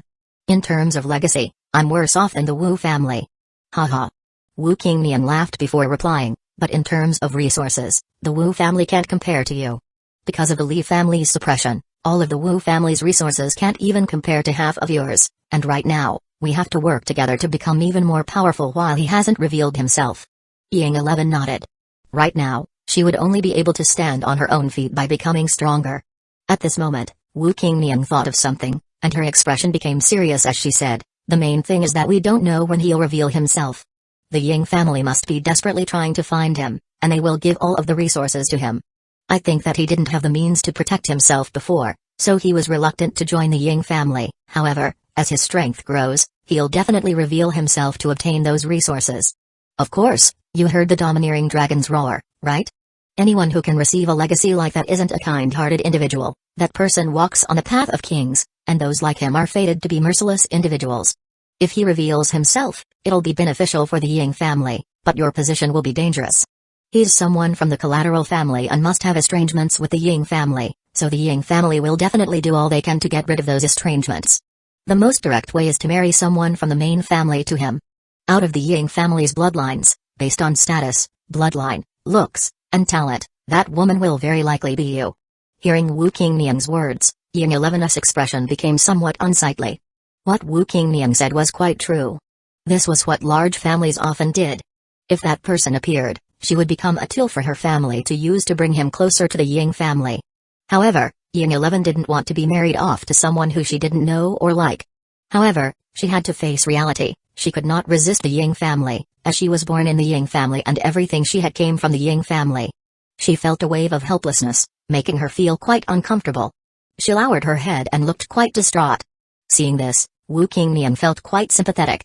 She understood the difficulties of being born into a large family, but she wanted to change her predicament. Seeing her good friend of many years looking like this, Wu Qingniang came over and sat by Ying 11's side, putting her arm around Ying 11. She smiled as she comforted her, saying, "All right, Lil 11, it's not as bad as you think. As your longtime friend, I'll definitely help you." Hearing Wu Qingniang's words, Ying 11 felt quite touched, and she looked at her with gratitude as she said, "Thank you, Qingniang." Seeing that Ying 11 had recovered, Wu Qingniang wickedly smiled and asked, "How are you going to thank me then?" Hearing this, Ying 11 frowned slightly and started to think it over.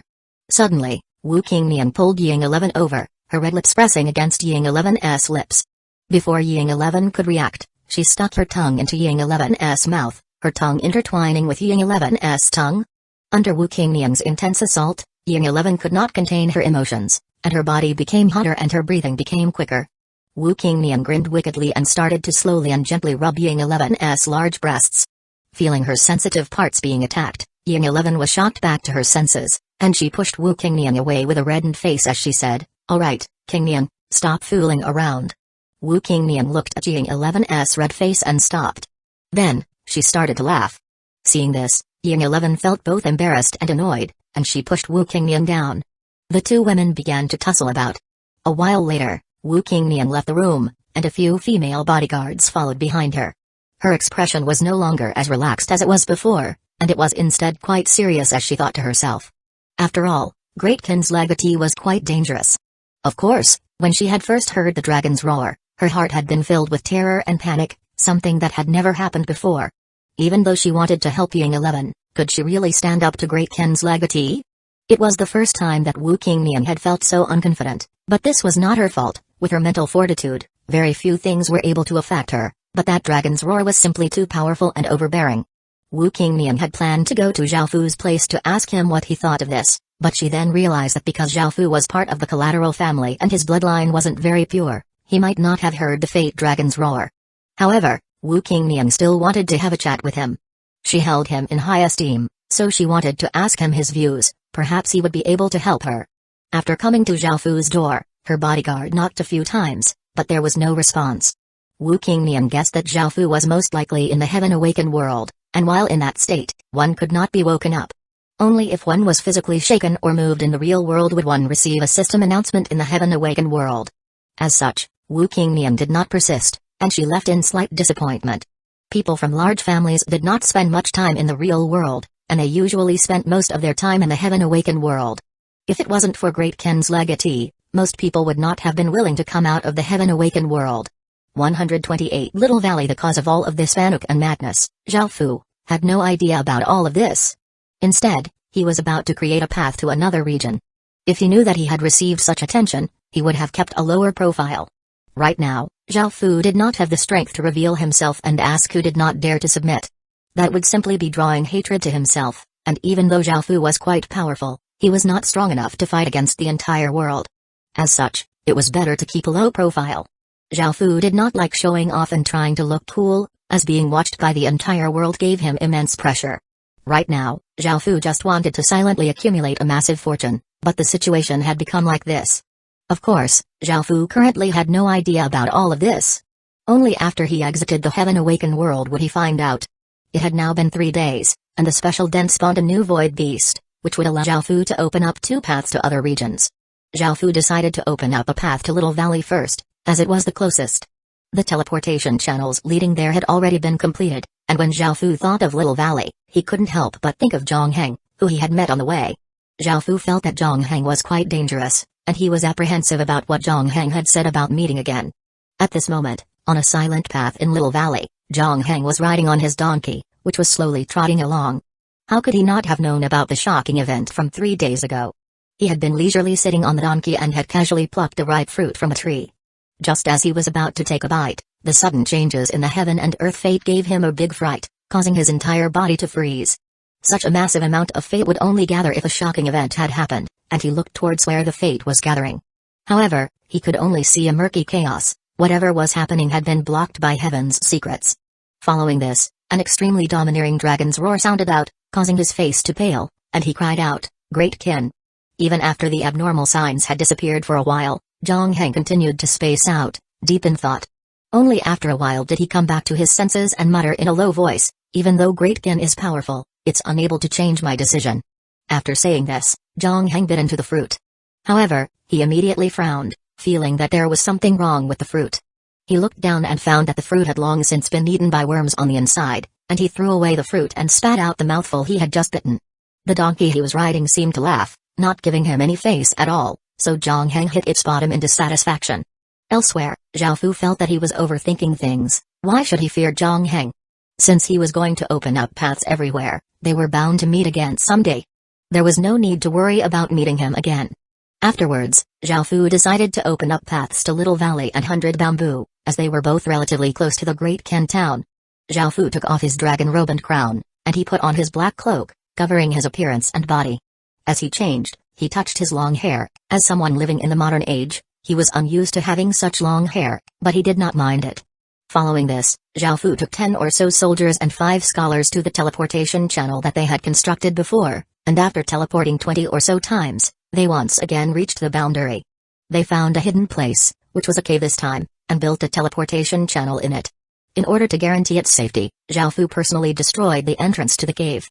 The 5 scholars quickly built the teleportation channel, but because it was within a void zone and couldn't be used, it did not give off any light. At this moment, Zhao Fu took out a void crystal and gave it to one of the scholars. The scholar took the void crystal and fixed it to the center of the teleportation channel. After being attached to the teleportation channel, the void crystal gave off a silver light, and the teleportation channel seemed to come to life, shining with the white light that teleportation channels normally gave off. Seeing this, Zhao Fu and his party entered the teleportation channel, and this time, they were able to use it. After a dizzying blur, the party came to a region with rocks strewn everywhere. There weren't any strange trees like those in the Forest of Horrors. It was a new region. System announcement. Congratulations, you have come to a new region, Little Valley. You have received 10 achievement points. Zhao Fu had never thought that he would be awarded achievement points for coming to a new region. However, 10 achievement points were not much, and they weren't affected by his King's Ring's effect, which made Zhao Fu quite curious. However, that was not the main issue. Zhao Fu quickly led his people to look for a cave. Soon, they found a cave that was 100 meters wide. Zhao Fu took out the Sky Demon's sword at his waist. It now had a sheath made from a fine gold drink material called black iron. Its color went well with the Sky Demon's sword, so it was used as the material to forge the sheath. Zhao Fu circulated his king's power and slashed the side of the cave entrance. The rocks immediately came tumbling down, sealing the entrance to the cave. Zhao Fu then took out a bronze rank city creation stone and pressed it against the ground before choosing to use it. A white ripple of light spread out and a few buildings appeared. Zhao Fu then ordered the scholars to create a teleportation channel, which was soon completed. Zhao Fu stood on the teleportation channel and 4 options jumped out: Cow Mountain City, Battle City, Firelight City, and Soul Step City. This was why Zhao Fu had established a village here. A teleportation channel in a village could link to the system's main cities in that region. Otherwise, he would have to continuously build teleportation channels as he went around looking for a main city. Now that Zhao Fu had blocked off the entrance to the cave, he clearly couldn't develop this village. After all, in such a remote place, It would require a few hundred soldiers to protect it, or he would have to worry about other people attacking it. If Zhao Fu left behind a few hundred soldiers whenever he opened up a new path, he wouldn't have any soldiers left. As such, it would be better not to develop this village. However, Zhao Fu would still send a few people here to manage the place and to take the newly spawned villagers to the Great Qin village. Bronze rank city creation stones were not very useful, and they were only used to increase the population. The other stats were completely useless to Zhao Fu. Looking at these 4 main cities, Zhao Fu chose Battle City. 129 Fearless Swordsman. This was the first time that Zhao Fu had gone to a main city of a different region, and he looked around with interest. He came here alone because he would be immediately put on the city's blacklist if he brought so many soldiers along. Even though Battle City was a main city, it was a fairly rough and crude place. Most of the structures were built from unrefined stone, and most residents wore fairly crude clothes, looking somewhat wild. Zhao Fu asked someone and found out why this city was called Battle City. Normal system main cities prohibited personal fights and provided arenas for people to settle their grievances. However, Battle City had a massive arena and encouraged fights. Here, one could earn merit points not only by completing quests but also by fighting in the arena. What's more, the lord of the city organized betting according to the strength of both parties, and anyone could bet. As such, there were many arenas, and there were seats for spectators to watch. No wonder the atmosphere here was so tough and wild. The arenas here were one of the biggest attractions. Zhao Fu was interested, so he went over to one to have a look. The arena was a circular structure, and there were rows of chairs made from ironwood. At the center, there was a 100-meter wide cage, and inside of it, 2 people were fighting against each other. There were many people here, and it was quite raucous. All of their eyes were glued on the 2 people battling in the cage as they cheered and shouted loudly. One of the fighters swung his sword, slashing open the other person's stomach, causing his guts to fall out. The scene instantly became incredibly bloody and gory. Seeing this scene, the audience cheered even louder, and the victor lopped off the head of the loser and excitedly yelled at the audience around him. After this, someone who seemed to be a referee walked into the cage and announced that the person had won. Now, people could either redeem prizes for the money they had bet on this person or convert the prize into money. The victors received not only merit points but also money and other prizes. So many players fought in these arenas. There were many different races that participated, players, indigenous residents, and even outlanders and beasts. After watching for a while and thinking to himself, Zhao Fu left the arena and started to take care of the more serious matters. He first went to the real estate office and used his status to purchase 20 lots of land, and he started to prepare to open a restaurant. After dealing with these matters in 2 hours, Zhao Fu went to the other 3 main cities and repeated what he had just done. Afterwards, he looked at Little Valley's special products, and he only returned to the Great Qin town when it was nighttime. After returning to the Great Qin town, Zhao Fu discussed with his main subordinates about starting up a business department that would take care of all of Zhao Fu's businesses. Before, business matters fell under the Internal Affairs Department. Zhao Fu employed many players and indigenous residents, but he only had a few managers. Now that he would be opening up paths to new regions, he needed a department to look after these businesses. For example, managing the restaurants, buying specialty products, selling specialty products, and conducting trade required many people, and the current departments couldn't take care of these matters well, so Zhao Fu left this to Ba King. After discussing this matter, everyone left except Zhao Fu and Jnaya.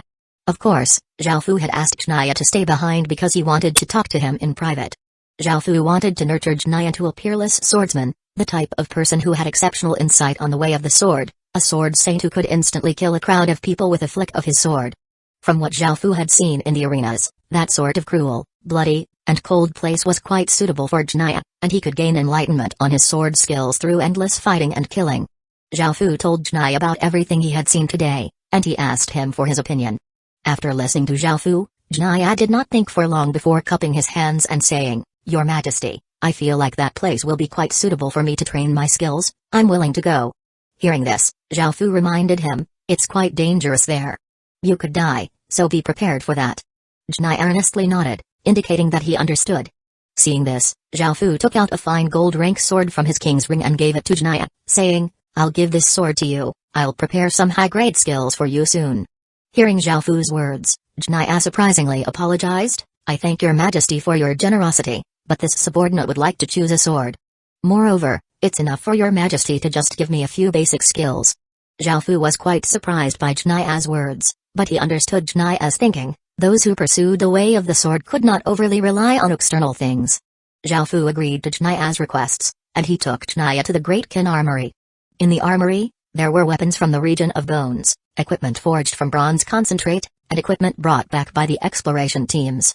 Jiraiya looked around at the countless weapons around him and lightly breathed in as he closed his eyes. He walked step by step past weapon after weapon, and he continued this for a while. Seeing this, Zhao frowned slightly and thought to himself, with so many weapons, surely there's one that Jiraiya's happy with. Jiraiya continued to walk, and as he was about to reach the end of the armory, he suddenly opened his eyes. His hand shot out and grabbed a sword that was covered with bloodstains. After picking up the sword, Jiraiya gently caressed it, feeling the coldness radiating from the sword, and he gave a satisfied smile. This smile caused Zhao to feel quite surprised. After interacting with him for so long, Jiraiya had seemed like an ice block, and he always had a cold expression on his face. This was the very first time that Zhao had seen him smile. After choosing a sword, Jiraiya returned to Zhao side and bowed as he said, "Your Majesty, I've chosen my sword." Hearing this, Zhao curiously looked at Jiraiya's sword. He thought that Jiraiya had chosen a sword of excellent quality, but it was only a bronze rank sword that they had most likely obtained after conquering a village. What's more, there was nothing special about it. However, since Jiraiya had chosen it, there was definitely something special about it. Following this, Zhao went to Holy Light City and prepared to choose a few basic skills for Jiraiya when he heard a shocking piece of news. The Lord of Holy Light City had been heavily injured. 130 Jiraiya Zhao was stunned when he heard that the Lord of a main city could be heavily injured. Just what had happened? A Lord of a main city was definitely an unimaginable expert who was at least stage 4. They were undeniably powerful, and something shocking must have occurred for one of them to be heavily injured to the point that he or she could not resist it at all. Nothing big had happened in the Heaven Awakened world over the past few days, except... Suddenly, Zhao realized that the city lord had been injured when he had caused the abnormal sign. This surprised Zhao, but he was certain that the city lord's injury had to do with him. Now that the city lord had been seriously injured, the main city fell into a special state. The number of guards on duty increased, and patrols became more frequent in order to prevent anything from happening. The atmosphere in the main city was quite suppressed, but they had no choice but to do this. With the city lord injured, this was the only way to make sure that the city remained safe. Zhao went to find Qin Nan and asked about this. Qin Nan said with a serious expression and a slightly apprehensive tone, "I don't know what happened, and the city lord doesn't remember either. All the city lord remembers is that an unimaginably powerful energy descended and smashed the city lord against the ground. The mighty city lord wasn't even able to retaliate." At this moment, Zhao curiously asked, "Big brother Qin, have you heard anything else about the city lord being injured?" Hearing this, Qin Nan looked around before whispering with a serious expression, "This matter has been listed as taboo, so it's best that you don't ask too much about it, otherwise, you'll bring trouble on yourself. The event that took place isn't something that we should pay attention to. After all, we are just small figures." Qin Nan would never have thought that the reason why the city lord had been injured would be right in front of him. By now, Zhao was more or less certain that this matter was related to him, but he still nodded and promised that he wouldn't ask about it further. After saying goodbye to Qin Nan, Zhao found 6 basic sword skills for Jiraiya and returned to the Great Qin town to give them to him. Following this, Zhao didn't have much to do, so he entered a state where he was asleep but cultivating. Soon, Zhao reached Tier 0 level 8, and he was only a little bit away from breaking through to Tier 0 level 9. Early the next morning, as the golden sun slowly rose from the east, Zhao woke up from cultivating and ate a simple breakfast before taking Jiraiya to Battle City. After arriving at Battle City, Zhao and Jiraiya went to an arena. Battles had not yet begun for the day, so it was relatively empty and quiet. Following this, they came before a tough-looking big man and Zhao asked, "Is this where we can register fighters?" Zhao had done his research, and he knew that one would receive a wooden token after registering for the arena. This token did not have any use, but it could level up. As a fighter won more and more matches, it would become an iron token, then a bronze token, silver token, gold token, etc. Having such a token brought quite a few benefits. Iron tokens allowed one to buy houses in the residential district, bronze tokens gave one a discount in system shops, and gold tokens gave one a status that was even a bit better than barons. At the same time, it also gave merit points.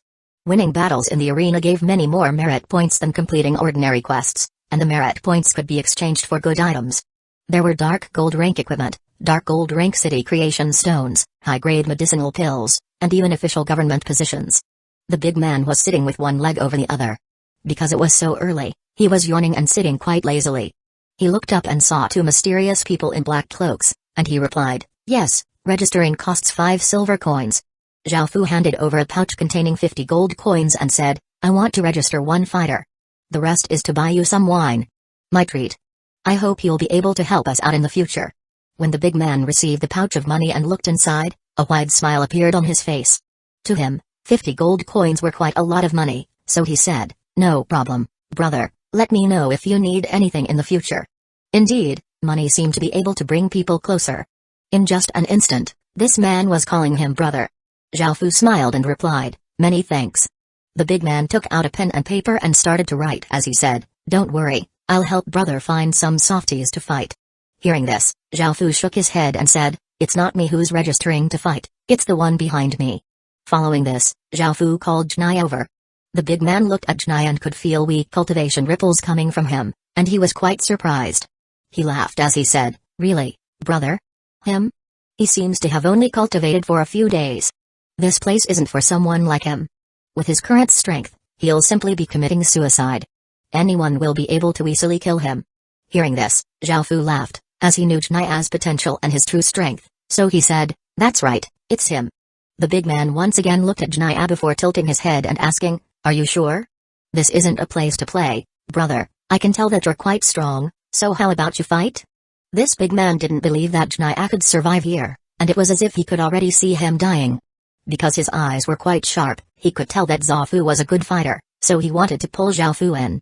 Of course, Xiaofu refused and said, "I'm not suited to fighting in a place like this." "Don't worry, I'm sure he's strong enough to survive here." Hearing Xiaofu's words, the big man once again looked at Janai. Since Xiaofu was so insistent, he had nothing to say, so he asked, "Do you want to use your real name or use an alias?" Some people use their real names, but because others did not want to expose their real names, they made up aliases for themselves. Normally, it was something like Starving Wolf or Ferocious Tiger. Xiaofu looked at Janai and waited for him to think of a name. Xiaofu was quite certain that Janai wouldn't use his real name. Sword training. Janai coldly said those two words. His aim here was to simply train his sword skills. Hearing this, the big man nodded and recorded that before handing Janai a wooden token with the name sword training on it. Following this, the big man took out a list of fighters and said worriedly to Xiaofu, "Brother, it's too hard to find anyone with cultivation below tier 0 level 1. Xiaofu lightly smiled and replied, "Just find someone around tier 0 level 3. "What?" The big man was completely flabbergasted. 131 is single strike, brother. Is there some enmity between you two? If you want to kill him, just do it. Isn't his method a bit too roundabout? Without even thinking about it, the big man knew that someone who had only cultivated for a few days going up against someone at tier 0 level 3 would simply lead to death. He did not believe that Janai would be able to live, so when he heard that Xiaofu wanted him to find a tier 0 level 3 opponent for Janai, he thought that Xiaofu wanted to use someone to kill Janai. Xiaofu smiled and did not reply to the big man. Instead, he turned to look at Janai and asked, "Do you feel confident enough?" "Yes, young master," Janai said resolutely as he lowered his head and cupped his fists together. Because it was not very convenient for his subordinates to address him as Your Majesty when outside, Xiaofu had ordered everyone to call him young master when they were outside. This sort of address was quite common, so it would not raise any suspicions. Hearing this, Xiaofu turned to look at the big man and said, "Just look for opponents around tier 0 level 3. Since Xiaofu kept insisting, the big man could only give in and look at the list. The big man said, "There's a match later against someone at the peak of tier 0 level 3 called Evil Tyrant. Brother, are you sure about this? If you are, I'll arrange it. Don't blame me when he goes to fight though." The big man continuously tried to talk Xiaofu out of it. After all, he had accepted Xiaofu's money, so he felt a duty to act in Xiaofu's best interests. Normally, he wouldn't care, as the fighters' deaths had nothing to do with him. Xiaofu nodded before heading with Janai to the preparation area for fighters and started to wait. Time gradually passed, and people started to fill up the arena. By the time the battles started, the arena was packed with people. At this moment, a person walked onto the stage and said with a loud voice, "Good morning everyone, I'm Lone Wolf, the mech for this arena. I'll now introduce the first fighters for today. We have the notorious Evil Tyrant, whose cultivation is at the peak of tier 0 level 3, I'm sure everyone's familiar with him. Last time, he used his massive hatchet to split a person with tier 0 level 4 cultivation in half." As the mech spoke, a man with a ferocious-looking face walked out with a large hatchet in his hand. Seeing him walk out, countless spectators yelled out his name. It seemed that he was quite popular here. Hearing these cheers, Evil Tyrant grinned. He enjoyed the feeling of thousands of people looking at him and cheering, and he waved back before walking to the mech's side. The mech then continued, "Next, I'll introduce Evil Tyrant's opponent. He's someone who has only cultivated for a few days, and he has not reached Tier 0 Level 1 yet. His name is Sword Training. Following this, Jiraiya walked out while wearing his black cloak. However, as soon as he walked out, the cheers stopped, and many people started to complain. They were here to see brutal fights, not boring massacres. Why the hell is there someone who has only cultivated for a few days fighting here? That's right. What's the point of this fight? Isn't this just suicide? Hurry up and finish it so we can move on to the next fight. The mech felt quite awkward. However, Jiraiya did not react at all, and he went next to the mech. Following this, the mech started to announce the betting odds. If Evil Tyrant won, those who bet on him would earn a bit less than double, but if Jiraiya won, those who bet on him would earn 30 times what they bet. It was obvious that no one believed that Jiraiya would win. The spectators all believed that Evil Tyrant would win, so after the mech finished making the introductions, everyone placed his or her bet on Evil Tyrant, as everyone thought that it would be easy money. Seeing this, Evil Tyrant felt quite pleased, and he looked towards Jiraiya and harumphed. Jiraiya ignored this provocation, remaining cool and expressionless. Seeing this, Zhaofu couldn't help but lightly laugh. He took out 1,000 gold coins and bet it all on Jiraiya. Zhaofu felt completely confident in Jiraiya, and if it wasn't for the fact that bets were limited to 1,000 gold coins per match in order to prevent people from going bankrupt, Zhaofu would have bet all of the money he had on Jiraiya. Following this, after everyone made their bets, Evil Tyrant and Jiraiya entered the 100-meter wide cage from opposite sides. The mech loudly announced, "Let the battle begin." At that moment, the countless spectators yelled, "Hurry up and kill him, Evil Tyrant. Finish it quickly so we can move on to the next battle. Give us an easy win and we'll keep betting on you." Hearing the shouts from outside, Evil Tyrant grinned in satisfaction. He was completely confident that he would defeat this person, who had only cultivated for a few days, and he called out, "Oi, if you count out 3 times, I might just spare your life." Jiraiya did not reply to Evil Tyrant, and he continued to stand still. The only thing he did was take out his sword, and he did not even take off his cloak. The cloak could hide his appearance and body, but it would restrict his movements, especially when fighting. This caused Evil Tyrant and all of the spectators to loudly laugh. They all thought that this person was here to commit suicide. The mech watched on and said to the big man in charge of registrations, "Bro, did you make some sort of mistake? Why did you put this person, who has only cultivated for a few days, against Evil Tyrant?" The big man felt quite helpless as he replied, "I didn't want to do this, but the man in charge insisted that he fight against someone around Tier 0 Level 3. "Really?" The mech was quite surprised and looked at Jiraiya. Because of the cloak, he couldn't tell much, so he didn't place much hope in this person. Facing Evil Tyrant's arrogance, Jiraiya did not react at all. He held his sword with one hand and did not move, making him look like a piece of wood. Seeing that Jiraiya did not react at all, Evil Tyrant felt quite displeased, and he coldly harumphed and said, "Since you want to die, don't blame me." Evil Tyrant raised his large hatchet and circulated his cultivation power as he rushed at Jiraiya. Evil Tyrant was quite strong, and he gave off the airs of a massive wild beast. Soon, Evil Tyrant arrived in front of Jiraiya. The spectators were all here to see bloody battles, and when they saw Evil Tyrant's hatchet descend towards Jiraiya, they were all certain that Jiraiya was doomed, so they all cheered loudly. Evil Tyrant was also certain that Jiraiya was about to die, and he laughed savagely as he swung downwards with his hatchet. At this moment, Jiraiya slowly raised his head, and his icy eyes caused Evil Tyrant's body to pause. At that moment, Jiraiya finally moved. Shing! Jiraiya's sword hummed as an arc of sword light flashed momentarily. That sword strike was incomparably fast, and most people had not been able to see it clearly. Kai! Evil Tyrant's body froze, a confused look on his face. Blood started to spurt out from his neck, forming a bloody mist, while Jiraiya, who was wearing a black cloak, gave off a terrifying aura. The raucous arena instantly became deathly silent. 132 Sword Demon Bang. A thud echoed as Evil Tyrant's body half kneeled before collapsing to the ground, and blood started to flow out from him. His expression before he had died was one of disbelief. He had died at the hands of someone who had cultivated for only a few days. Everyone present also looked incredibly shocked. All they saw was Jiraiya raise his hand, and an arc of sword light flashed before everything had ended. It was just that simple, just that fast. Is this really possible for someone who has only cultivated for a few days? The audience could not believe their eyes. The feeling that Jiraiya gave them was one of an extremely strong expert, not that of a newbie. Some who were perceptive could tell that Jiraiya had indeed only cultivated for a few days, and after they saw the sword light he had unleashed, they could tell that his power came from his sword techniques. From a single glance, they could tell that he was on the level of a master, and he could even start his own sect. Indeed, Janaya was this powerful because of his sword skills. Back then, Janaya was one of the most famous swordsmen under the heavens, and he pursued the way of the sword his entire life. That experience seemed to have passed on to this life. What powerful sword skills! The mech said. Even the mech couldn't help but gasp when he saw those sword skills. The big man in charge of registration stared at Janaya with wide eyes, and he was incredibly shocked. He had never expected Janaya to be so powerful, and he had thought that Janaya was doomed. Hearing the mech's words, he couldn't help but nod. All of the spectators' attitudes immediately changed upon seeing how powerful Janaya was. After a brief spell of silence, all of the spectators started to shout his name: sword training. Sword training. Sword training.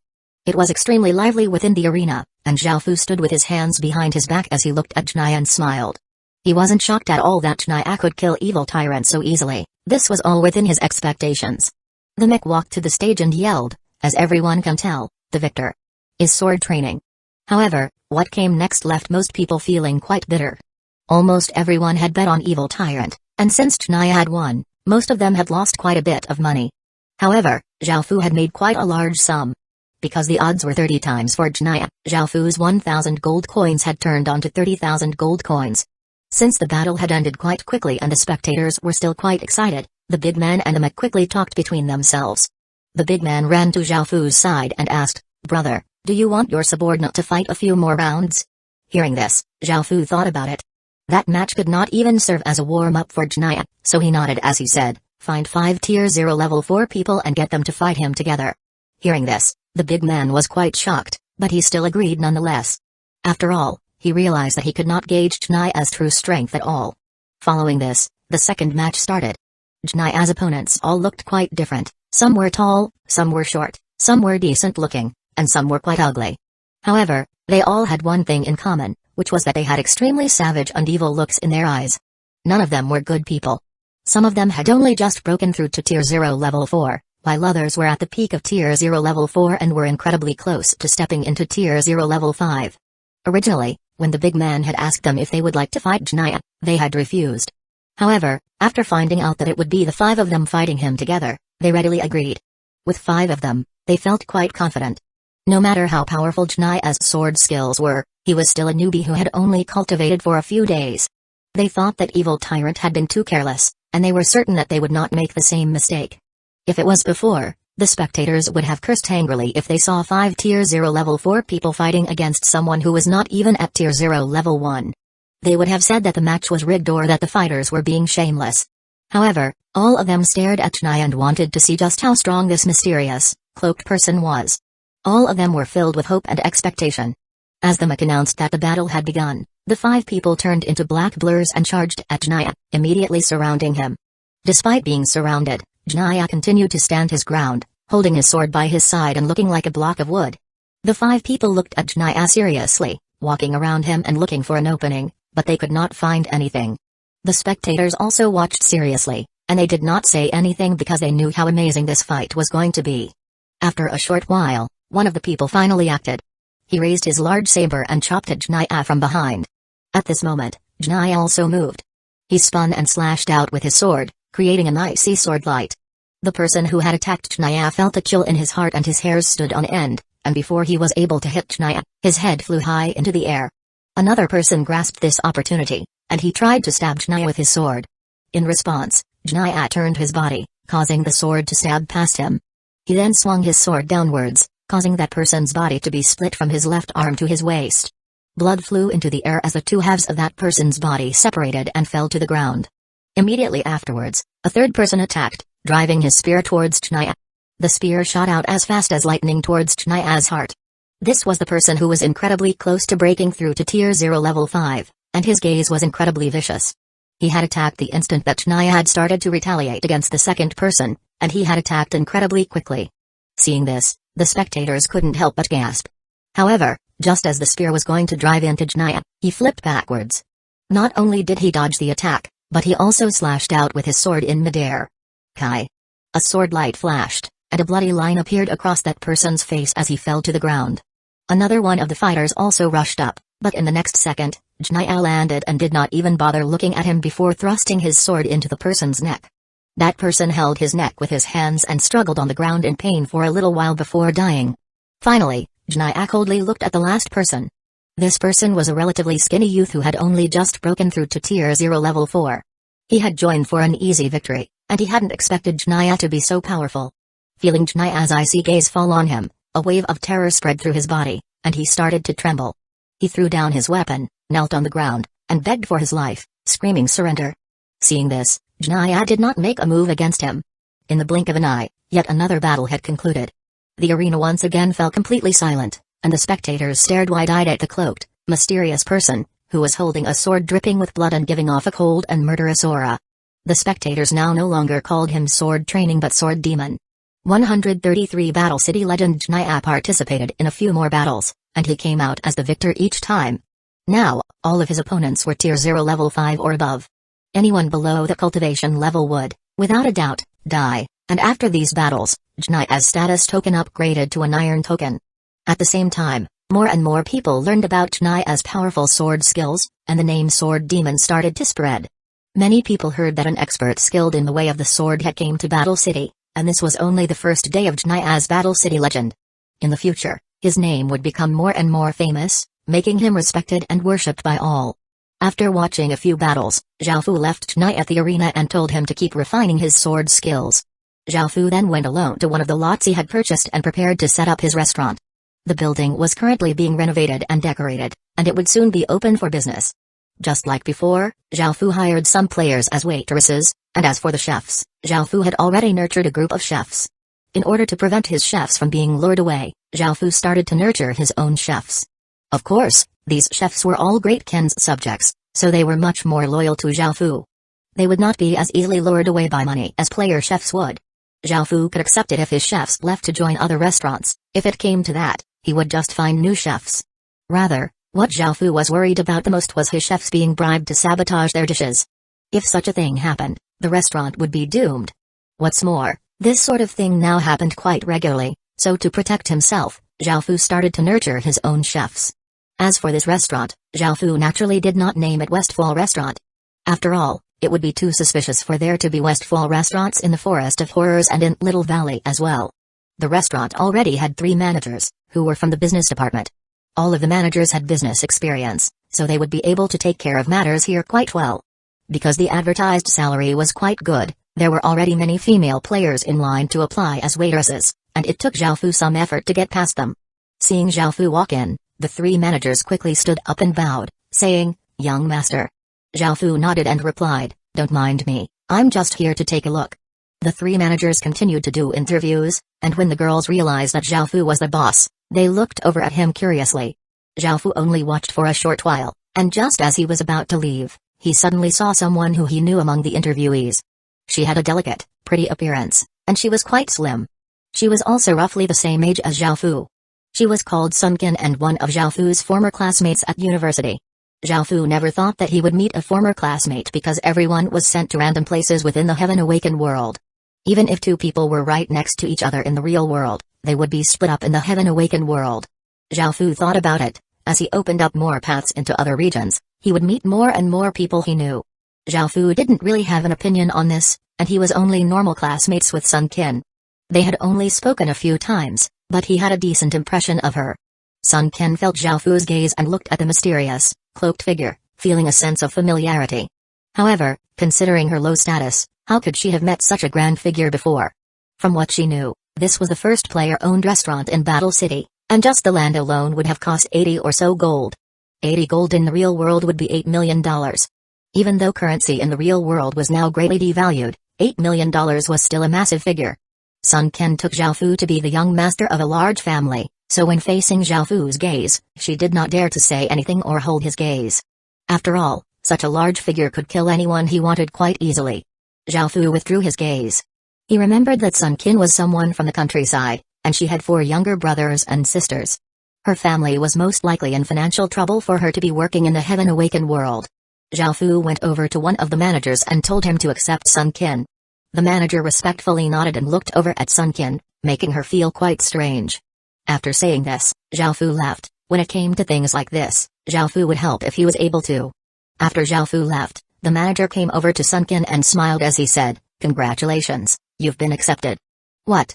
Sun Qin was shocked. She had not even been interviewed yet, So how had she been accepted? When the manager approached her, she thought that she hadn't been accepted, as there were almost 300 women here. With this sort of competition, Sunken did not have much confidence. However, what she did not expect was that she would be accepted. She felt that this had to do with the mysterious boss looking at her, and she wondered if she really knew that person. "Ms. Sun, you can start work tomorrow," the manager said to Sunken in a friendly tone. Sunken came back to her senses and quickly nodded.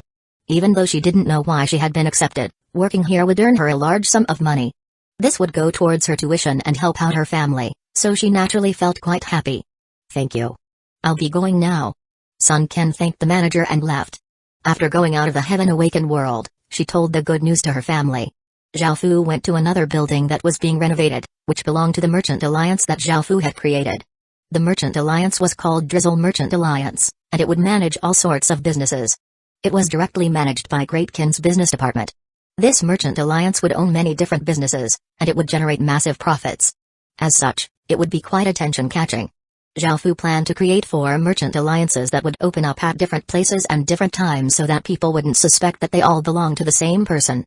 At the same time, Xiaofu wanted to create a few factions that mostly consisted of players. There would be many uses for them, and Xiaofu would control them from the shadows, never revealing himself. However, Xiaofu still hadn't met anyone who could help him with his plan, so he could only put this plan on hold for now. After looking around Battle City, Xiaofu went to the 3 other main cities and repeated the same things. Afterwards, he returned to the Great Ken town feeling satisfied, and he prepared to open up a path to another region. 134 Divine Soldier Soul. With his experience from the first time, Xiaofu didn't take that many people this time. In total, he took 5 scholars, who now specialized in building teleportation channels, and 3 normal soldiers. This path was 200 bamboo, and the method used was essentially the same as before, teleporting 20 or so times and finding a cave before using a city creation stone and connecting 200 bamboos 4 main cities. 100 Bamboo was, of course, named after its bamboo trees. There were lush, jade-green bamboo forests everywhere, making it seem as if there was a massive green ocean. It was both beautiful and majestic.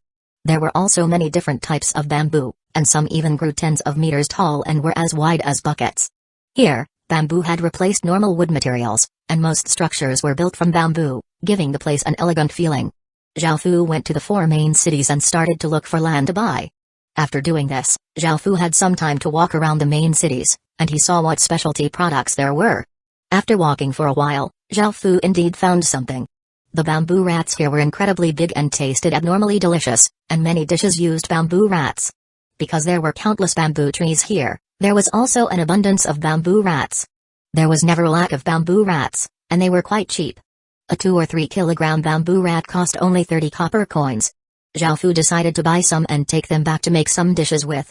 As time passed and factions grew, more and more people would rise to the rank of baron, and they would be able to purchase properties in main cities. If they also started restaurants, Xiaofu's restaurants would be greatly affected. If he could make special dishes that no one else could make, he would have an advantage over the others. This was how restaurants competed against each other. After this, Xiaofu returned to the Great Kin town and found that Li Wen was waiting for him with a strange look of joy on his face. There were now 2 teams exploring the underground passages, and because they had so little information, it was quite dangerous. As such, Xiaofu had ordered Li Wen and the teams to be especially careful. Even though this meant that they had to slow down, Xiaofu's priority was their safety and lives. Li Wen was normally in the underground passages, so Xiaofu would rarely see him. When Xiaofu saw that Li Wen was waiting for him, he curiously asked, "What is it, Li Wen?" Hearing Xiaofu's words, Li Wen first paid his respects to Xiaofu before smiling and taking out 10 orbs from his spatial ring. These orbs all gave off a faint white light, and they had a soldier's image within them. Indeed, they were all soldier souls. Seeing so many soldier souls, Xiaofu was quite happy because with the soldier souls that he already had, he now had 103 soldier souls. This meant that he could now form a general armament. Xiaofu had wanted a general armament for a long time, so now that he could finally form one, he was especially happy. "Owner, I want it," the Sky Demon's voice said in his mind. Such a large number of soul-type items would be great nourishment for it. However, Xiaofu immediately refused because soldier souls were quite rare. Xiaofu wanted to obtain 24 general armaments as soon as possible to form a king armament. Xiaofu's king's ring had been formed using the ancient king armament shard, which contained only a fragment of a king armament's power. How powerful would a true king armament be? The Sky Demon immediately became quite unhappy, and it retreated within the sword to sulk. Following this, Zhao Fu took out soldier souls and started to fuse them together. He started off by fusing 2 soldier souls together, however, the resulting soldier soul wasn't much different. The image became clearer and the energy it gave off became stronger, but that was it. Following this, Zhao Fu continued to fuse the soldier souls, a third, a fourth, a fifth. As Zhao Fu fused more and more soldier souls together, the image of the soldier within the orb seemed to become corporeal, and it gave off a mighty power. This was after Zhao Fu had added a 10th soldier soul. Zhao Fu looked at the orb stats and found that there were changes. Divine Soldier Soul, an item combined by fusing many soldier souls. It can enhance equipment or can be used as a summoning item. It can also be fused with a formation or structure to become a guardian spirit. Divine Soldier Souls were much more useful than soldier souls. It had a summoning ability, and Zhao Fu guessed that it was similar to a soul crystal in that regard, such as the soul crystal Zhao Fu had used to summon the Ironback Demon Bear. However, the Divine Soldier Soul did not seem to have summoning restrictions, so it could most likely be reused. After looking at the Divine Soldier Soul's stats, Zhao Fu tried to continue fusing soldier souls into it, but he received a system announcement that he could not do so. What's going on? Didn't it say that fusing 100 soldier souls could form a general armament? How come it won't let me fuse anymore? Zhao Fu stared at the Divine Soldier Soul before coming to a sudden realization. Rather than fusing 100 soldier souls together, he needed to fuse them into 10 Divine Soldier Souls and then fuse the Divine Soldier Souls together.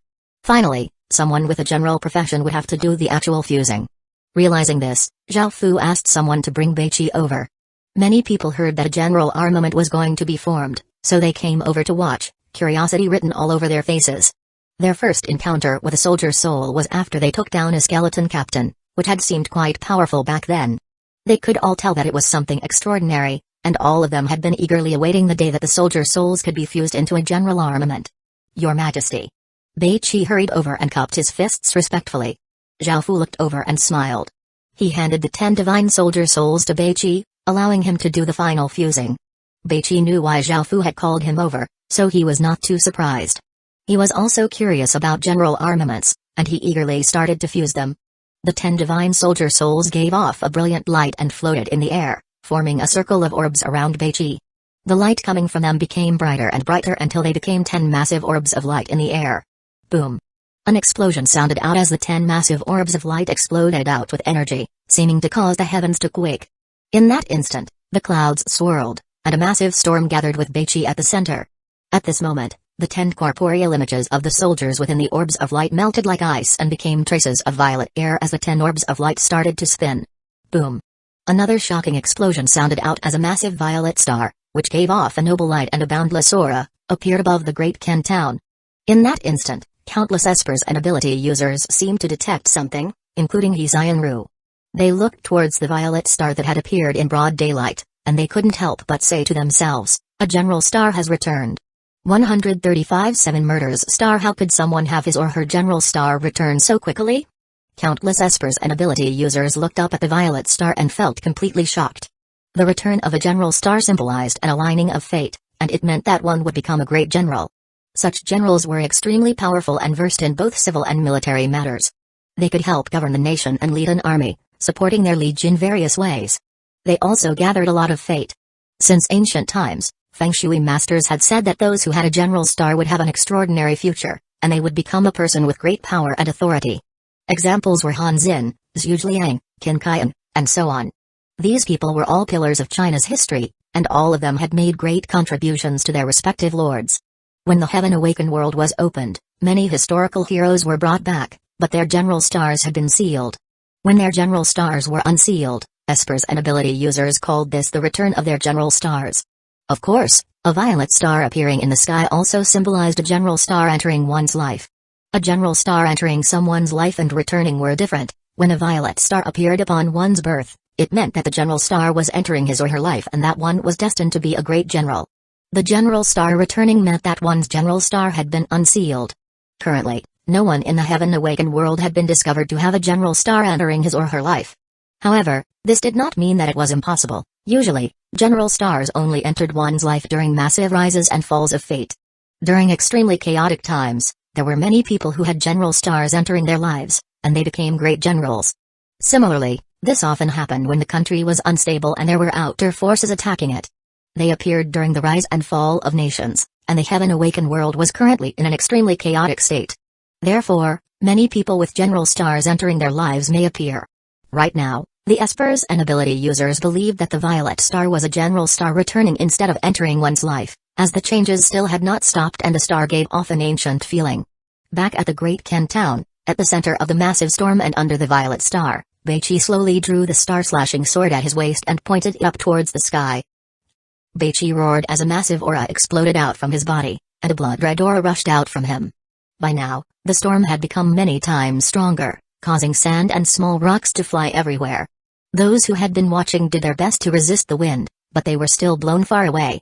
Zhao Fu unleashed a black screen with dragon inscriptions in front of him and was able to resist the wind. Boom! A massive explosion sounded out as a few arcs of blood-red lightning flashed around Beichi. Following this, a massive blood-red pillar of light rushed up from Beichi towards the violet star. As the blood-red pillar shot towards the violet star, which shined with a noble light, was dyed with a blood-red color and gave off a cold and murderous aura. The instant that the countless espers and ability users saw this, their pupils contracted and cried out, 7 murders. Out of the 13 general stars, the 7 murders star was the most wrathful, and it was also the one most oriented towards killing. Moreover, when the 7 murders star shined with the voracious wolf star and the army destroyer star, the formation was called the murder destroyer wolf. Once these stars were gathered, great changes would happen underneath the heavens. The 7 murders star gave off a blood-red light as it hung in the blue sky, creating a strange scene. At this moment, the blood-red pillar of light around Beichi started to weaken before it disappeared, and an explosion followed this. Boom! A blood-red pillar of starlight descended from the 7 murders star and fell on Beichi's body, causing the surrounding air to explode. This massive impact caused the ground to crack, and even Zhao Fu took a step back. Luckily, the storm had stopped by then. Under the blood-red pillar of starlight, Beichi continued to point his sword towards the sky, and the starlight started to cause changes to his body. His eyes shot out a cold, blood-red light, and his long black hair blew in the wind. The killing intent he exuded seemed to reach the heavens, and he was incredibly terrifying. At this moment, the 10 orbs of light slowly floated towards Beichi and entered the sword he was holding. After the orbs of light entered it, the silver star-slashing sword turned into a noble violet color, following which, it became a blood-red color. The color was just like that of the 7 murder star, and it radiated a cold-killing intent. The words 7 murders were carved by themselves on the blade. After that, the transformation was complete. The pillar of blood-red starlight slowly disappeared, as the blood-red 7 murders star also faded. After all of these abnormal signs disappeared, the ground was left in a completely disordered state. Beichi stood in the center, and because his killing intent was almost corporeal, no one dared to approach. Right now, Beichi seemed to have become the Beichi that was recorded in the annals of history. Killing a single person makes one a murderer, killing 10,000 makes one a hero. Killing 9 million makes one a hero among heroes. During ancient times, Beichi had a 7 murders fate. He fought on the battlefield for 37 years, took down more than 70 cities, and killed millions of enemies. However, in the end, Beichi was eventually seen as a threat, and he was ordered to commit suicide. Zhao Fu couldn't help but internally sigh when he thought about that. That had been the first emperor of Qin's fault, not Beichi's. Zhao Fu definitely wouldn't do such a thing in the future. As the blood-red star slowly faded, the countless espers and ability users looked away, resisting the urge to perform a divination. The backlash from doing such a thing would only be slightly lower than divining someone with an emperor's fate, and if this general belonged to the person with the emperor's fate, the backlash would be 3 times greater. After all, since this was the return of a general star, the person most likely already had a liege. Who was that person? Who was his lord? He was the first person to unseal the 7 murders star, and his name will definitely resound across the world in the future. Suddenly, the espers and ability users realized that the 7 murders star had appeared in the north. Upon realizing this, the espers wondered to themselves, surely this 7 murders star doesn't belong to Great Qin? Because the northern region of Midland continent was quite big, that 7 murders star may not belong to Great Qin. However, there was at least a 50% chance that it did. 136 effects. Upon realizing that Great Qin had gathered most of China's fate and had obtained the 7 murders star, many of the famed espers and ability users determined that Great Qin would become an incredibly powerful faction in the future. As such, some of them even started to have thoughts of joining Great Qin. As for the ones who already had lords, they reported this matter with serious expressions on their faces to their legatees, causing that ear-piercing name, Great Qin, to once again sound in their ears. The matter about Great Qin gathering the fate of China had already caused a lot of anger and dissatisfaction, and now, The last thing the other legatees wanted to hear about was Great Kin. However, it wasn't likely that the 7 Murders star belonged to Great Kin, so the waves caused by this information were not as great. However, it still resulted in some worry.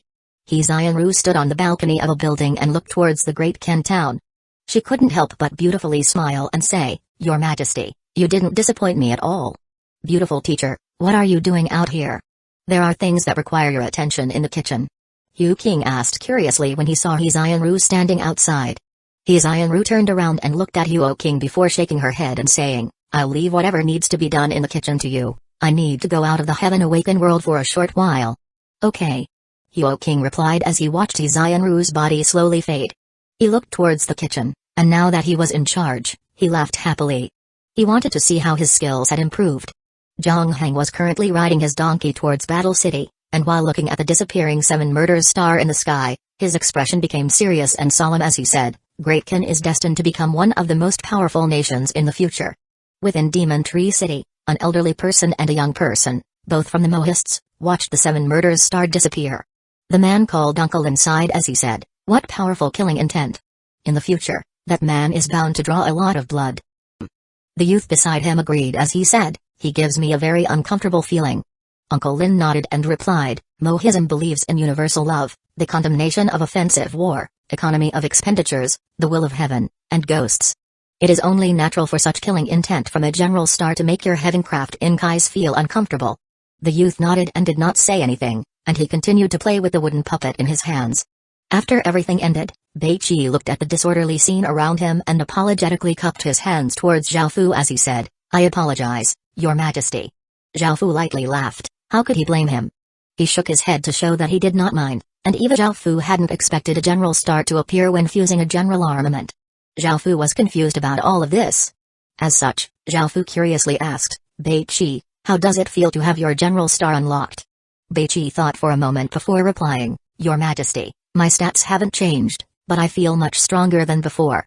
After listening to his vague answer, Zhaofu realized that unlocking the general star must have changed Beichi's fate, which could not be seen through physical means, so he didn't ask him any more questions about it. Zhaofu turned to look at the blood-red sword in Beichi's hand. Zhaofu was quite interested in it, as it had fused with a general armament and seemed to possess a connection with a general star. As such, its effects should be quite extraordinary, so Zhaofu took it and had a look.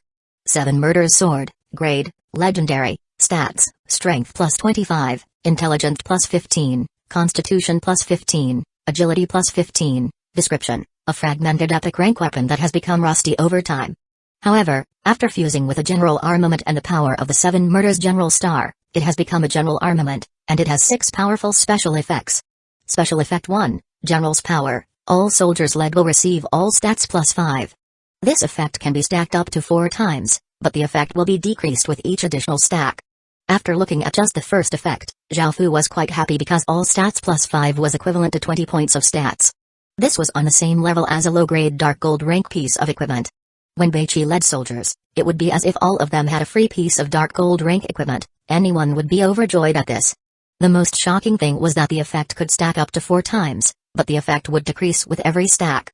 For example, if Zhaofu had multiple generals with general armaments, the first would give all stats plus 5, the second would give all stats plus 4, the third would give all stats plus 3, and finally, the fourth would give all stats plus 2.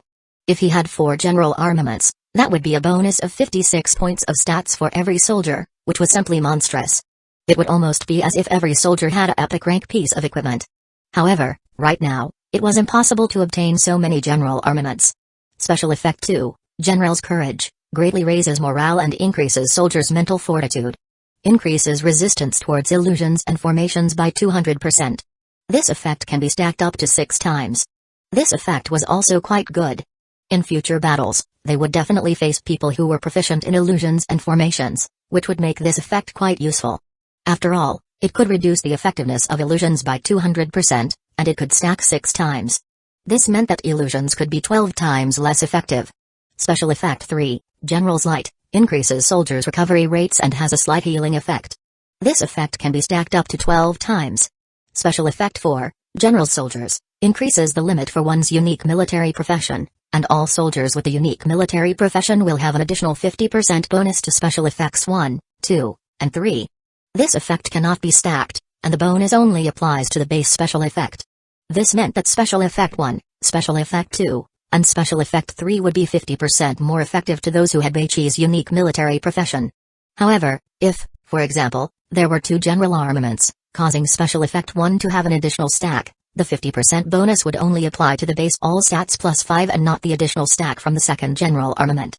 Special Effect 5, Soldier Aura Formation. Each soldier gives off his or her own soldier aura, and the soldier aura is confused to form a powerful weapon or beast.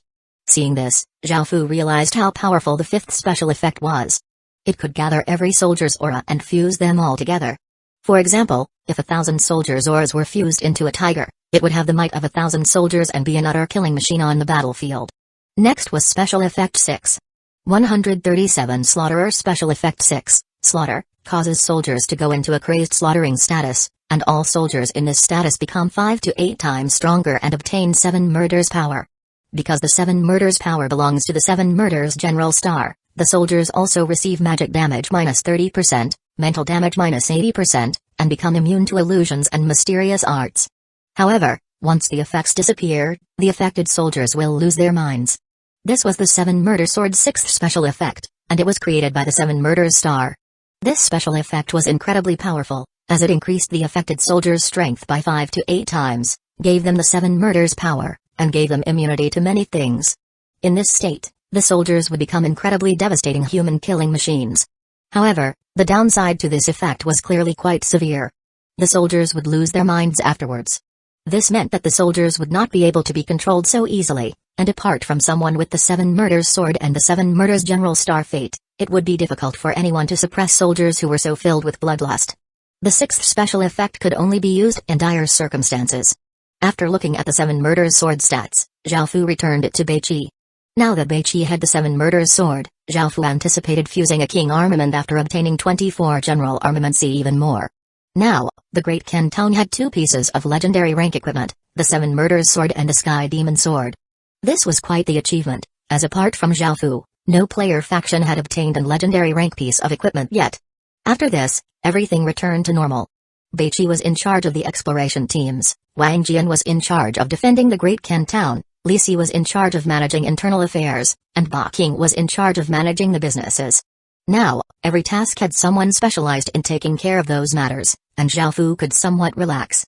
Apart from going to the various main cities to buy land, he could leave almost everything else to others. He had already opened up 2 paths, and since it took 3 days to spawn a new void beast, Xiaofu had nothing to do for now. As such, Xiaofu wandered around the Great Ken Town for a while before arriving at Rising Ken Academy. Xiaofu was surprised to see Asuni wearing a scholar's robe.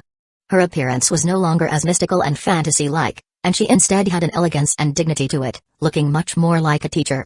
Even though conditions in Rising Ken Academy were quite tough, the students were all very diligent. Usually, the rarer something was, the more people would treasure it, and only with great pressure was there great motivation. In turbulent and troubled times, people would often study to help their nation rise again, but in a time of great material prosperity, studying was just a way for one to have a comfortable future. After looking around, Xiaofu found that there was not much to do, so he returned to his room and sat cross-legged on the bed. He swallowed a few little spirit pills and spent the rest of his time on increasing his cultivation. Time gradually passed, and soon, it was the next day. Xiaofu breathed out and slowly opened his eyes. Now, his cultivation had reached Tier 0 level 9, and he was a step away from breaking through to Stage 1. Xiaofu was not quite sure what would happen when a player reached Stage 1. When Xiaofu realized that he hadn't left the Heaven Awakened world in a while, he decided to return to the real world. Just as his consciousness returned to his body, the familiar sense of hunger assaulted his body. This was the downside to staying in the Heaven Awakened world for a long time. If one didn't leave the Heaven Awakened world, one would really starve to death. Xiaofu asked the security guard outside to bring him some food, and he heard that Wu Qingnian had came to find him. Xiaofu was confused as to why she would come looking for him, but the security guard said that she left after she saw that he was in the Heaven Awakened world. Xiaofu guessed that the matter she was going to talk to him about wasn't very important, so he didn't pay it much mind. Xiaofu ate his food while looking through the Heaven Awakened world forum, and he saw that things had really gotten out of hand. His hands trembled, and he almost dropped his bowl and chopsticks. Only now did Xiaofu realize how much of a commotion he had caused. The very top thread on the Heaven Awakened world forum, which had countless replies on it, was about Great Kin. What's going on? Zhao Fu didn't know that Great Ken had received so much attention. Zhao Fu always kept a low profile, unlike the other legatees who did things in a high-profile way. No matter what they did, they were watched by countless people and would often be mentioned in the top threads. The benefit of acting in a high-profile manner was that it greatly affected the public. It was like creating an ad for oneself, and the more famous one became, the more support one would receive. Even though villagers could be spawned in the Heaven Awakened world, ordinary people from the real world made up a large portion of the total population. These legatees could act in a high-profile way because they had large families supporting them, and after modern China's power had been exposed, it also started to act high-profile. Threads about modern China often appeared on the front page of the Heaven Awakened World Forum, and they often talked about modern China displaying the soul of the Chinese army and where the Chinese army was attacking. Zhao Fu was too weak in the real world, so he had to act low profile. In order to avoid being discovered by others, he always tried to remain mysterious so that people would not pay much attention to him. However, threads about him continuously made it to the front page, and more people were starting to pay attention to him. Zhao Fu guessed that it was because he had gathered China's fate. Even though he was somewhat prepared, when he clicked on the thread, he was still shocked. Many prime ministers and kings wanted to meet him? Just what was going on? What's more, it wasn't just foreign leaders, but even China's highest authority had praised him as a young talent and expressed that he wanted to discuss national matters of importance with him. Great Xian, Great Shang, Great Zhu, and Great Han's legatees all said things to the effect of, "Great Qin, don't get too arrogant. We won't be any weaker than you." A worldwide poll has ranked Great Qin's legatee as the biggest mystery out of the 10 top mysteries. One of the most famous actresses, Su Yuan, has expressed that she likes the kind of domineering man who wishes to conquer the world. She also said that she pretends that he is her boyfriend, breaking countless fans' hearts. Recently, countless foreign media outlets have fought over information about Great Qin, which has become one of the big questions on everyone's mind. Great Qin has greatly boosted China's power, and it will spur the spread of Chinese culture to the rest of the world. Countless hot-blooded youths have been shouting Great Qin's praises. Thailand's super internet celebrity, who is acclaimed as the #1 drag queen, has bravely expressed his love to Great Qin's legatee, and he wants to give his body to him. He wants to meet at a certain place and time and has started a 24-hour broadcast so that everyone can watch the blissful moment if Great Qin's legatee comes. He also said. Zhao Fu felt a chill go through his body and couldn't read on, so he skipped further down. 138 Qin resistance. There were many more replies, and Zhao Fu skipped over most of them, choosing only to read the more important ones. There was a reply about the Ying family's leaders publicly expressing that they would hand over all of their factions and resources to Great Qin's legatee. They also said that they would make him the patriarch of the entire Ying family if he returned to the Ying family. They believed that Great Qin's legatee would bring Great Qin to unsurpassed glory, and they had even promised that they would meet Tragicans if they had deceptive intentions. For these people to make a public declaration and such a promise, one could see their sincerity. However, regardless, Zhao Fu did not plan on revealing himself. Would anyone really hand their life over to someone who had made an unenforceable promise? Even though the Ying family's factions and resources were extremely tempting and they seemed quite sincere, Zhao Fu was simply too weak in the real world. He was unable to protect himself, and he didn't believe that his enemies would have mercy on him. Before he had the power to protect himself, he would not reveal himself. The second thread was about the legatees of a few small nations in the northern region of Midland Continent. There were the state of Wei from the Warring States period, the kingdom of Qi from the 16 kingdoms, later Zhou from the 5 dynasties and 10 kingdoms, and the short-lived Great Shun. The 4 of them spent every day and night in terror because of Great Qin. As such, they gathered all of the legatees in the north and formed a Qin resistance alliance. Because China had an extremely long history, there were many small nations, and because they belonged to different dynasties, there would often be overlapping names. This second thread caused Zhao Fu to frown, as this was simply too early. Most factions were only at the town level, and they had not yet upgraded to cities. Most of them could not even leave their region, and the system factions were the sovereigns right now. They wanted to make an alliance to resist Great Qin already? What sort of joke was that? Even though Great Qin has gathered China's fate and is one of the 5 great empires of China, he's only dangerous on the surface. Could Great Qin go over and destroy all of them right now? Impossible. And yet, they had all decided to start resisting Great Qin. Zhao Fu hadn't expected this. However, only 6 people had joined the Qin Resistance Alliance so far, while all of the other factions in the north had remained silent. After all, this was like a public declaration of war against Great Qin. Everyone else understood that although Great Qin was the greatest threat, they knew that standing up against Great Qin at this point in time was incredibly irrational. After all, development should be the main focus right now. The other factions saw those 6 factions as little children who were publicly provoking an adult. They were simply asking for a spanking. Even though it seemed that the Kin Resistance Alliance wouldn't be able to harm Great Kin right now, its existence was dangerous enough. Zhao Fu could even feel something strange, and it was as if someone was starting to plot against Great Kin. The only ones who would be able to do something like this so early on would be the school of vertical and horizontal.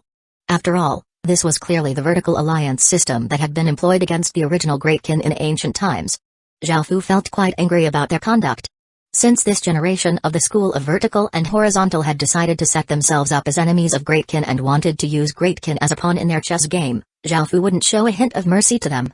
Back then, Su Qin allied the 6 states together, forcing the state of Qin to abandon its plan to become emperor and making it so that Qin didn't dare to cross Hang Pass for 15 years. Zhao Fu wanted to see if they had the ability to stop Great Qin from rising. The third thread was titled, 7 Murders Star has appeared. Does the General Star belong to Qin? Zhao Fu had never thought that the matter about the General Star would have received so much attention and that people would have already guessed that it belonged to Great Qin. Luckily, they had no way of verifying this and could only guess that it was most likely Great Qin. Right now, Zhao Fu truly didn't want to do anything extremely eye-catching that would draw too much attention. This would make things very inconvenient for him, and it would be detrimental to Great Qin's development. There were many replies, and they said that they were from the Ma-Shan sect, Qin Mountain's Zhang family, and Nanjiang's Miao family. They stated that they were willing to serve Great Qin. Of course, Zhao Fu ignored these replies. Perhaps they were capable, but they were equally likely to be useless. After looking through this information, Zhao Fu quickly finished his food. Just as he was about to enter the Heaven Awakened world, his maternal grandma called him. She told him that it was his grandpa's birthday and that they wanted to have a family dinner together. If it was a normal matter, Zhao Fu could have politely declined, but since it was his grandpa's birthday, he decided that it would be best to go even though he had just eaten. He brought along his personal bodyguard and bought a gift before heading to his grandparents' residence. Zhao Fu had complicated emotions attached to his relatives because he felt that he wasn't very close to them. He wanted to leave after giving his grandpa his present, but they kept him there by chatting with him. They even asked if he had a girlfriend, and they wanted to introduce someone to him. Even though they talked for a long time and most of the content was pointless, Zhao Fu felt closer to them, and their relationship felt more like family. After staying there for a while, he went into the Heaven Awakened world and spent a day there. A new void beast had spawned, and after taking its void crystal, Zhao Fu started to prepare a third path.